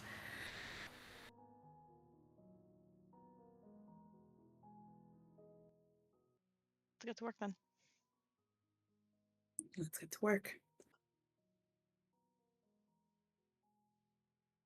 As you head back towards one of the central areas, you come out from behind the waterfall and you see Rykard and Rowan waiting for you. Well, How'd it go? Not exactly how I'd imagine. Why do you say that? I feel that the two of us may have provoked Captain Everson a bit. We did get our colors, but not quite a medal. And we have a task that we need to do first. Oh, yeah? So let's go do it. What's that?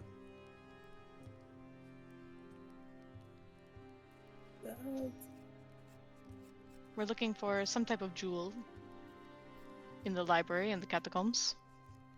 do you need help? Is it like a we can help you thing, or do you have to do it alone? No, he said that we could have some assistance. Well, let's go, I guess.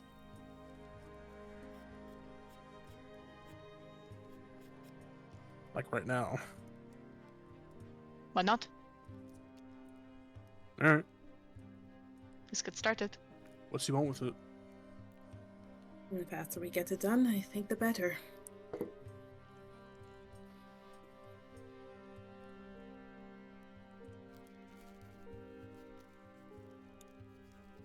Okay. So, as you all begin to head back down to the library, Alex and Beacon, you recall that you had been told to go to the catacombs, which you know are likely through the library, as Captain Everson mentioned so, but you have yet to find a way down to the catacombs. How do you want to go about trying to figure out where you need to go? Hmm.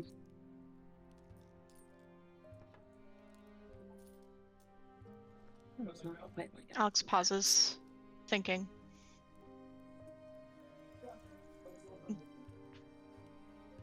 I'm not sure if there are many catacombs here, but the person who was working at the Arcanum did mention that their friend had been down in the catacombs, and that is where they found the bone dice. It's true.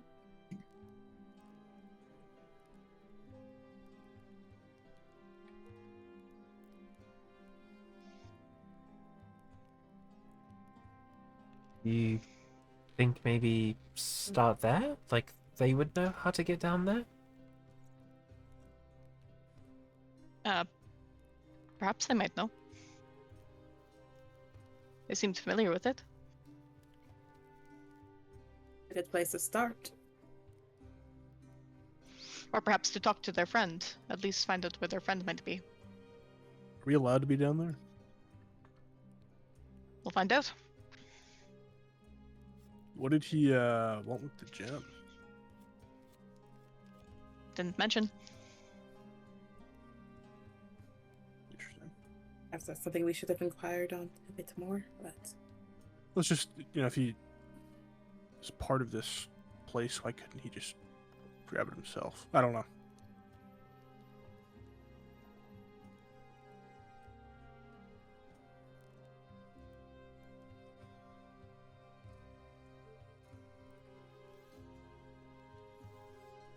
well, perhaps it's down there for test reasons. To test members of Liar Song. That's true. This place is Or full of tests. potential initiates. Yes. I do like their tests. Okay, well, let's Yeah, To the Alex is already Arcanum, I walking guess. towards the Arcanum. Yeah. All right, as you head over to the Arcanum, you see yet again that large sort of genasi covered in tattoos seems to be at work. They're speaking currently with an initiate that you don't recognize. You see it appears to be a turtle wearing sort of the gray initiate robes. The turtle seems to hand over a few coins, and the genasi seems to hand over what looks like a large gemstone before they turn their attention to you.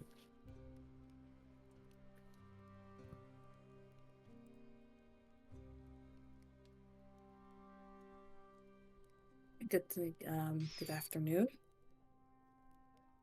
Hello again. You returned rather quickly. Did you forget something your first time through? No, we were simply wondering. Your friend, the dice that your friend procured. It was in the catacombs, correct? Well, yes, they were. But the catacombs are a rather confusing network. Some of them are underneath Brave Hollow, and some of them are elsewhere on the island. Fairly certain they got them from the Brave Hollow ones, though. Why'd you ask? We are hoping that we can go down and investigate the catacombs ourselves. You sure that's a good idea? They sort of gesture over your outfits. Earlier today, you weren't wearing these. I hate to think that I sent a bunch of newbies down to their deaths. Down We'll there. be fine. I've heard stories of several different things down there. Not really particularly interested in going down myself, but I've heard that there's some rather nasty things down there if you end up in the wrong room. Some of the stranger things that have been captured outside the island are kept down there, almost like a small bestiary or beast place. The same deal with some of the experiments that some people in my own order are doing. Kept down there when the laboratory is not a good enough place to hold them. Sort of experiments need to be held down there. Well, I'd love to tell you all about it, my friend, but and he sort of gestures to Rowan and Alex and Beacon. Not with these lot round, if you understand what I'm saying. Certain things Gotcha. are kept within certain orders. No offense to all of you. I'm sure you're all lovely, but something's got to be hush-hush. Not the problem. Right. Understand that is how things are run around here. Too much, mind you. Don't want you to get the wrong idea. Generally, you're all on board, but you know how it is. Right, of course.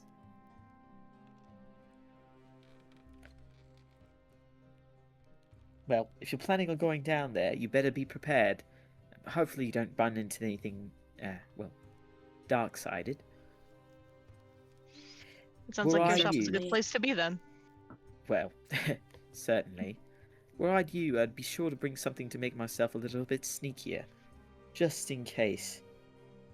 Alright, something sneaky.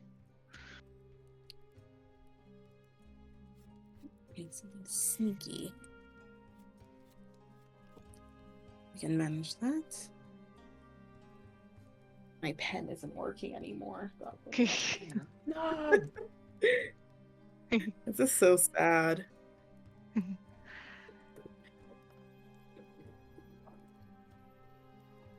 Anything else? You know, is there anything in particular that we should bring besides being sneaky? Or something to make us sneaky. Well, aside from things that might make you a little bit harder to spot or a little harder to hear, it's hard to say. But like I said, I haven't been down there myself. But hopefully if you're going down there, it's just for a quick jaunt. If you want to go exploring, there's plenty of other places on the island that might scratch that itch a little bit nicer. But I suppose that being close to home isn't so bad either.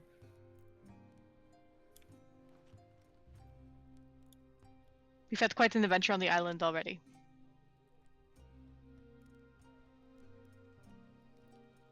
Very well.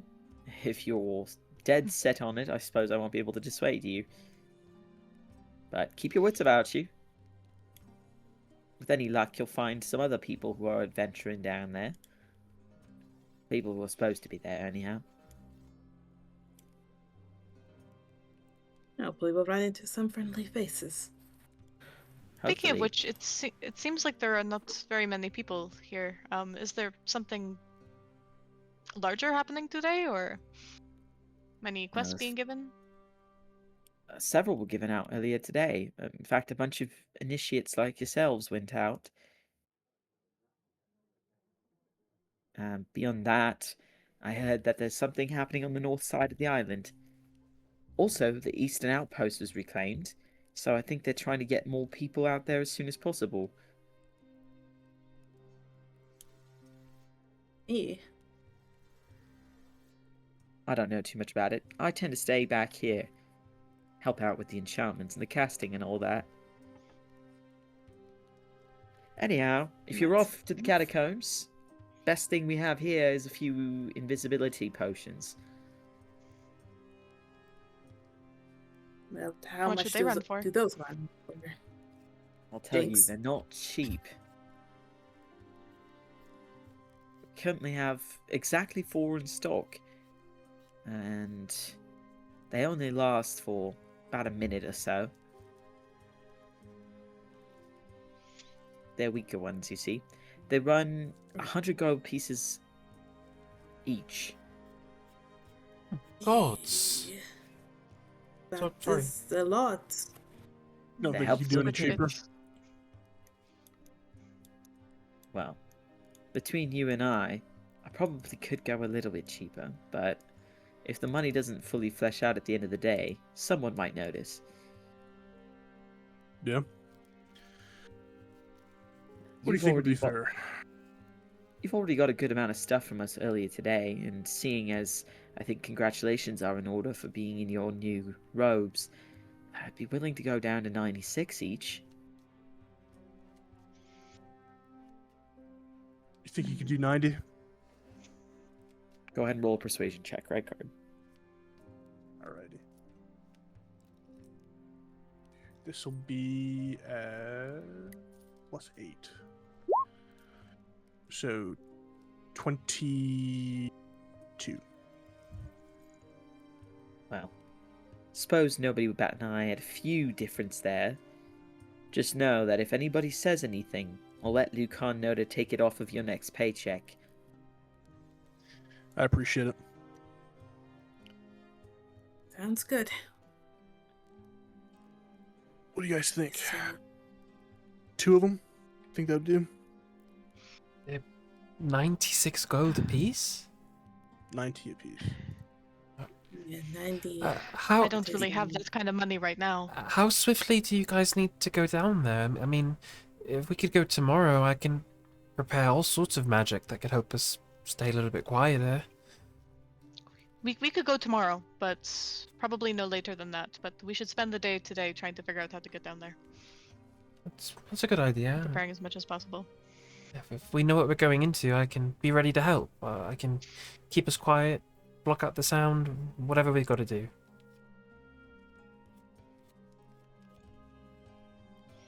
That just seems like Alright. a Thank you, I very would steep Appreciate that. price for a minute's worth of invisibility. It is, and both Rykard, you are capable of casting that, are you not? I am. For a much longer duration. I am. Can you do it on more than just yourself? I can. Oh, how many? One other person, I believe. That might be enough. Yes, I also have the ability to make ourselves a little bit sneakier as well, in case we Well- do happen to find creatures. I appreciate you lowering it for me regardless. Well, Maybe just, no skin off my back. Yeah. But it sounds like you're all ready to go if you can already be quiet anyway. Unless you're trying to be extremely stealthy. And hey, Depends on what's down if there, you I run into guess. something, you can always just run away. True. That's very true as well. It's Maybe an Ben option. can make a map for us. That'll be helpful. She's very good at making maps. Yeah.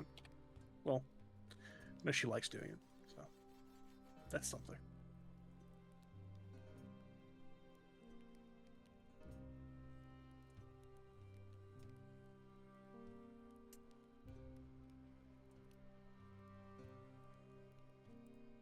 I guess we'll be on our way. The Genesis forgives you a nod and gets back to work. Alrighty. All right. Did the Genasi didn't mention where they were, the catacombs? You didn't really ask any more questions. You just asked if his friend had been down there. That's true. Okay. Sorry. Before we leave, then, could I ask, is your friends around the main lodge? Where might we be able to find them? Oh. Well, if you're trying to find them, they're probably down in the library. Their name is Bernfried. Bernfried Lorelei. They usually hang around they usually hang around near the back of the library, although that's quite a ways down.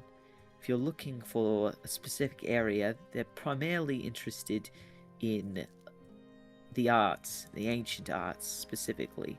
You'll probably find them in a philosophy and theory area. All right, thank you very much.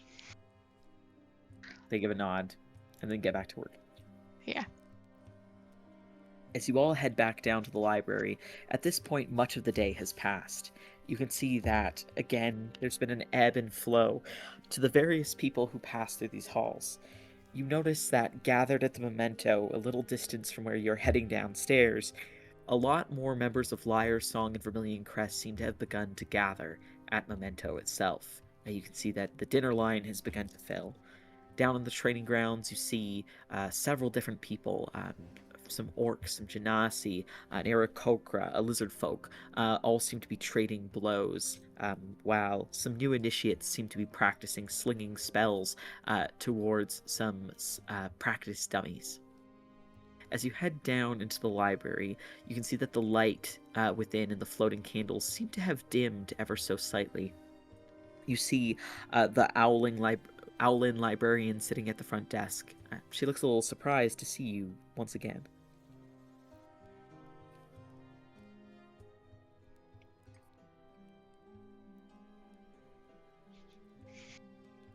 Hello. So I'll just say, Sorry, like, we're good looking- evening. Well, it's Sorry, I good didn't mean to see you interrupt again. you, Sam. I see congratulations are in order. Thank you. Appreciate it. So, Thank you. Alex just kind of nods. We're looking for the section on philosophy. Which type of philosophy? Oh, shit, what type did he just mention? The ancient My brain is arts, right? The ancient arts, Ancient right? Yeah. arts. Oh, you're looking for section 700, down at the back. And she gestures with a wing and a hand to the very back of the library. It seems almost vacuous and distant, looking out over it. It'll probably take you about 20 minutes to walk down there. Alright, then let's get started now. Oh, Let's get talking. before we walk away, Rowan rushes back up to the counter. Sorry, I did have one quick question. Where did the dead people go? Or, like, is there, like, a cemetery or a graveyard somewhere? She blinks in a slight bit of surprise and then clears her throat and nods. Yes, there is. There are 2 points of hallowed ground within Brave Hollow. One lies outside and one lays upstairs. Upstairs? If you wish to access it, well, now that you've gone through some of your rites, you should be able to find a secret stairwell. If you walk towards the waterfall, take out your pendant. As you walk along the wall, you'll notice a passageway that will lead you further upstairs. That is where the Grand Temple is kept. Walk toward the waterfall, and you said go take out my pendant and go along the passageway? You'll see a hidden set of stairs. Oh. Alright. Thank you. I'll try that. She gives a nod. Well, best get walking. I'll run back and catch up with everyone. Are The we walking? journey is somewhat long, and surprisingly so. The library seems to stretch on forever and ever, and the space seems to become almost darker and dimmer as you make your way along. You see less and less people as you move forward, going deeper and deeper within the stacks, until eventually it seems like there are only members of Liar Song and Vermilion Crest this far in. And even then, their presence is sporadic and spotty. You find what looks to be a single person back in the 700 section. They appear to be a small gnome with a large hat that flops over and appears to be almost as long as them, and you can see that they are of the Vermilion Crest Order. However, unlike many of the people of the Order, you see that they seem to be extremely strong in stature. The sleeves on their robes seem to almost have been flexed off, and you can see that there's a large axe on their back.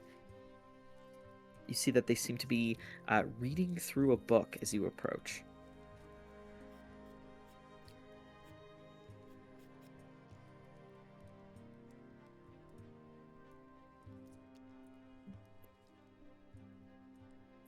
Hello, excuse me. Are you, going to free the Lorelei?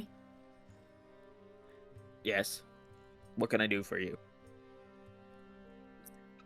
Yes, we were hoping that you could direct us to the catacombs here. What you want to go down there for? But we're doing, some of our own adventuring and exploring. Do you know where you're trying to go in the catacombs?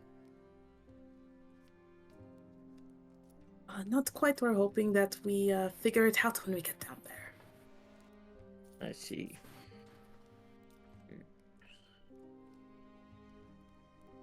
I don't usually tell people where to go. I wouldn't want anyone to get hurt on my behalf. We can handle ourselves. You do not have to worry about us. You both go ahead and roll persuasion checks. Yeah, sure. Speaking still of advantage. Ooh, not It's 20 for probably 28. been Ooh. just barely under an hour, so I'd say you could still have an advantage. Thank you. Saved from the nat one. I was going to cry. Can I live beyond 20? Apparently not. Oh my god. Okay. Roll. God dang. Hey. 20. Oh, double nat 20s. Yay. All right. You see the gnome looks over at both of you. Well, very well. Not my fault if you get injured, I suppose. You did ask for this. Head on over there. And he points off in a different section to the sort of south. You'll find a gated area. There'll be a code for you to enter. And it's behind a silver grate. The code is VERA.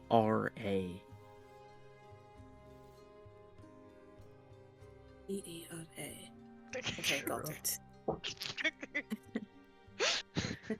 Down Sorry, there I'm just. in the catacombs, you'll find a few forking paths. Do you know what you're looking for down there, or are you just trying to take a look? We know what we are looking for, but we're not quite sure if we know exactly where it is. Is there any place where artifacts might be kept? Items? He sort of ponders and then gives a nod. Yes, but I don't know why you'd be looking for those. All the artifacts kept down there already belong to Brave Hollow. In fact, they belong to the Vermilion Crest, and many of them are personal items of various members of the Order. I see.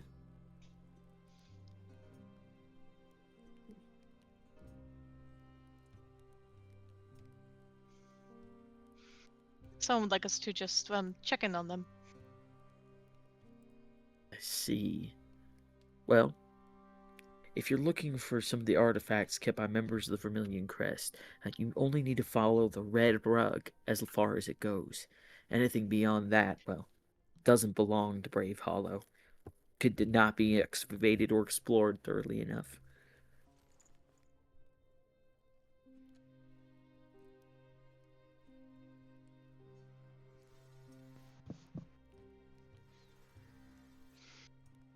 Sorry, he said follow the red rug as far as it goes. Mm-hmm.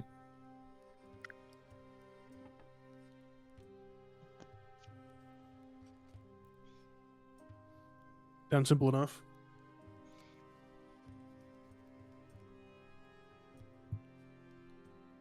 We heard that you were down there recently. Are there any matters of creatures in that area that we should be keeping an eye on? Some, but I try to avoid anything I can't fight. If I don't think I can take it on, I just run. And I'd recommend you do the same thing. What other sorts of threats are down there? Well, I've seen some things come up from areas of the island that you wouldn't think are connected to Brave Hollow. our own catacombs sometimes, when the island reorganizes, somehow connect with other tunnel systems. I've seen minotaurs and other things.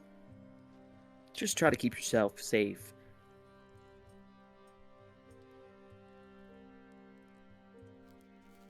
Will do. If we run into any minotaurs, we'll be sure to make a swift exit. He gives a nod. All right, well, good luck, and maybe check in once you're done so that I know you didn't die, or I don't know, just tell somebody that you're alive. Will Will do. I'll do. make sure to. All right, well, good luck. And you see that they just sort of like kick their legs up and go back to reading their book. Thank you for your help.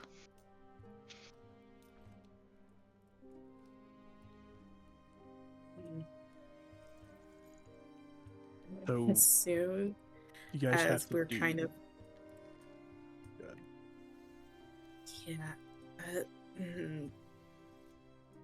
Alex.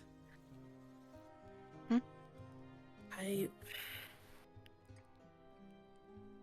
don't know if I can do that. Steal a pendant. I was under the impression it was some sort of the artifact that I don't know was put there for a test, but if it belongs to somebody, We don't know that it belongs to somebody. but it could.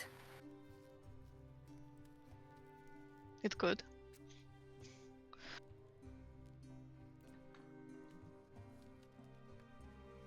He never mentioned what he wanted it for. No, but he didn't really but seem the type to be answering those types of questions. and we didn't really ask. That's partially on us. So what? He just wants like blind loyalty from you guys.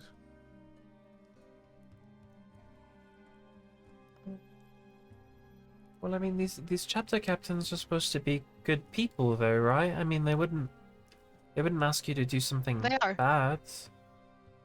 And they would not. No. He expects us to do a job, and we have already not done a job that he has assigned to us. So we cannot afford to fail it again. Or was he like upset at you guys? I don't think so. What job did you guys not do?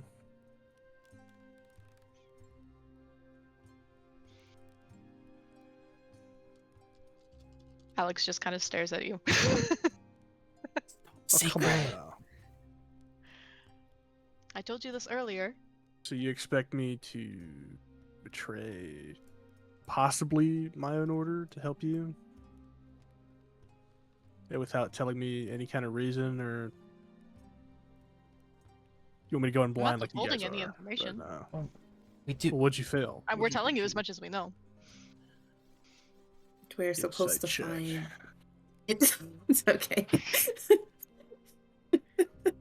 Okay. Alex, go ahead and roll whatever type of charisma check you feel fits and send it privately to me. And then Sure. Nick, go ahead and roll a public insight check. Okay. I was literally about to tell Uh, you. But How do I do it? okay. GM roll? 1d20? Yeah, GM roll. Yeah. I'll be at a 14. Hard to read. All right. Based on that, Alex, what do you think that Rykard gleans? That's a good question because I never know how it works when it's this way.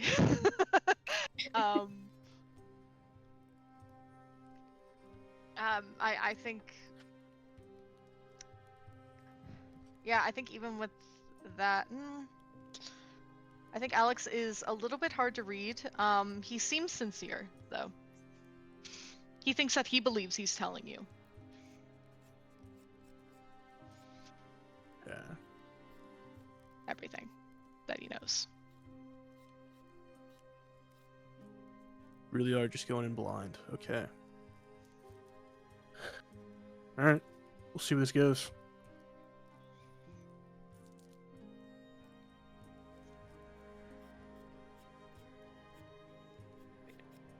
So, you all head to the iron sort of gate, or rather the silver gate, at the edge of the library.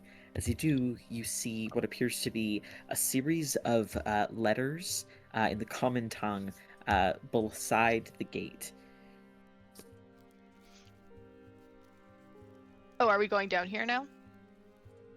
Or are we waiting for tomorrow?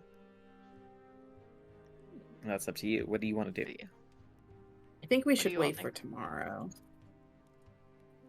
Yeah, especially if let like everyone we can prepare prepare stuff. Yeah, more. since we yeah, can actually proper prepare spells. tomorrow. Yeah. All right. You head back instead upstairs, out of the library. As the night passes along, you're able to gather food and drink and think about what you want to do for the following day. Some of you have gained some success in the day, having already been inducted or partially inducted to your orders. As you return back to your barracks, you do wonder when the call will come for you to go to your actual private quarters. But for now, there's a certain level of comfort in knowing that you'll still have at least one more night with your compatriots.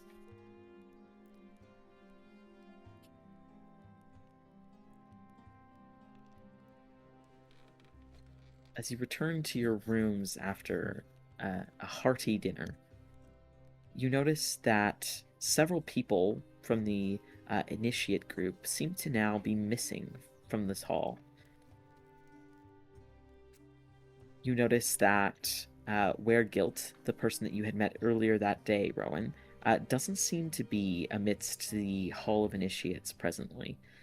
And indeed, Griffo, Greymore, and Illyria are nowhere to be seen either.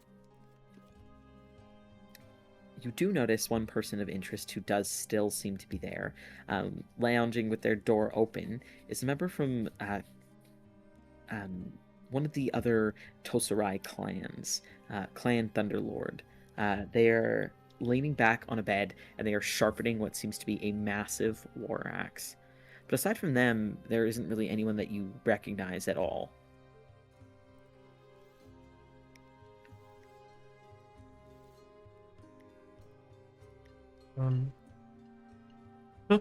Just while we're walking down the hall, can I just I guess since their door's open, can I just stop and I'll just like watch for a sec? Can I get like Sure, you watch for a second. to try to get like a better look at them again? Could you describe how they look and stuff? Absolutely. Looking over them, you can see that they are extremely tall, about 7 or so feet tall, appear to be human. You can see that he's covered in blue and brown tattoos that form these like swirling patterns all over him. He has white blonde hair and pale whitish blue eyes. He's covered in piercings and has a massive scar on his forehead that extends down to his neck. It looks like a burn scar. You said he's from Clan Thunderlord? Yes. Okay. And I'm trying to remember. Do I have any like perceptions about Clan Thunderlord like off the top? Oh, yes. Oh. Without any sort of role, Clan Thunderlord is one of the most notorious of the groups within the Tosarai Wilds. In fact, there's a stereotype that effectively everybody lives the same way as Clan Thunderlord. They are like a marauding Viking type group. They go on flotillas all across Arianthea, and they sort of live like pirates. They intentionally sort of wage war and plunder everywhere that they go, and they're often known as like a clan full of just mercenaries and privateers. Anyone who will pay them, they will typically ally themselves with. There are many times where there have even been battles where Thunderlords are on both sides of the battle, fighting against their siblings or their family, just for the sake of coin. However, they are extremely honorable in their beliefs, and once they have agreed to do something, they never back down from what they have agreed to do. They also often view themselves as the only actual protectors of the Tosarai Wilds, as they're the most organized clan, and also the most aggressive clan. Their presence is sort of felt all over the world, rather than just in the Raiding Empire, the Free Irons, or in the actual Wildlands. Generally, you've likely encountered them primarily at I'm blanking on the word, but the gathering that happens every year. Argafet thing, right? Yes, the Argafet. Okay. I think after a minute, just kind of taking in this person again, Ron will just I guess he'll clear his throat. Pretty cool axe. You see that the person sort of looks towards you, and with a bit of a sort of cocky smile, says, "And that's a nice set of antlers." Oh, thank you. Grew them myself. Sharpened this myself. I'm Rowan. It's nice to meet you. He gives you a nod. I'm stealing. Stealing. Cool name. Hmm. Do you liking it here so far, or? Boring so far. I was told there'd be adventure, blood, gold. So far, I'm finding none of it. Well, I think you've just got to progress a little more, probably. Are you in an order yet, or?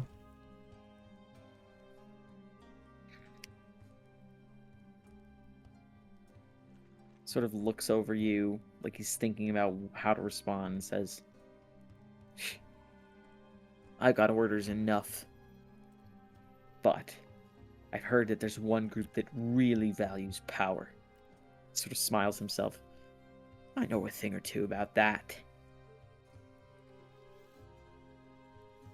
Sounds like you've got the willpower and determination for it.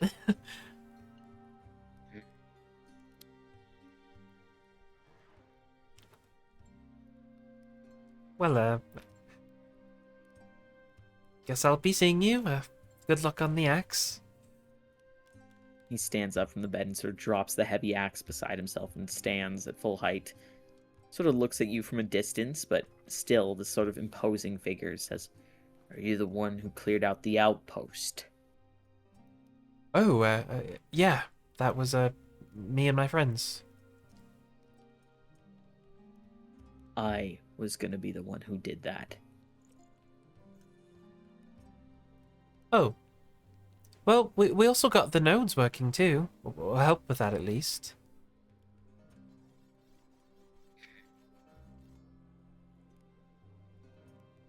Good work, Tiny. Just don't steal all the good jobs.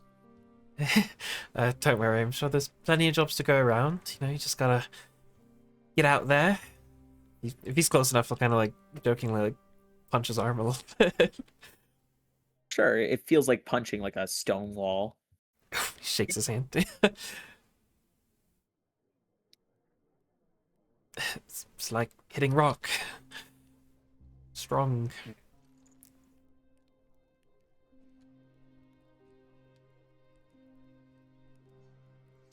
Right. sort of peeks down the hall, doesn't see anyone else with you. What are you doing so far from home?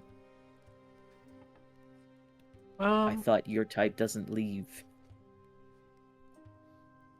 What do you mean? Sort of gestures over you. Don't know exactly who you're from, but I can tell well enough looking at you. You're not like me. You're not used to this. At the world out here.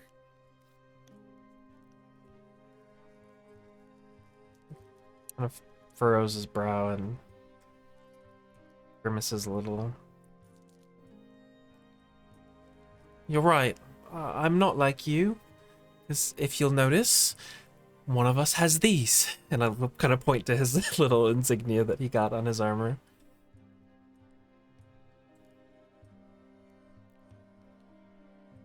I think I'll Narrows do his just. eyes at that. I think I'll do just fine out here, thank you.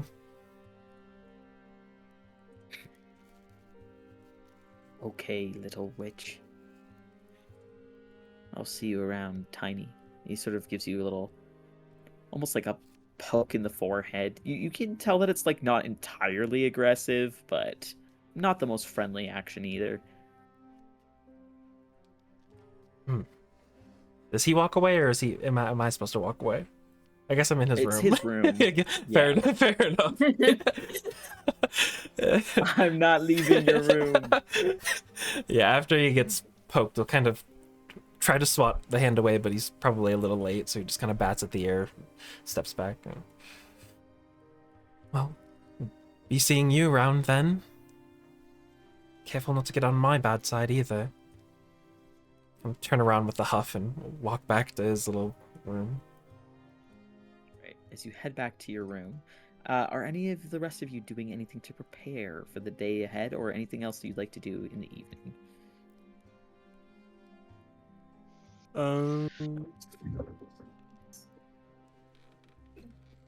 Sorry. You guys got anything?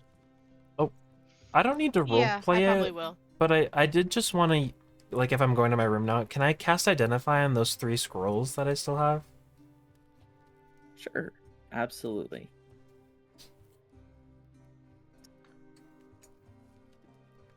The scrolls, let me just pull up my notes on that. Yeah. If someone else wants to do some RP while I find those. Right.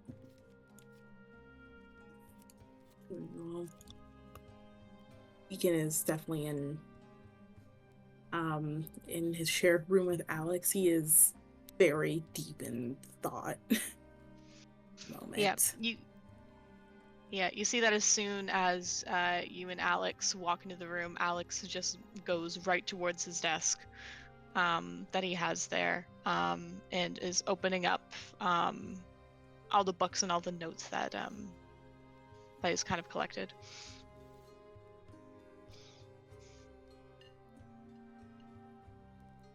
Doesn't like say anything immediately, but there's almost like this hyper focus there. Yeah. Yeah, Beacon doesn't say anything immediately either at first.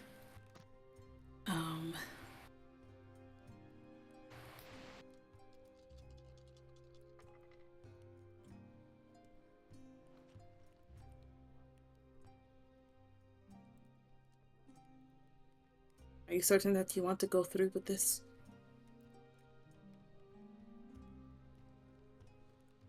Yes, of course. And at the question, Alex will kind of turn around. Crossfurrowed. Are you having second thoughts? Yes, I am.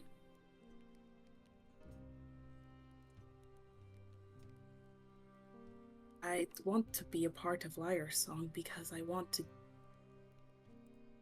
do good. I want to put good in this world. I don't want to do something selfish in order to obtain that goal. It doesn't feel right. I don't know if it's right.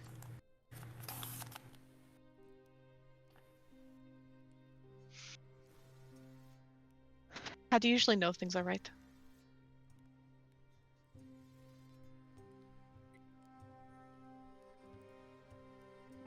I kind of ask myself that question more often than I'd like. But generally, it is. If it causes more healing than it does harm.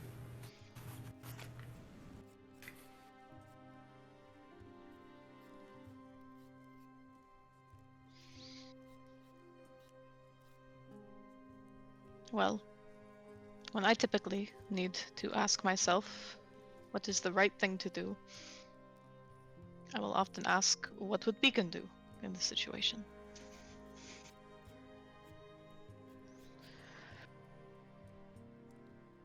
Now, we don't have much information about what this pendant is, if it belongs to someone. But both Captain Nils and Captain Everson are the chief lights here. They are the ones that uphold the code of ethics of Brave Hollow. This is true. Why would they It's ask something us to we- do something that would go in direct violation of that?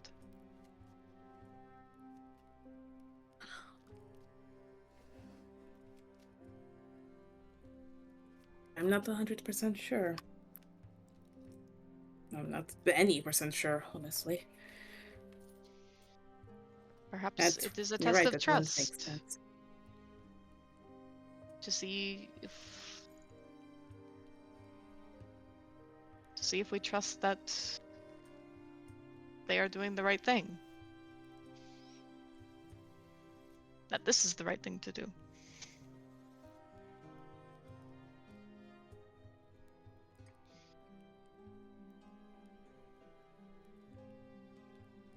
Perhaps it is. But perhaps.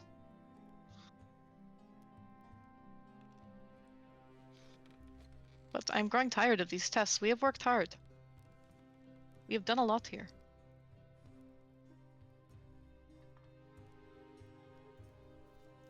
It should be acknowledged.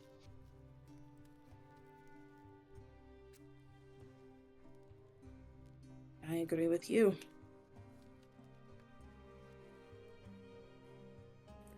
Some of these tests have been a little frustrating.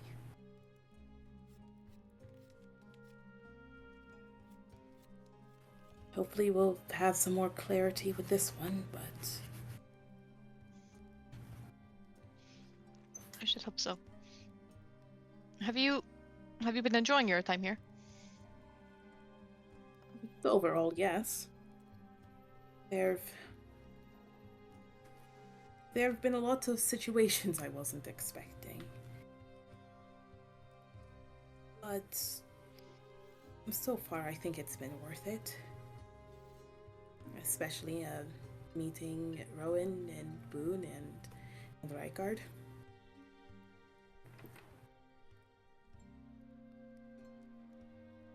I agree. It is nice to have people here that we can rely on, that we can trust, call friends. Absolutely. Which has also been challenging in ways I have not expected, but not in a bad way. Still rewarding, Fair I think, enough. overall. Has been rewarding. Even if we Much more rewarding than I thought it would be. think even if we somehow horribly fail all of this, the experience of being here was still worth it. We will not fail.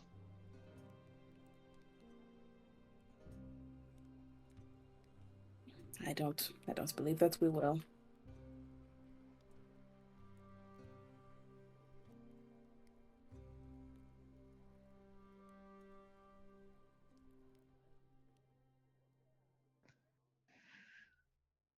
I hope that we But made the right decision. we did.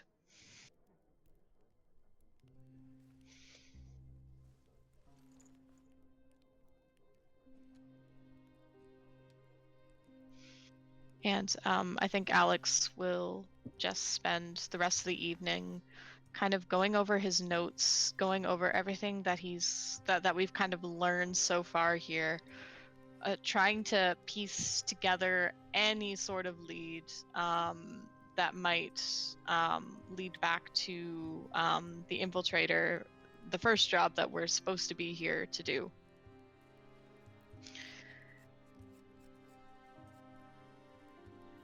And just see if there's any like clues, any connections he might not have thought of. Just really spend some time focusing on that. All right. Can you go ahead and roll an investigation check, please? Sure. I will use I'm gonna use my inspiration. Not the Alright. unlucky points. Oh my god. Should I No. use an unlucky point? Uh, How many times can I use I an mean, unlucky why point? not? Can I burn through all of them? You can only use one unlucky point. No! That's so sad. Alright, I'm doing it. Come on. Go big or go home. No! Yep, there we go. There it is. That's why they're unlucky points. That's why I did the unlucky Yeah. point. The curse If you think- So remains. sad. And ponder for the majority of the night, you find that you just haven't spent enough time truly attempting to search for any hidden information on any of the people here. You know that your lead is somebody who is also an initiate, although you're not entirely sure if they're in the same cluster of initiates as yourself, or if they still are. It's been a little bit of time since the letter by Captain Everson was sent. That being said, you do now have time at the actual lodge, and you feel that you'll have at least slightly more access to uncommon and common areas than you had before. Perhaps in the coming days, it would be advantageous to spend some time attempting to hunt down further leads.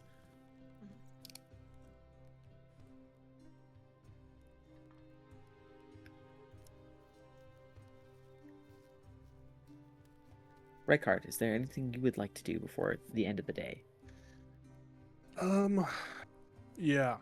I guess when we get back to our room, I would like to take out some paper, I guess, from like my journal, my notebook.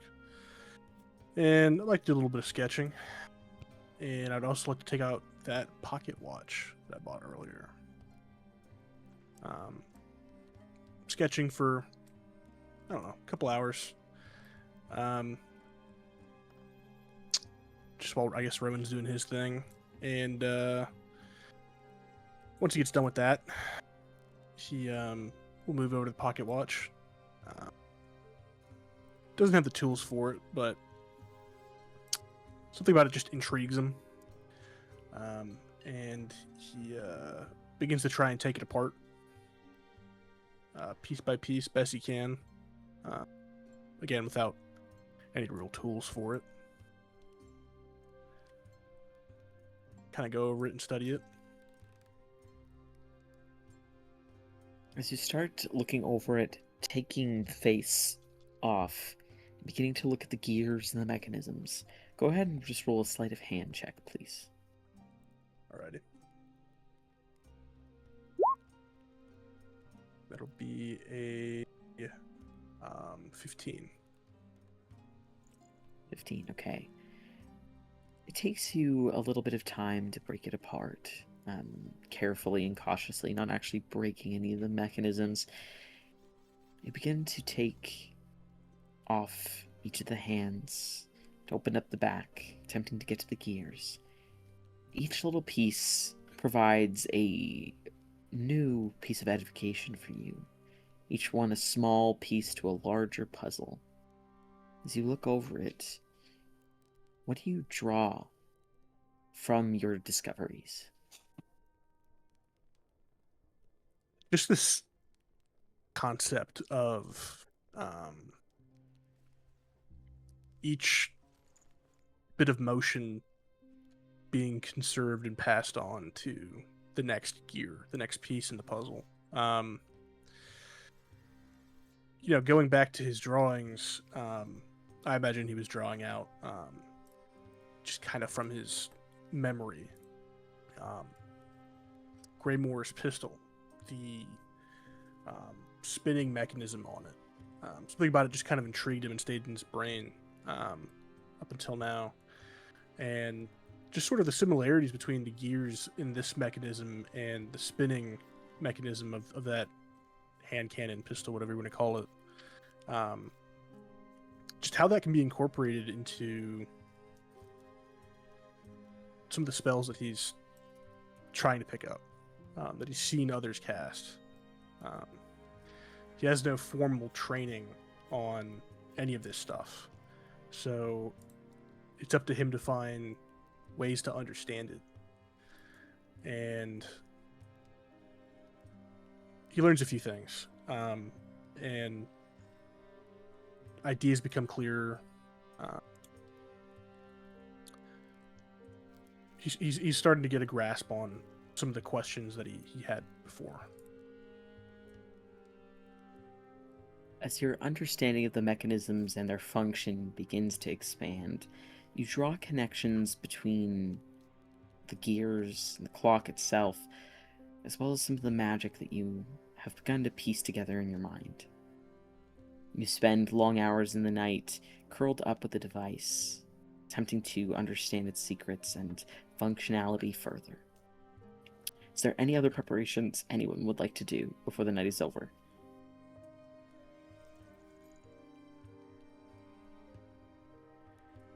Negative. It's not on my end, at least. I'm good too.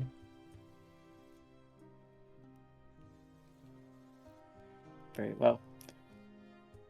So, we have two options. We can end the session here for tonight, or we can see how your trial for Liar Song goes. Oh, that's so tempting. I know it is. I think I gotta be responsible and ask if we can end the session tonight. I have to get up kind of early tomorrow. Can we still play next week? I'm okay with it. Oh yeah, I'm still available. And okay, what time is it? Okay, do I have to be responsible? No. The Maybe answer if is we no. play for like maybe another hour, I would say, but then I actually should go to bed. How long would it take? Is the question. That depends on you. Yeah, we could get Yeah. started on it anyway.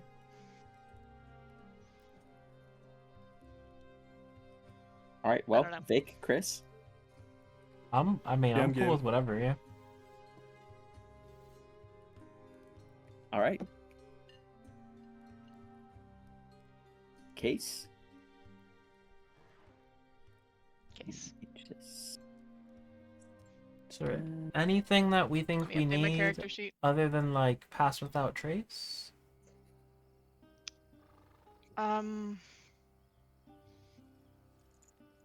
Like I can Pacific trace. Anything that might let us help us find that amulet itself. If you have detect object, locate object or something.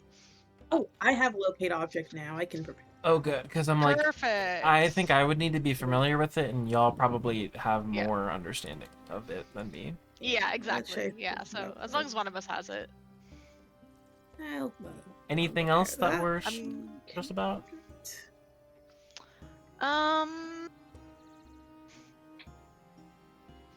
What else are you thinking? I mean, I have, a little bit of healing stuff, a little bit of damage, I guess. But Hopefully we won't need too much damage. yeah. Maybe healing just in case, but But yeah, I mean, if I'm using Pass Without Trace, I'll be concentrating on that, so I mostly won't be able to do too much else anyway. I have quite a bit of healing. I have cure wounds. I have lay of hands. I do have prayer of healing, but I don't have it prepared. I don't know if we'll need it. I think cure wounds and lay on hands should be okay. Yeah.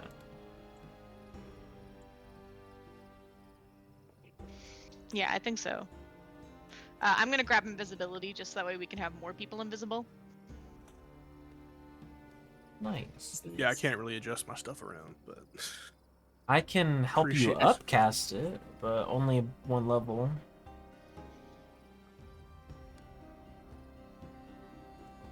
that's good. I mean, that makes what, 3 people able to do it? Yeah. Yeah. Yeah, 4. Well, for invisibility, I could get 2, you could get 2, so we could get all Oh, of true. us. Yeah, if Well, y'all I'm just saying do- if he helps you upcast, then it would be one person could do 4 people, right? One Mm, person could do 3 people. Yeah, That's right. yeah. So That's right. better you both just do 2. Yeah. Or you could wild shape and like just be like a stealthy little spider or something small. True, true.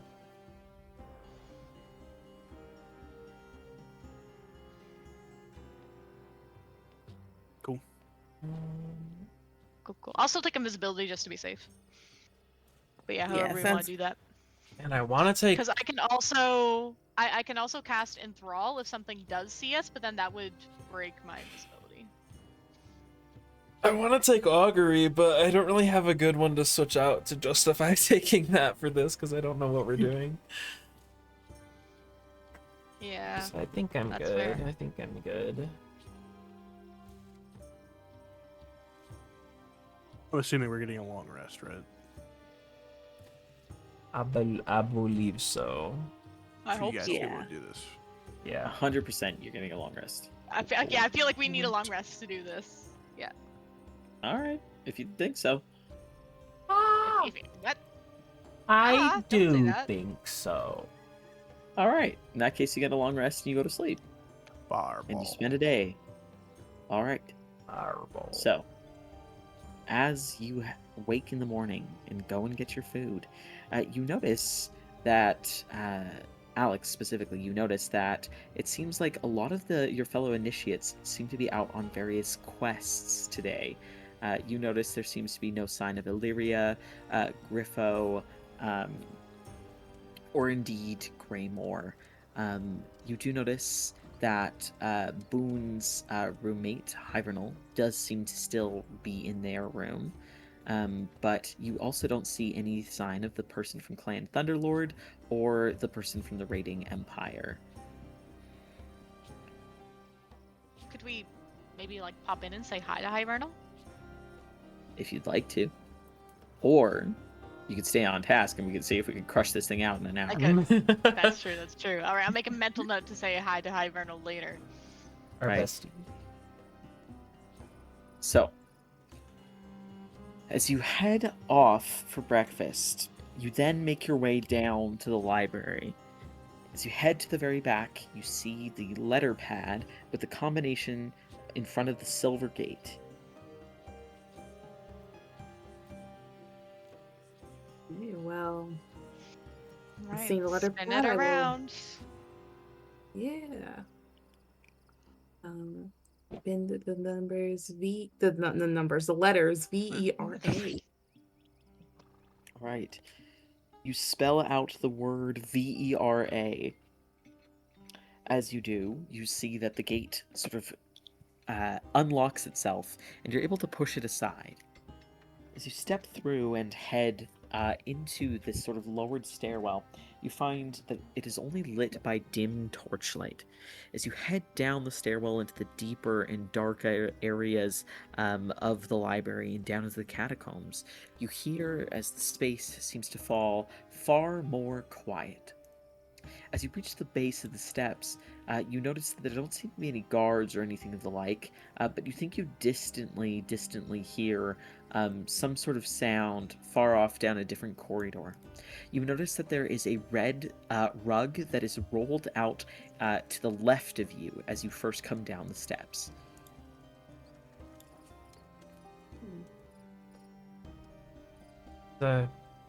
Is this the start of it? Yeah, looks like. Yeah. I can't help to shake this feeling that this is a little bit too convenient so far. Well, everybody just stay close and stay quiet. Don't venture too far. Right. And Rowan will kind of one hand on his amulet, and as his other stretches out, these thin white wispy threads of spirit magic will start to emanate from him and stretch out into about a 30-foot cube, or 30-foot sphere. And kind of as they do, the shadows will start to draw in closer to us, and they'll say, "Let shadows weave, not untie, hide our tracks to trick the eye." And I will cast Pass Without Trace at 2nd level. Yeah, boy. Woo, yeah, boy. I'll kind of turn to Rykard. Do we want to make ourselves invisible? I think we're pretty stealthy right now. Let's save the invisibility just- for when we really need it. Save it for later. Yeah. All right, everybody, go ahead and roll a stealth check, please. Okay.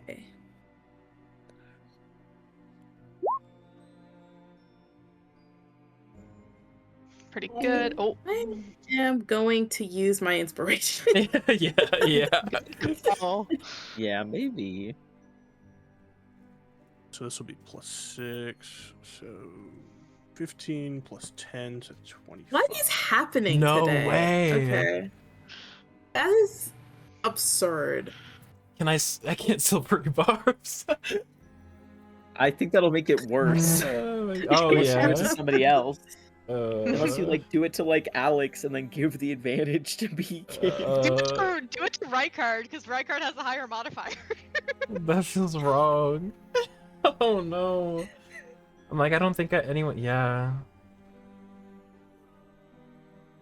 Anybody have That's inspiration? so horrible. I'm I so do That have was inspiration. inspiration, I'm pretty sure. Am I able to donate inspiration? You can, but Go ahead, you can have it. Okay, thank you. Alright, let's try this one more time. Bunny has a chance to do something hilarious. Snow. Okay, there we go. Thank Okay, whew, you, Thank 22. you, Vic. Anything but a Okay. 1. Vic. Yeah. Alright. As you all begin to rush, somewhat stealthily down the hall, you slink your way along the darkened shadows. You do notice that there are some sounds of people talking a little further down the hall, but as you walk down, you wonder exactly where you're even meant to be going. You realize that Captain Everson didn't volunteer that many details, and the pair of you hadn't really thought to pry too much. As you look, you see that there's several doors that seem to lead off of this central space. And you can see that a number of them are hefty metal doors. Some appear to be wooden doors with like bars that you can peer through. Some of them seem to be thick metal doors that seem to very clearly have arcane sigils on them, sealing things in. You can also see as you peer far down the hallway that there appears to be almost a guard post. You can see that far down the hallway there appears to be two people who are sitting at what appears to be almost like a desk. One of them seems to be wearing like the colors of Vermilion Crest, and the other appears to be a member of Liar Song. They seem to be speaking in soft, hushed voices to one another.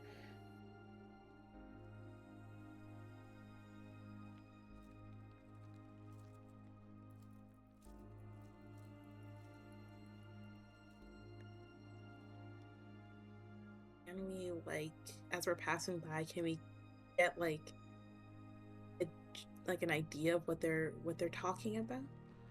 Yeah, I'd like Well, to kind of listen in. they're on the opposite end of the hallway. They're far away from you. Okay, I see. My bad. If you'd like to, you could approach them and try to listen to their conversation. No, it's okay. We'll stick with what we're doing. Maybe not with the nat Um, 1's stealth that you just rolled.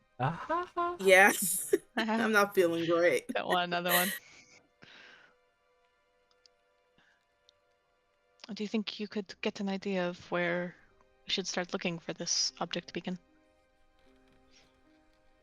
Yes, I think so. This is a newer spell for me. But I'll do my I have best. faith in you. You can do it. Thank you.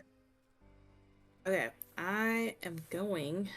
God, I didn't think about how I'm gonna flavor this.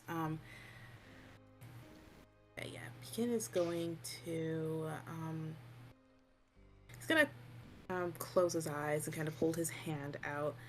And imagine the object that Captain Everson had described to us best he can, like this pendant with the 6-point star with inlaid with gemstones. He's gonna match that in his mind, and then a beam of light that only he can see will appear as I cast a locate object, and hopefully that beam of light directs us towards the object that we were looking for. Then there. All right. You notice that directly to the side of you, there is a doorway. It appears to be made out of metal, and it's quite thick. However, you have a sense that it is likely beyond this doorway. Okay. I'll gesture to the doorway. I think it's this way. All right, I'll take a look over the door.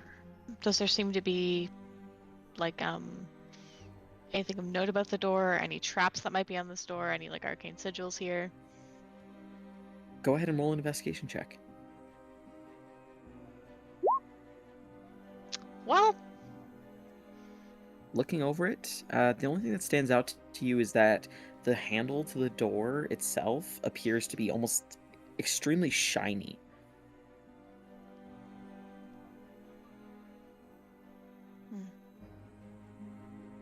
why is the handle to the door like that? You mean? It looks like a handle. It's a bit shinier than usual. Maybe It's pretty odd. maybe it gets like polished from people using it so much. Does that make sense? Mm, I don't mean, think I I could can- like quite like that.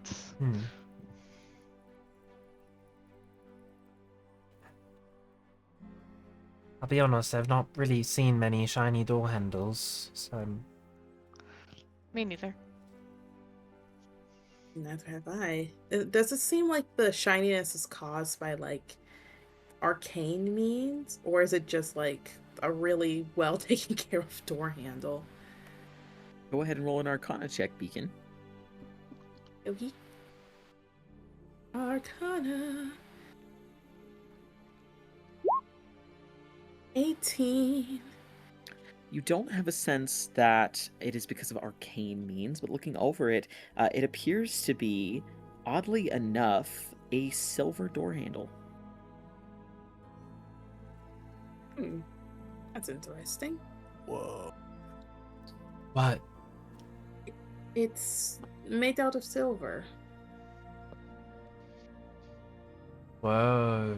And Oh, are any of the isn't other door that handles made out of crazy? silver? Seems like just this one. Why would only that door handle be made out of silver? Why? Oh my god, why are we talking about this? Are we going in or not?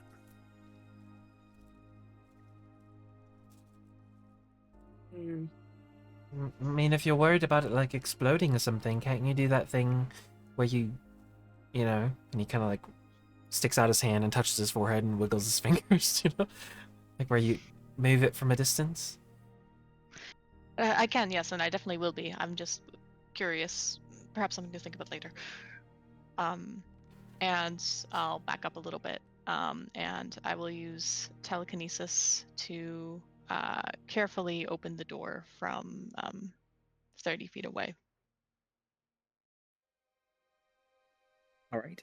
As you reach out with your telekinesis to open the door, you notice that as it swings open, nothing really seems to happen aside from you see a little circle at sort of the base of the door seems to flare with this brilliant white energy before it just fades.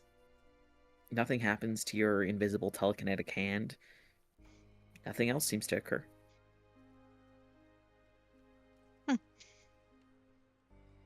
Okay. It's a good sign. We should move quickly. Gonna keep going. Before we walk away, can I I'll quickly like snap my fingers and I'll materialize Freya, kind of by the doorway. Do you think you could keep watch here and let me know if you see anything? She sort of gives you a slow blink, but you assume that's a yes. Great, you're the best. Right, then I'll keep going. Right. Do you all pass through the doorways? Yep. Okay. Let me just get you guys on the map. There's a map. map. Map. Oh. Map. There's a map. Okay. For visual purposes There's a only. map. Nothing's gonna happen. For visual reference. For visual reference only. Thank you so much. Oh, absolutely. Minecraft Iron Golem. That's not for me. Oh no. No. Give me 1 second. Turns out if you put something in the foreground layer, you can't hide it. Arnar. Why Oh. would you need to Just hide post something? though? everything. There's Here we nothing go. to hide.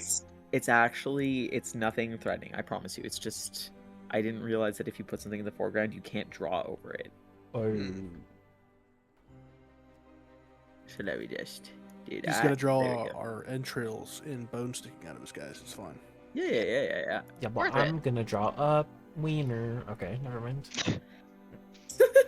As you open up the door and find yourselves in this new space, you find a courtyard that has a sundial in the middle. You can see that there is a brazier in the corner, 2 suits of armor, and sort of grass that surrounds the, or rather not grass, but a sort of greenish liquid that seems to surround the sundial itself. The whole room seems to be like awash in very soft, natural light. And you can see across the room, beside both of the suits of armor, there appear to be 3 sort of drop cloths draped over some objects in the distance. As soon as you pass through the room, Beacon, you feel your locate object almost flicker out. You can tell that the object is somewhere in this room, but exactly where, you cannot tell. Oh. Well, that was odd. My locate object isn't working anymore. Typically, with that spell, if something is behind certain things, like parameters, it cannot be detected anymore, like stone, lead. Hmm.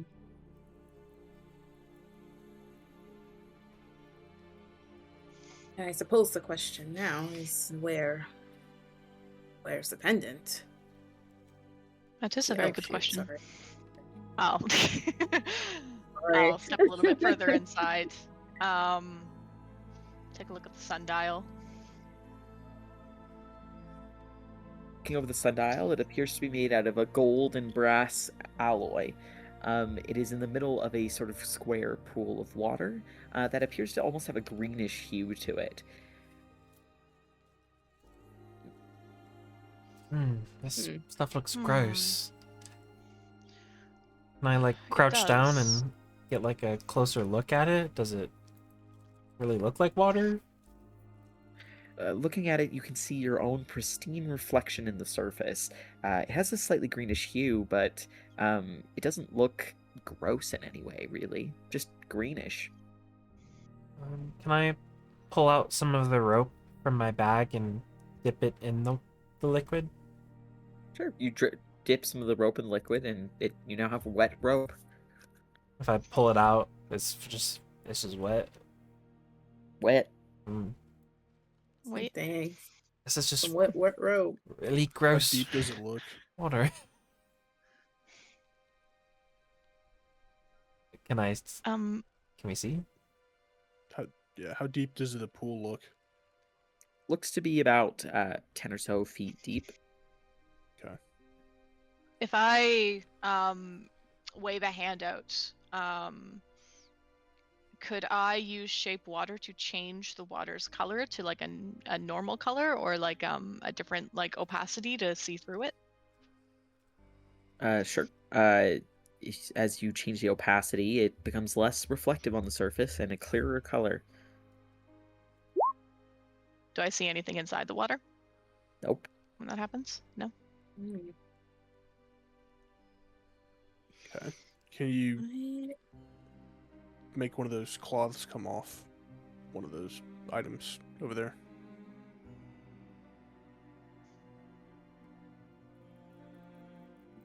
I can. I'm not sure if that would be a good idea, though. I'll take a look over towards the guard figures that I see standing over there, the statues. Is there anything arcane about those, Rowan? Would they animate if we chose the wrong one or tried to take something? Well, we're not really worried about being quiet anymore. Maybe not until we go back out. All right. I think we're good for now. In that case, he'll kind of take a little bit of a deep breath and release his focus on the initial spell. And instead, I will use my Magic Initiate feature to cast Detect Magic. All right. As you cast Detect Magic, you sense that there is magic on the center thing over here. You can see that sticking out from the bottom of the drop cloth seems to be the edge of a frame for something. The frame itself appears to have some sort of arcane sigils on it. Beyond that, you have a sense that the liquid here is also arcane. But not the statues? Nope, they do not appear arcane to you. Well, whatever this water is definitely magical. And so is that middle thing over there. Can I see what school of magic? It appears to be... are you asking about the pool or the frame? Both, if I can tell. The frame appears to have runes on it. You have a sense that it's likely abjurative. Okay. And you have a sense of some sort of evocation magic in the pool. There's definitely some kind of protective enchantments on that frame over there. This... I don't know. Didn't really do anything to the rope, but I would imagine it doesn't feel good.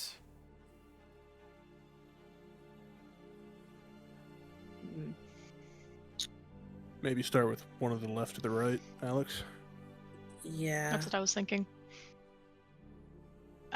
Yeah, so from my position here, I will telekinetically pull back this cloth here, keeping an eye out as I do. The left or the right? This one. Okay. So my left. All right. You pull it away and you reveal what appears to be a mirror. Okay. That is a mirror. Okay. Does anything change, like, on the water or, like, the sundial or how the light kind of reflects in this room when that happens? Not really. As you reveal the mirror, it just seems like a little bit of a reflective beam sort of maybe shoots off the mirror ever so slightly, but one would expect that with light in a mirror. Okay, so nothing unusual. Nothing unusual. Okay. I'll go back. Over here. Do the same thing with this one to the right. You pull it away and you reveal another mirror. Mirror. Shocking. Mm.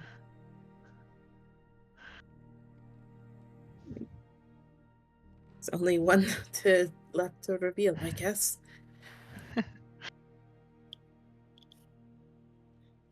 Go for it. Just from this distance here, I'm just kind of curious why this sundial's here. Does it have like any, like, I know it's not magical, but does it have like anything on it? Is there anything like weird that I notice about it that we're supposed to do with it before? You twist it. Looking at it, it I appears it's actually quite short and like stumpy. The dial on it only extends up about 1.5 inches. Aside from that, it just, to you, it does strike you as odd, just a random sundial in this space. But nothing about it besides that stands out to you. Is it telling the correct time? No, it's not. What time is See it if you telling? can twist it. It says that it's noon. I knew. Sorry. Oh, no. Okay. All right. Could I try to twist it into the correct time using telekinesis? Is it possible to move the dial? You try, but it seems to be quite heavy. Hmm. That is a little bit too heavy to move, but it is weird that it is telling the wrong time. We maybe need Perhaps- to come back at this time. You do not get the sense that that is what it's telling you. No. Probably Well, not. Why don't we see what's under that other one? Yeah.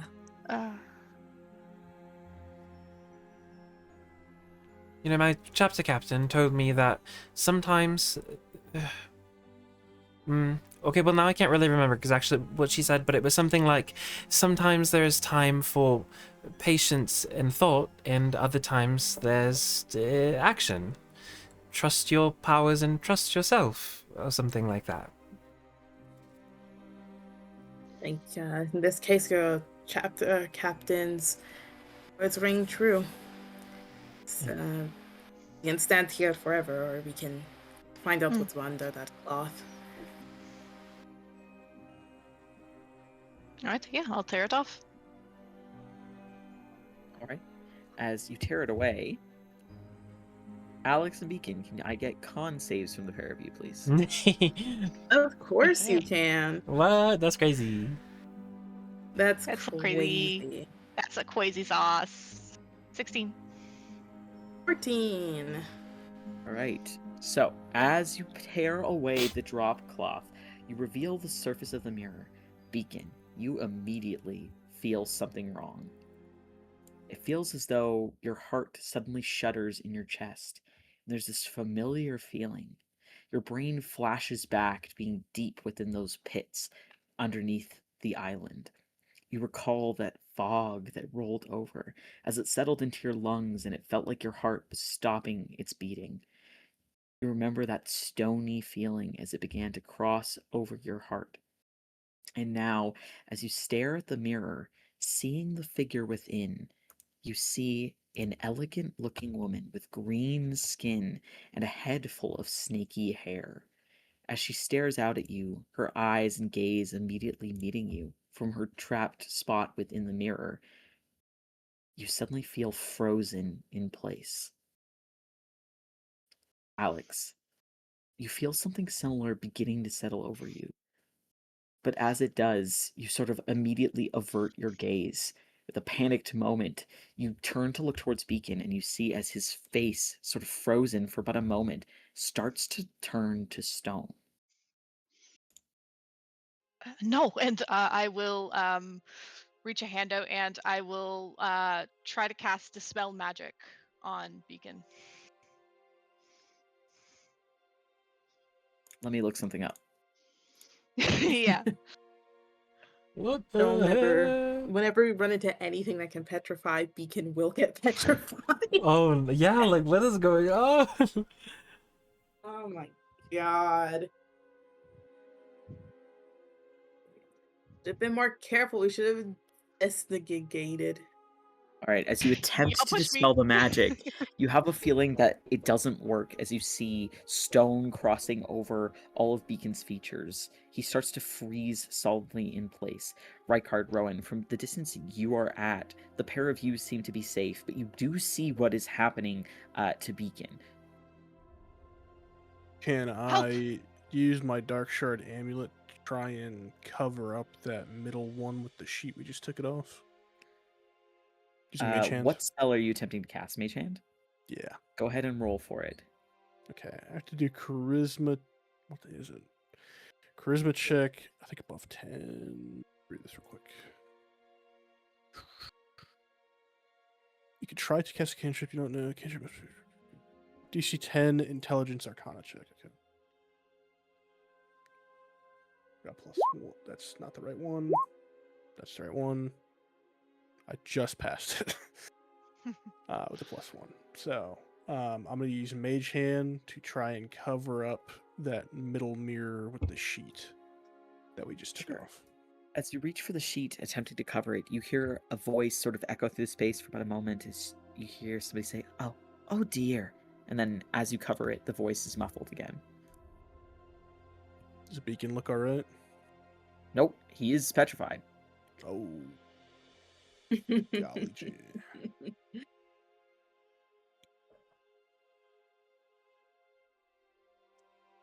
Well,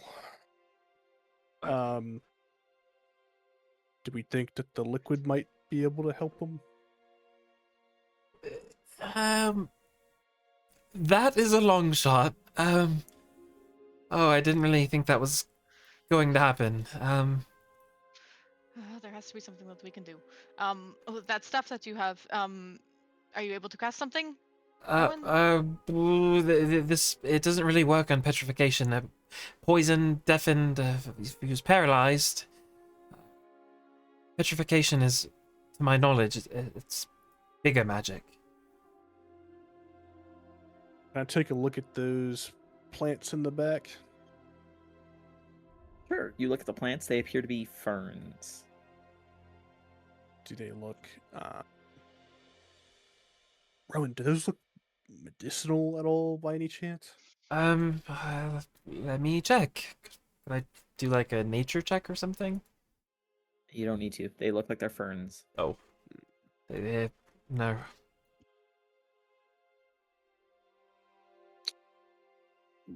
Okay.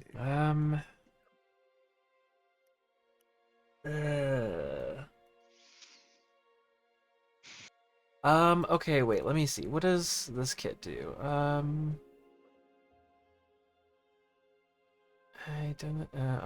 Identify a plant. This is not really helpful.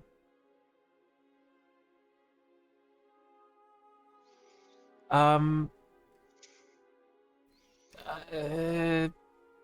mean, do we think the water is a solution? I could cast a spell to see if maybe it would work. I'd hate to Just anything. I'd hate to keep burning through resources, but it's worth a try. Rowan will quickly he'll drop to the floor and set down his bag, and shuffling through, I'm gonna pull out the divination cards that I bought from the store. And I will spend a second level spell slot and 1 minute to cast Augury. All right. And wow, that sounds so weird. The course of action that I plan to take is dipping or administering this green liquid to Beacon in order to lift the petrification. You have a sense that as you flip through the cards and you flip to one of the cards, revealing it, you see that it appears to be a card that you have seen before, although oddly enough, you recall these cards being symbolless. It appears to be a card of it looks like a man about to walk off a cliff. You have a sense that this is not so much a bad omen, so much as one of indifference.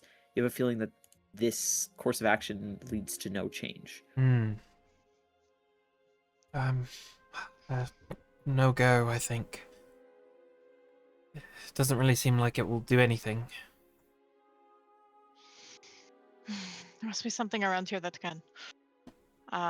And I'll just start taking a look around the room, seeing if there's anything that I can notice. I think of that might undo this. Roll an investigation check. 16. All right, looking around the room, nothing stands out to you as of significance other than that other mirror. Which other mirror? The one that's covered. Oh, Other one we This one? recovered. The The center center one. one that covered. the center one. We did hear that voice. Ron's gonna start walking closer. Yeah. Hello? Can you hear me in there? You hear no response.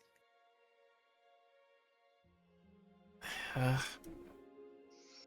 uh, there's not any traps over here, is there? I think we already I found the didn't big see one. any. Oh, Yeah, I think we found the okay. big one here. When we were looking, based on like where Beacon and I were, did it seem like it was distance that caused it, or were we like looking directly at the mirror that might have caused that petrification? Well, you have a sense that you were sort of within the line of sight of this mirror, and you were both looking at it as you peeled away the actual covering. All right. Okay, get out of line of sight, and we can try to talk to her. If I try and drag him over here, maybe that'll. I don't know. Can he even be It moved? could, but I think it would be a bit too heavy. Can't you push him with your Uh, thing? it sort of has to be. I'm not sure if Beacon would be considered a creature at this point. No rights. I don't got rights. What if we just shake the mirror and threaten to break it or something? Or maybe they want it to be broken. I don't know. Do these other All mirrors? right. I'm going to I'm going to use my mage hand to grab the cloth from one of these mirrors and just kind of drape it over Beacon just to be safe. Okay. You drape a cloth over Beacon. He looks like a statue that has been tucked away for the summer season in a rich person's house. That's who I am now. All right. Okay. So get into a position where she won't be able to see you. Are these mirrors like And bolted down at all? Nope. yeah, can we? Oh. Oh.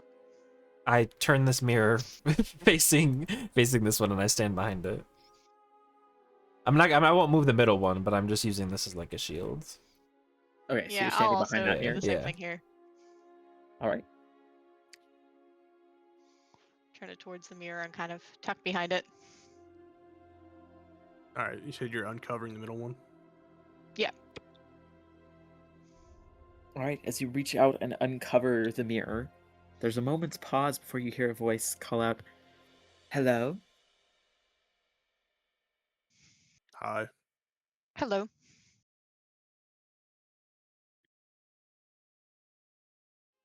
Well, this is rather unusual.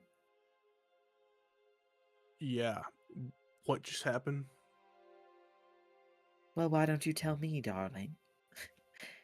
I'm just sitting here, waiting around. And then suddenly there's all this hoopla and screaming. And then there, everything goes dark yet again. What are you waiting around for? Well, it's not as though I can go anywhere. You got a name? I do, stranger. What's yours? Rykard. Rykard. Interesting name. I've never heard one like it. My name is Sara. Nice to meet you. Do you know why our friend over there is not moving anymore? Well, I could say that it's likely an inconvenience of my own condition. I'd love to help, but seeing as I'm trapped in here, it's only so much I can do. Is she Sorry telling the to truth? say, you gave me quite the fright when you came into the room and suddenly undraped me like you did. Is she telling the truth that she can't do anything from the mirror? Roll an insight check. Ooh, 11. She's hard to read, especially since you can't see her Yeah, at all. See her. Yeah. Yeah, that's our bad. Any idea to how to get him unstuck? Well, I could help if I was let out of here. Yeah, and how would we do that? Well, what a great question. The person who put me here really only trapped me inside of this mirror.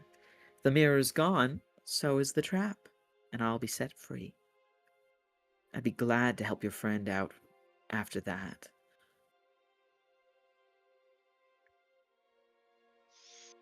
While How they're would you do that? Well, I'm skilled myself in certain arcane arts. while they're talking, And can what I? arcane arts are those? Yeah, go ahead, Rowan. I just want to take a closer look at the mirror. I want to stay out of the mirror's sight. Like, I don't want her to be able to see me from the front, but I just want to get closer to the mirror and maybe, like, look over the arcane markings or see if there's anything else of note on the mirror. Sure. Looking over it from a distance as best as you can, what you can see is that it appears to be covered in abjurative symbols. Hmm. There's no, like, writing or anything anywhere. Nope, just abjurative symbols. Okay. Who put you in there? A mean old wizard. Why would he do that? Well, let's just say he and I had a disagreement or two. Something about wanting my necklace. Your necklace? Hmm. What is your necklace like? Unfortunately, I cannot see it. Well, you could always come and take a look. Or you could describe it. I don't really see any reason to do that. All you really need to know is someone wanted my necklace and I didn't take kindly to that. And well, seeing as I'm just a girl, what was I supposed to do? I only have so many dispenses at my disposal. Turns out that wizard was a little bit unhappy that I stopped some thieves from taking what's mine. But I have an idea. Why don't you folks let me on out of here, and I'll be glad to help your friend. And I'll even throw my necklace in the mix as a little reward to all of you. Right, insight check. Sure, go ahead and roll an insight check. Ooh, 7. Really hard to read her, especially since you can't see her. Yeah, probably should be at disadvantage anyway.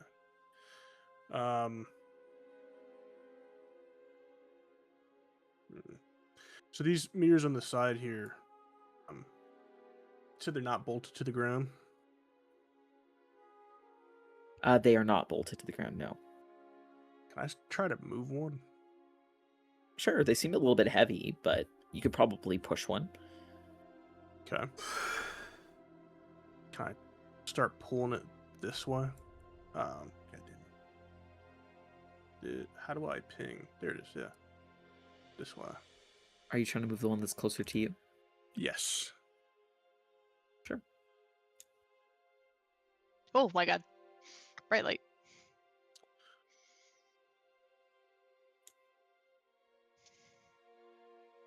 And then as can I like pull it over here and hide behind it? Sure.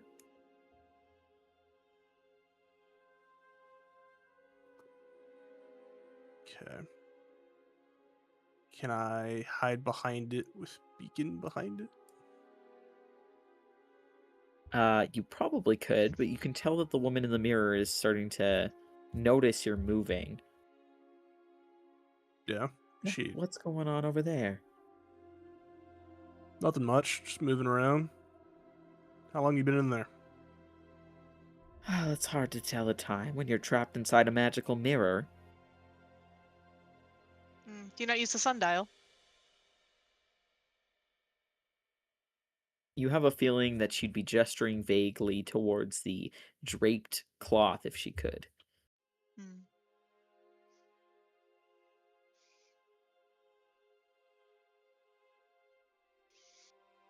What will you do if we do let you out? Well, first off, of course, I would help out your friend. Then I would drop my little necklace, and you could do with it whatever you wanted. And then I would probably go live my life. Doing what? What are your goals, aspirations? Well, I have no idea how long I've been in here. It's a little hard for a girl to say what she'd be up to when she doesn't even know how best to hit the town.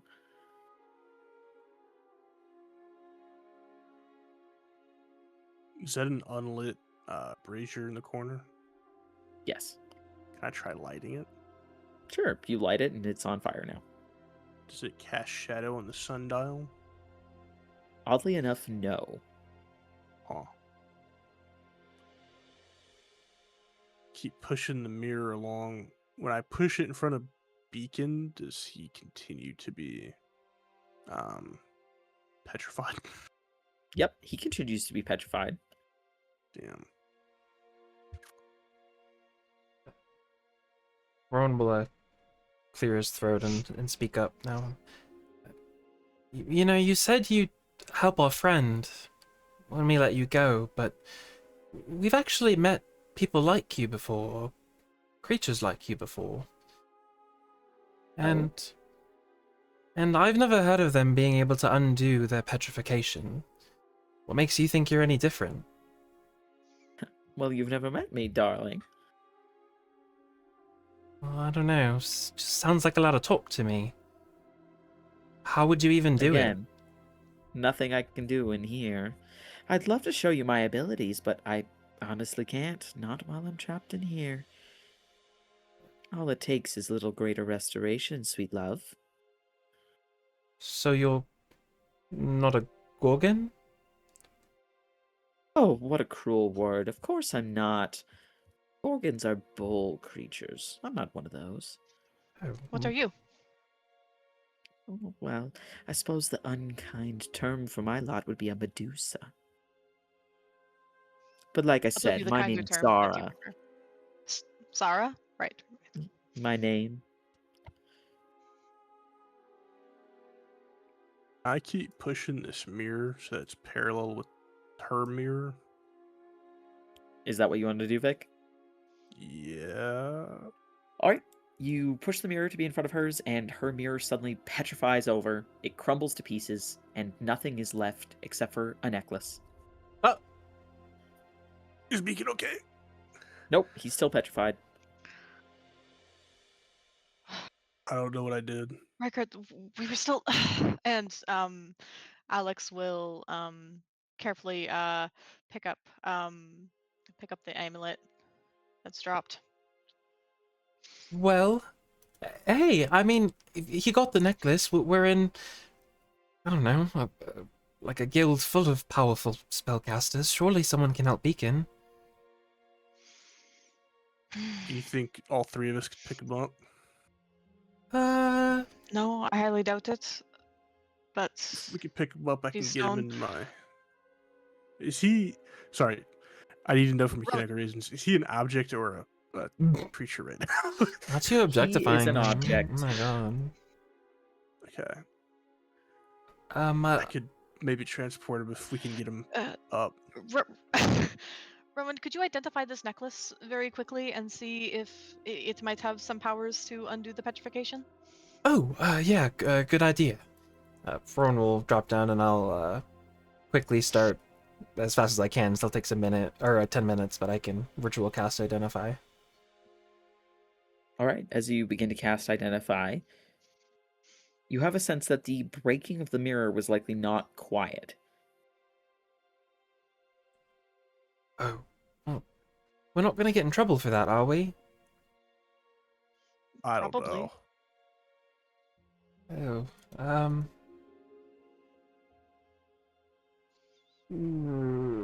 that Rowan, can you turn into something to help me get Beacon off the ground? I mean, I could turn into something very big, but that's not really gonna be.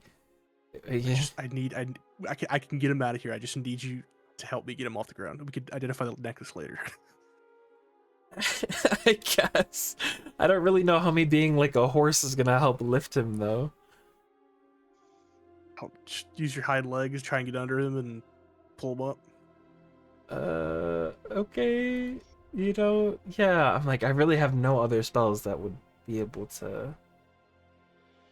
Yeah, okay, you know, maybe that's what. How is Beacon positioned right now? Like, is there any space between his legs?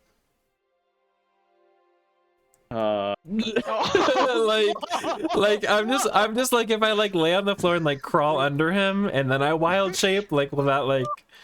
Oh, but then what if he falls over? He's a statue. He could like break his arm. For a split second, I just need to grab him so I can take him into the bottle with me, so we can get the fuck. How realistically, how hard would it be for all three of us to try to lift him?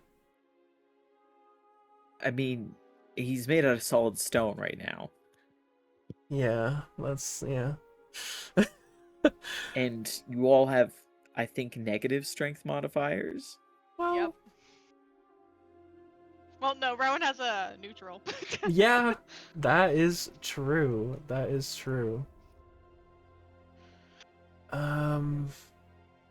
Yeah.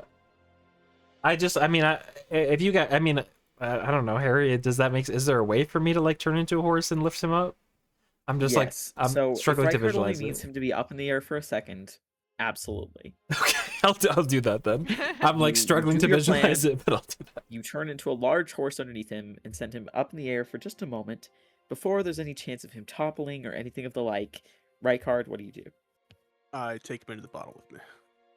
All right, you take him into the bottle with you. You see as Rykard and also Beacon vanish from sight. Oh, They both disappeared. What are we going to do? What are we going to do? Fucking bottle and run. Yeah, I but know, pick up that's the what I'm thinking too. pick up the bottle and put it in I my bag. will, Yeah. cast. Wait. First, can you do the pass without the trace thing again? If you think that's gonna help. I mean, anything, right? What is the plan? Are we Sneak just out of here? walking out of here? Yes. Does anyone belong down here? What do you mean? Like, who would not like if someone saw us? Who would be meant to be down here?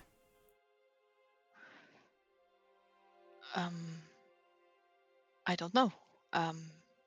Vermilion Crest. Actually, that might be a good idea. If we could disguise ourselves as Vermilion Crest. Yeah. Who have I seen that's really Crest? I guess. Rykard. Me. You saw the shop vendor at the Arcanum, whose name you don't know. You saw Burnfried, Lorelei. You have seen Lina O'Shea. Those are the main ones that come to mind. I'll disguise myself as Broomfred since he's already been down here. Is Rykard an okay option? Alex just kind of shrugs. Okay. Probably someone that has probably been down here, but. Well, maybe you're taking If me he gets down in here. trouble, then. I don't know. Yeah, Okay, yeah, taking you down here. Yep. yeah, I'll use my hex magic and I'll cast Disguise Self. Right. As you use disguise self, who do you transform yourself into? I will turn into Rykard. All right, you turn yourself into Rykard. You see, as the pair of you suddenly start looking around, you hear the sound of movement coming towards you. As the door swings open, you see the Vermilion Crest and Liar Song individuals that you had seen just at the guard post a little bit further down. You see as one of them looks at you and says, "What's going on?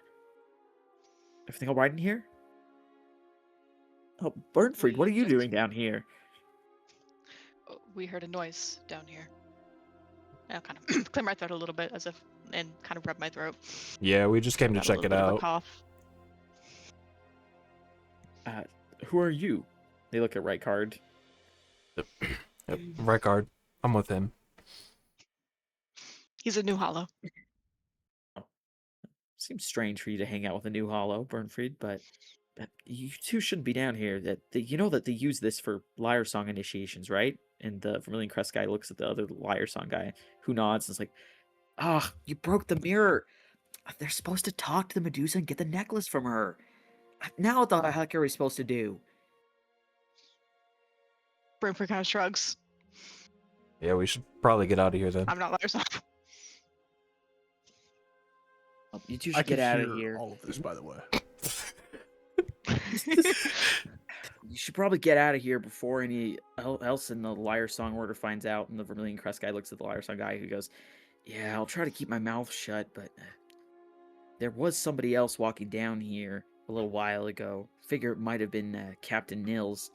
Likes to hide in the shadows and see how the new initiates are doing." That's cool. So, did you guys break this, or? No, we just heard the noise. That's not good. I hope Must have been the none new of the Liar Song. initiates. Yeah, that's bad. You know, captains probably aren't going to let them in if they messed up like this.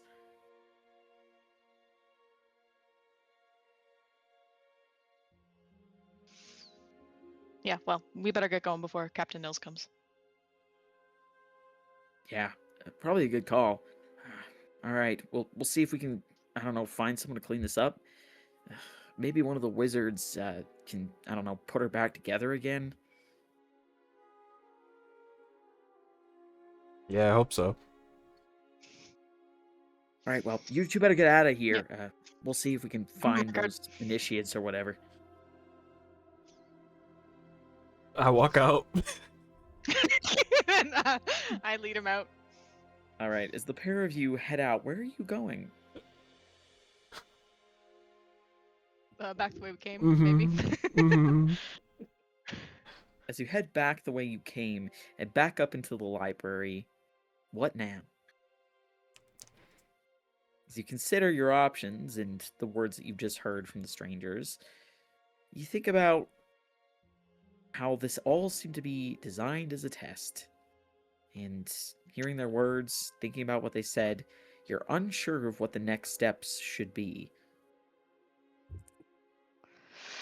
Okay. We really fucked this up, Rowan. How are you guys supposed to know what to do? It's a monster. They petrified Beacon. I don't know. I don't know, but I don't think the answer was breaking the mirror. I didn't do it. I did think to do that, though. I'm not gonna lie. I really did think that maybe putting the mirrors in front of each other would work. So I kind of can't blame him. But you didn't get caught. I mean, anything could have happened, right? You got the necklace. Yeah, for now. Yeah, But we still need to get the beacon. We need someone powerful, who can do greater restoration before one of the captains finds out what happened. right. Would I know of any, like, natural medicines for petrification or anything? Roll a nature check. Okay.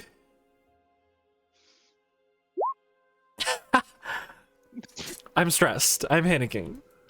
You're right. There's none that you can think of at this moment. But you spoke to your captains. Your captains liked you, right? Well, yeah, that's true. What if? I mean, you think I should ask them directly? What about Lucan? He's really cool. Yeah, he's cool, but do you think he knows how to cast a spell like that?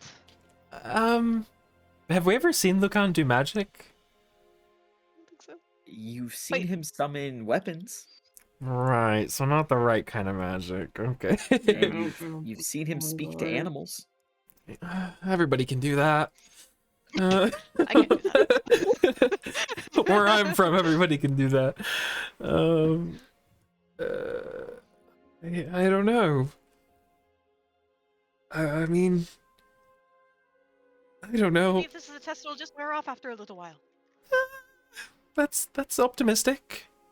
I don't know. I don't know how petrification works. Can Boone do it? No. I mean, No? it's something that we could do, but we're not powerful enough to do. I think it's a fourth Second level. level? It's a fourth level. It's a greater I thought it was restoration. lesser- I thought she said lesser. No, Yeah. it's greater No, restoration that we need. Yeah, if it was lesser, I would have done it right away. lesser, But Yeah. a lesser Yeah. restoration can't cure petrification. yeah. Alright. Maybe Verthug or Verthugdul or the captain, they seem like the best bets. Verthog Duel's a healer. Don't Healers we have must like know. an infirmary or something? Yeah, that's Verthog Duel. Oh, well, let's go there. Yeah. It's going to be really embarrassing when they said that don't go down there. Oh wait, no, that wasn't them that said that. That was someone else. Never mind, we're totally fine. Okay, but I don't want to go looking like a Rykard. I can't do that again. That was weird. Oh no, Yeah. yeah, I'll shrug I'll off the. dispel the Yeah. disguise self once I make sure that no one's around to see. Sure. As you both drop your disguise self and continue moving along, you get the sense that there's like a sense of embarrassment that sort of washes over you, Alex. Can you Yep. roll a perception check for me as you drop your disguise self? Yep. Oh God. Oh. No, I don't want to perceive. What did I perceive? No. I'm so embarrassed. As you move along the stacks, you and Russian sort of like Russian, not his name, Rowan, rushing through the stacks, moving as quickly as you can. You pace quickly, but trying to like be subtle about it. You notice two things. One, you notice a very dressed down human individual with like a cloak pulled up. Got sort of like orangey reddish hair with some white streaks. He strikes you as familiar, and you can see him amidst the stacks as he just sort of turns around, like he was looking towards the grate. You also notice at the top of one of these shelves, a shadow, a figure just sort of squatting in the shadows, that seems to hop between shelves, following you and Rowan for a little while, before they just vanish from sight entirely. You have a feeling that at the very least, people have been watching to see how you do on this trial.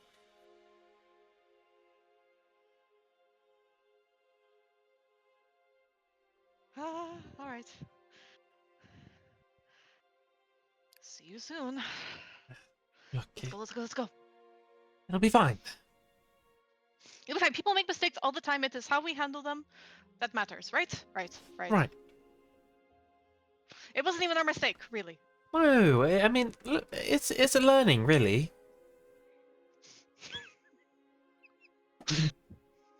Yes, learning not to trust Rykard.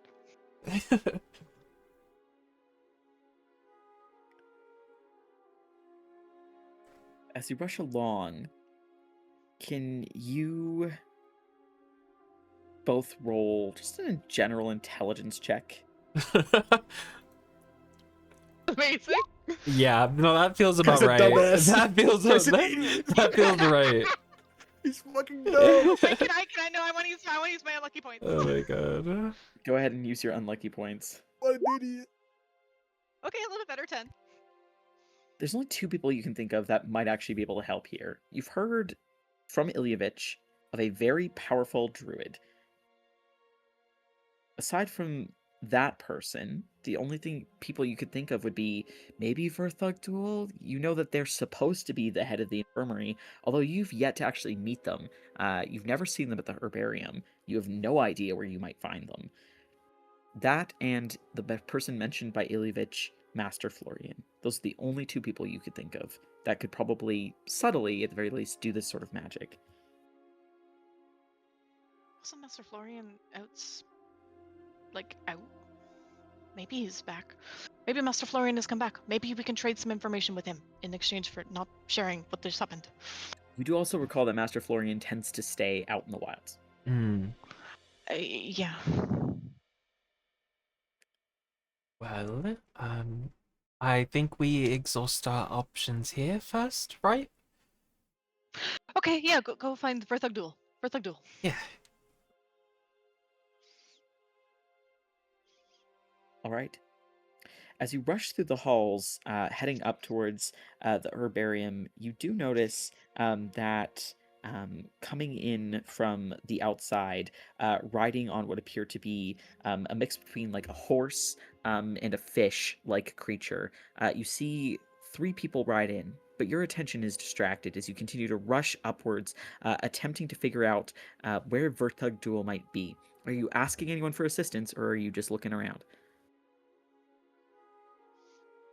We could probably ask. You know, Who are you asking? who's around? Looking around as you head to the herbarium, you see that there's a new person who is working at the Arcanum today. You see that Ambaxious is also currently at the requisitions. You also see the person from Clan Thunderlord,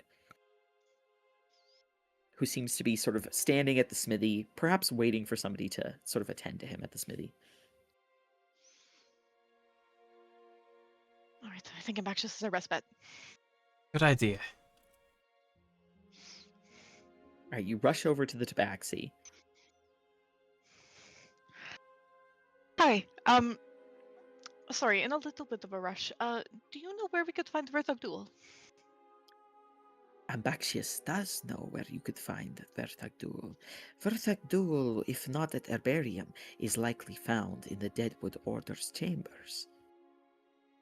Or perhaps they are out on a mission, but I'm fairly certain they're not.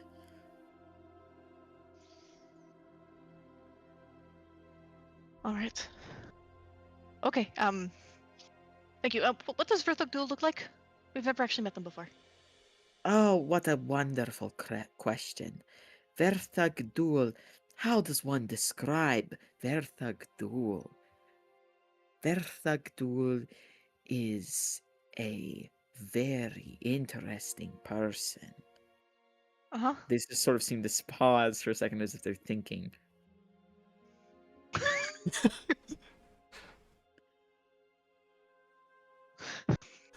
They have the charisma of a horse and the wisdom of a mouse. They sort of nod to themselves as if that's a good way to describe them. Wow. More so physically? There is more to a person than their physicality. Right.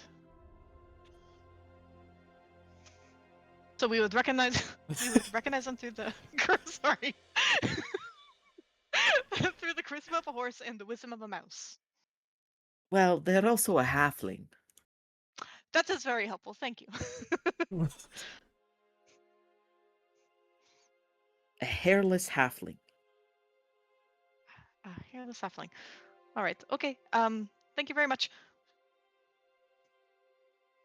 And Baxter gives a nod, and as you go rush off. off to find a hairless halfling, go ahead and roll a perception check for me. Yeah. I also want to check see if those shadows are still following after us, and they notice that we went in there. You do notice that there seems to be a person wearing Deadwood Order clothes who does seem to follow after you for a while, someone you've never recognized, and then they seem to like vanish from sight very suddenly. This is fine. 22.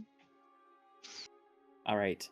Looking around, it takes you about 10 minutes to find someone who matches that description. You head back to the Memento, and just past it, you see the training grounds.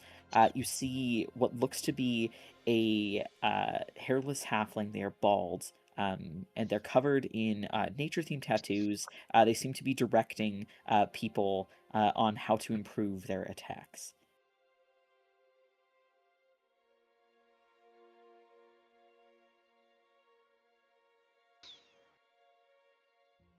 All right.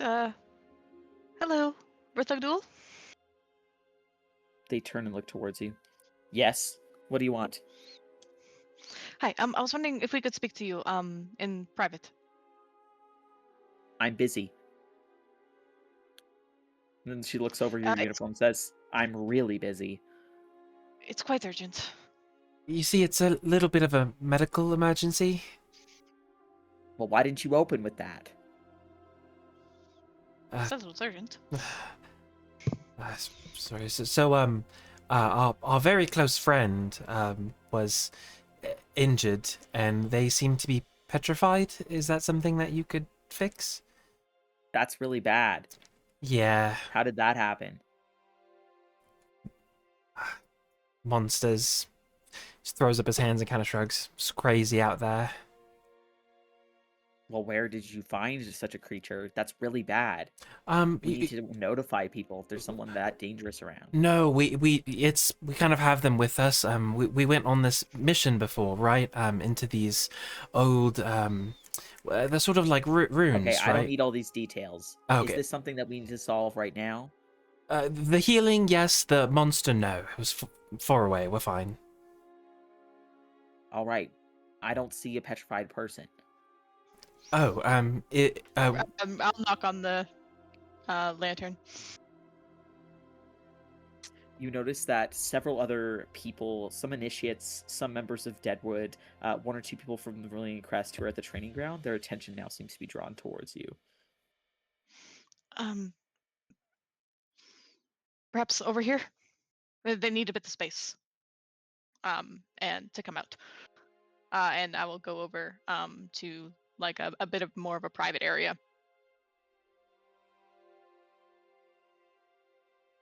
She sort of looks at you like, are you serious? But she does follow you.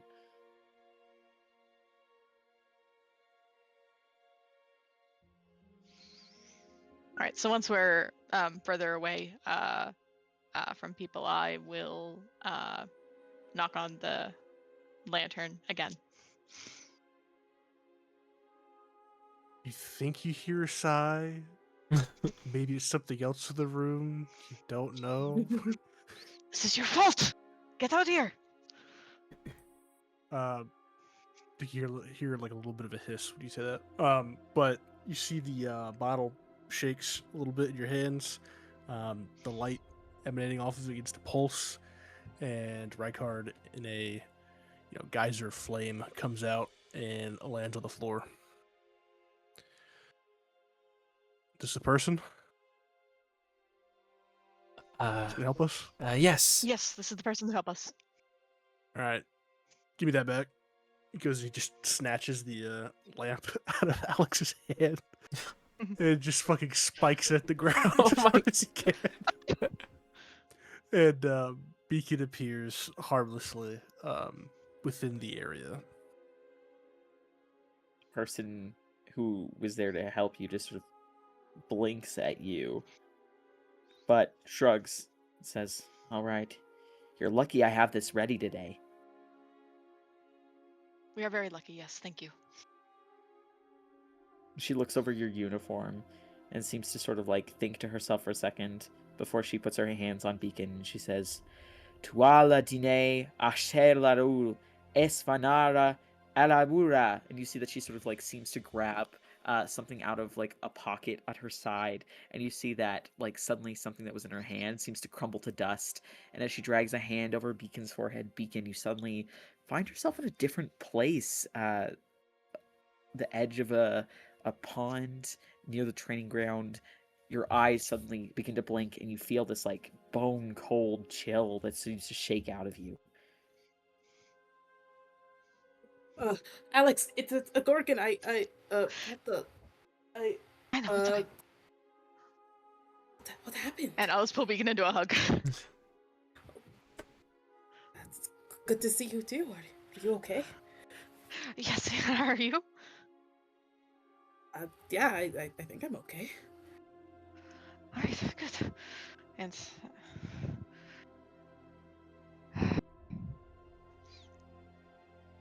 Alex will kind of press the necklace a little bit into Beacon's hand, showing him that we got it.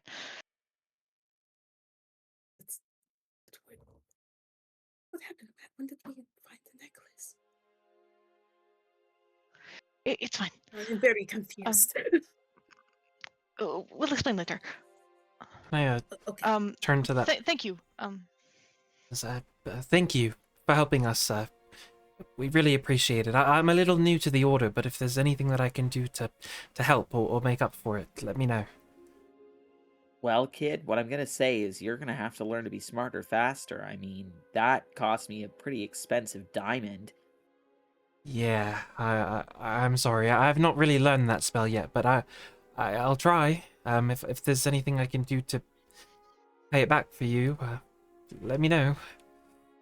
Well, since you volunteered, I do need someone to clean out the slop from the stables.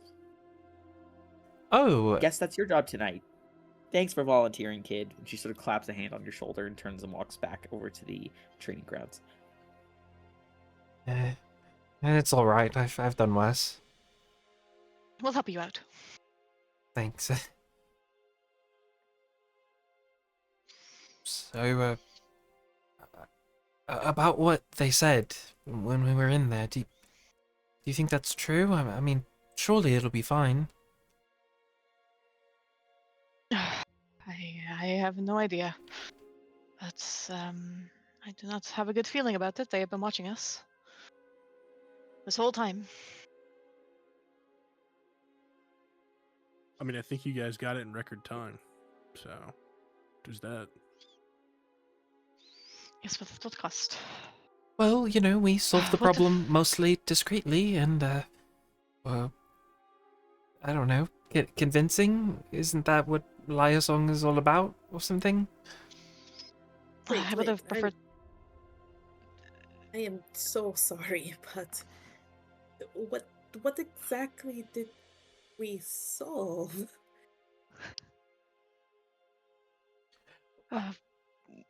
We were talking to the creature in the mirror.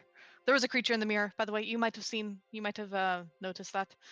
And then we were trying to talk to her, and then we were positioning mirrors around, and then she looked at her own reflection, and it completely shattered.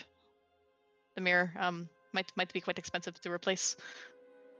Oh, It's there's an eye for an eye, you know. Something tells me that's not quite how we are supposed to solve that. I mean, they said don't Something get else. mad, get even, you know what I mean? No, I don't. This Liar Song, we're supposed to solve things diplomatically. We're not supposed to. I mean, the goal was to get the necklace, yes or no? Yes, But we it's could have done what it a we're smarter doing. way. Well, then you're welcome. There you go. You got it. No sweat. Right, no sweat. Let's just deliver this necklace back. All right. As you prepare to go back to Captain Everson to detail your level of success, let's end our session there. Oh shit. Oh my my god. God. Guys, Wow, that we probably could've failed gone better. successfully. Yeah. Yep. I think Yeah, that was a success. I don't know. I Don't don't know get about mad, get that, even, man. actually. I mean, in the world of American grading system, that's giving like B plus. You know what I mean? That's what I'm saying, man. No. Listen, I gave it the good old college try, and the fact that she couldn't keep up with me, it's not my fault. Right. In your defense, I mean, I was thinking that from the jump, but I was like, I didn't think that would be the solution. So I was like, there has to be something else. Yeah.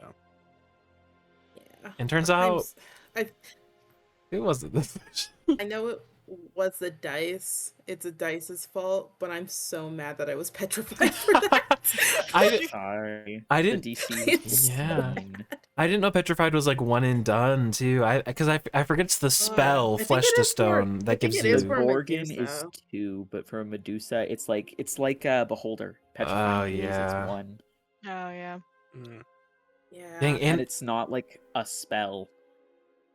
oh It's yeah. just an effect. Yeah. Yeah, I was wondering because like dispel magic does have like you can target a magical effect, so I was like maybe. Yeah. Yeah. Listen, I was flirting with her, but I thought it wasn't gonna work You were out. flirting with her? so- Bro, she's You know fucking what? dead I'm rolling now. up a new character. Alex is gone. No. Yeah. Oh god. I'm out I of was here. gonna try and put the moves on her, but That was fucked. she should It's probably because take the better she Yeah, route. didn't was say so that her fucked. first move would be to go on a date with Rykard when she left. Listen, I was upset. I couldn't look at the rack without getting petrified, so gotta go. All right. That was not how I was expecting that to go. Yeah. No, Same. not how any of us were expecting that to go. You live That and was you learn. rough. I wonder how you would have convinced her though. I mean, I know there's a will, there's a way, but I'm like,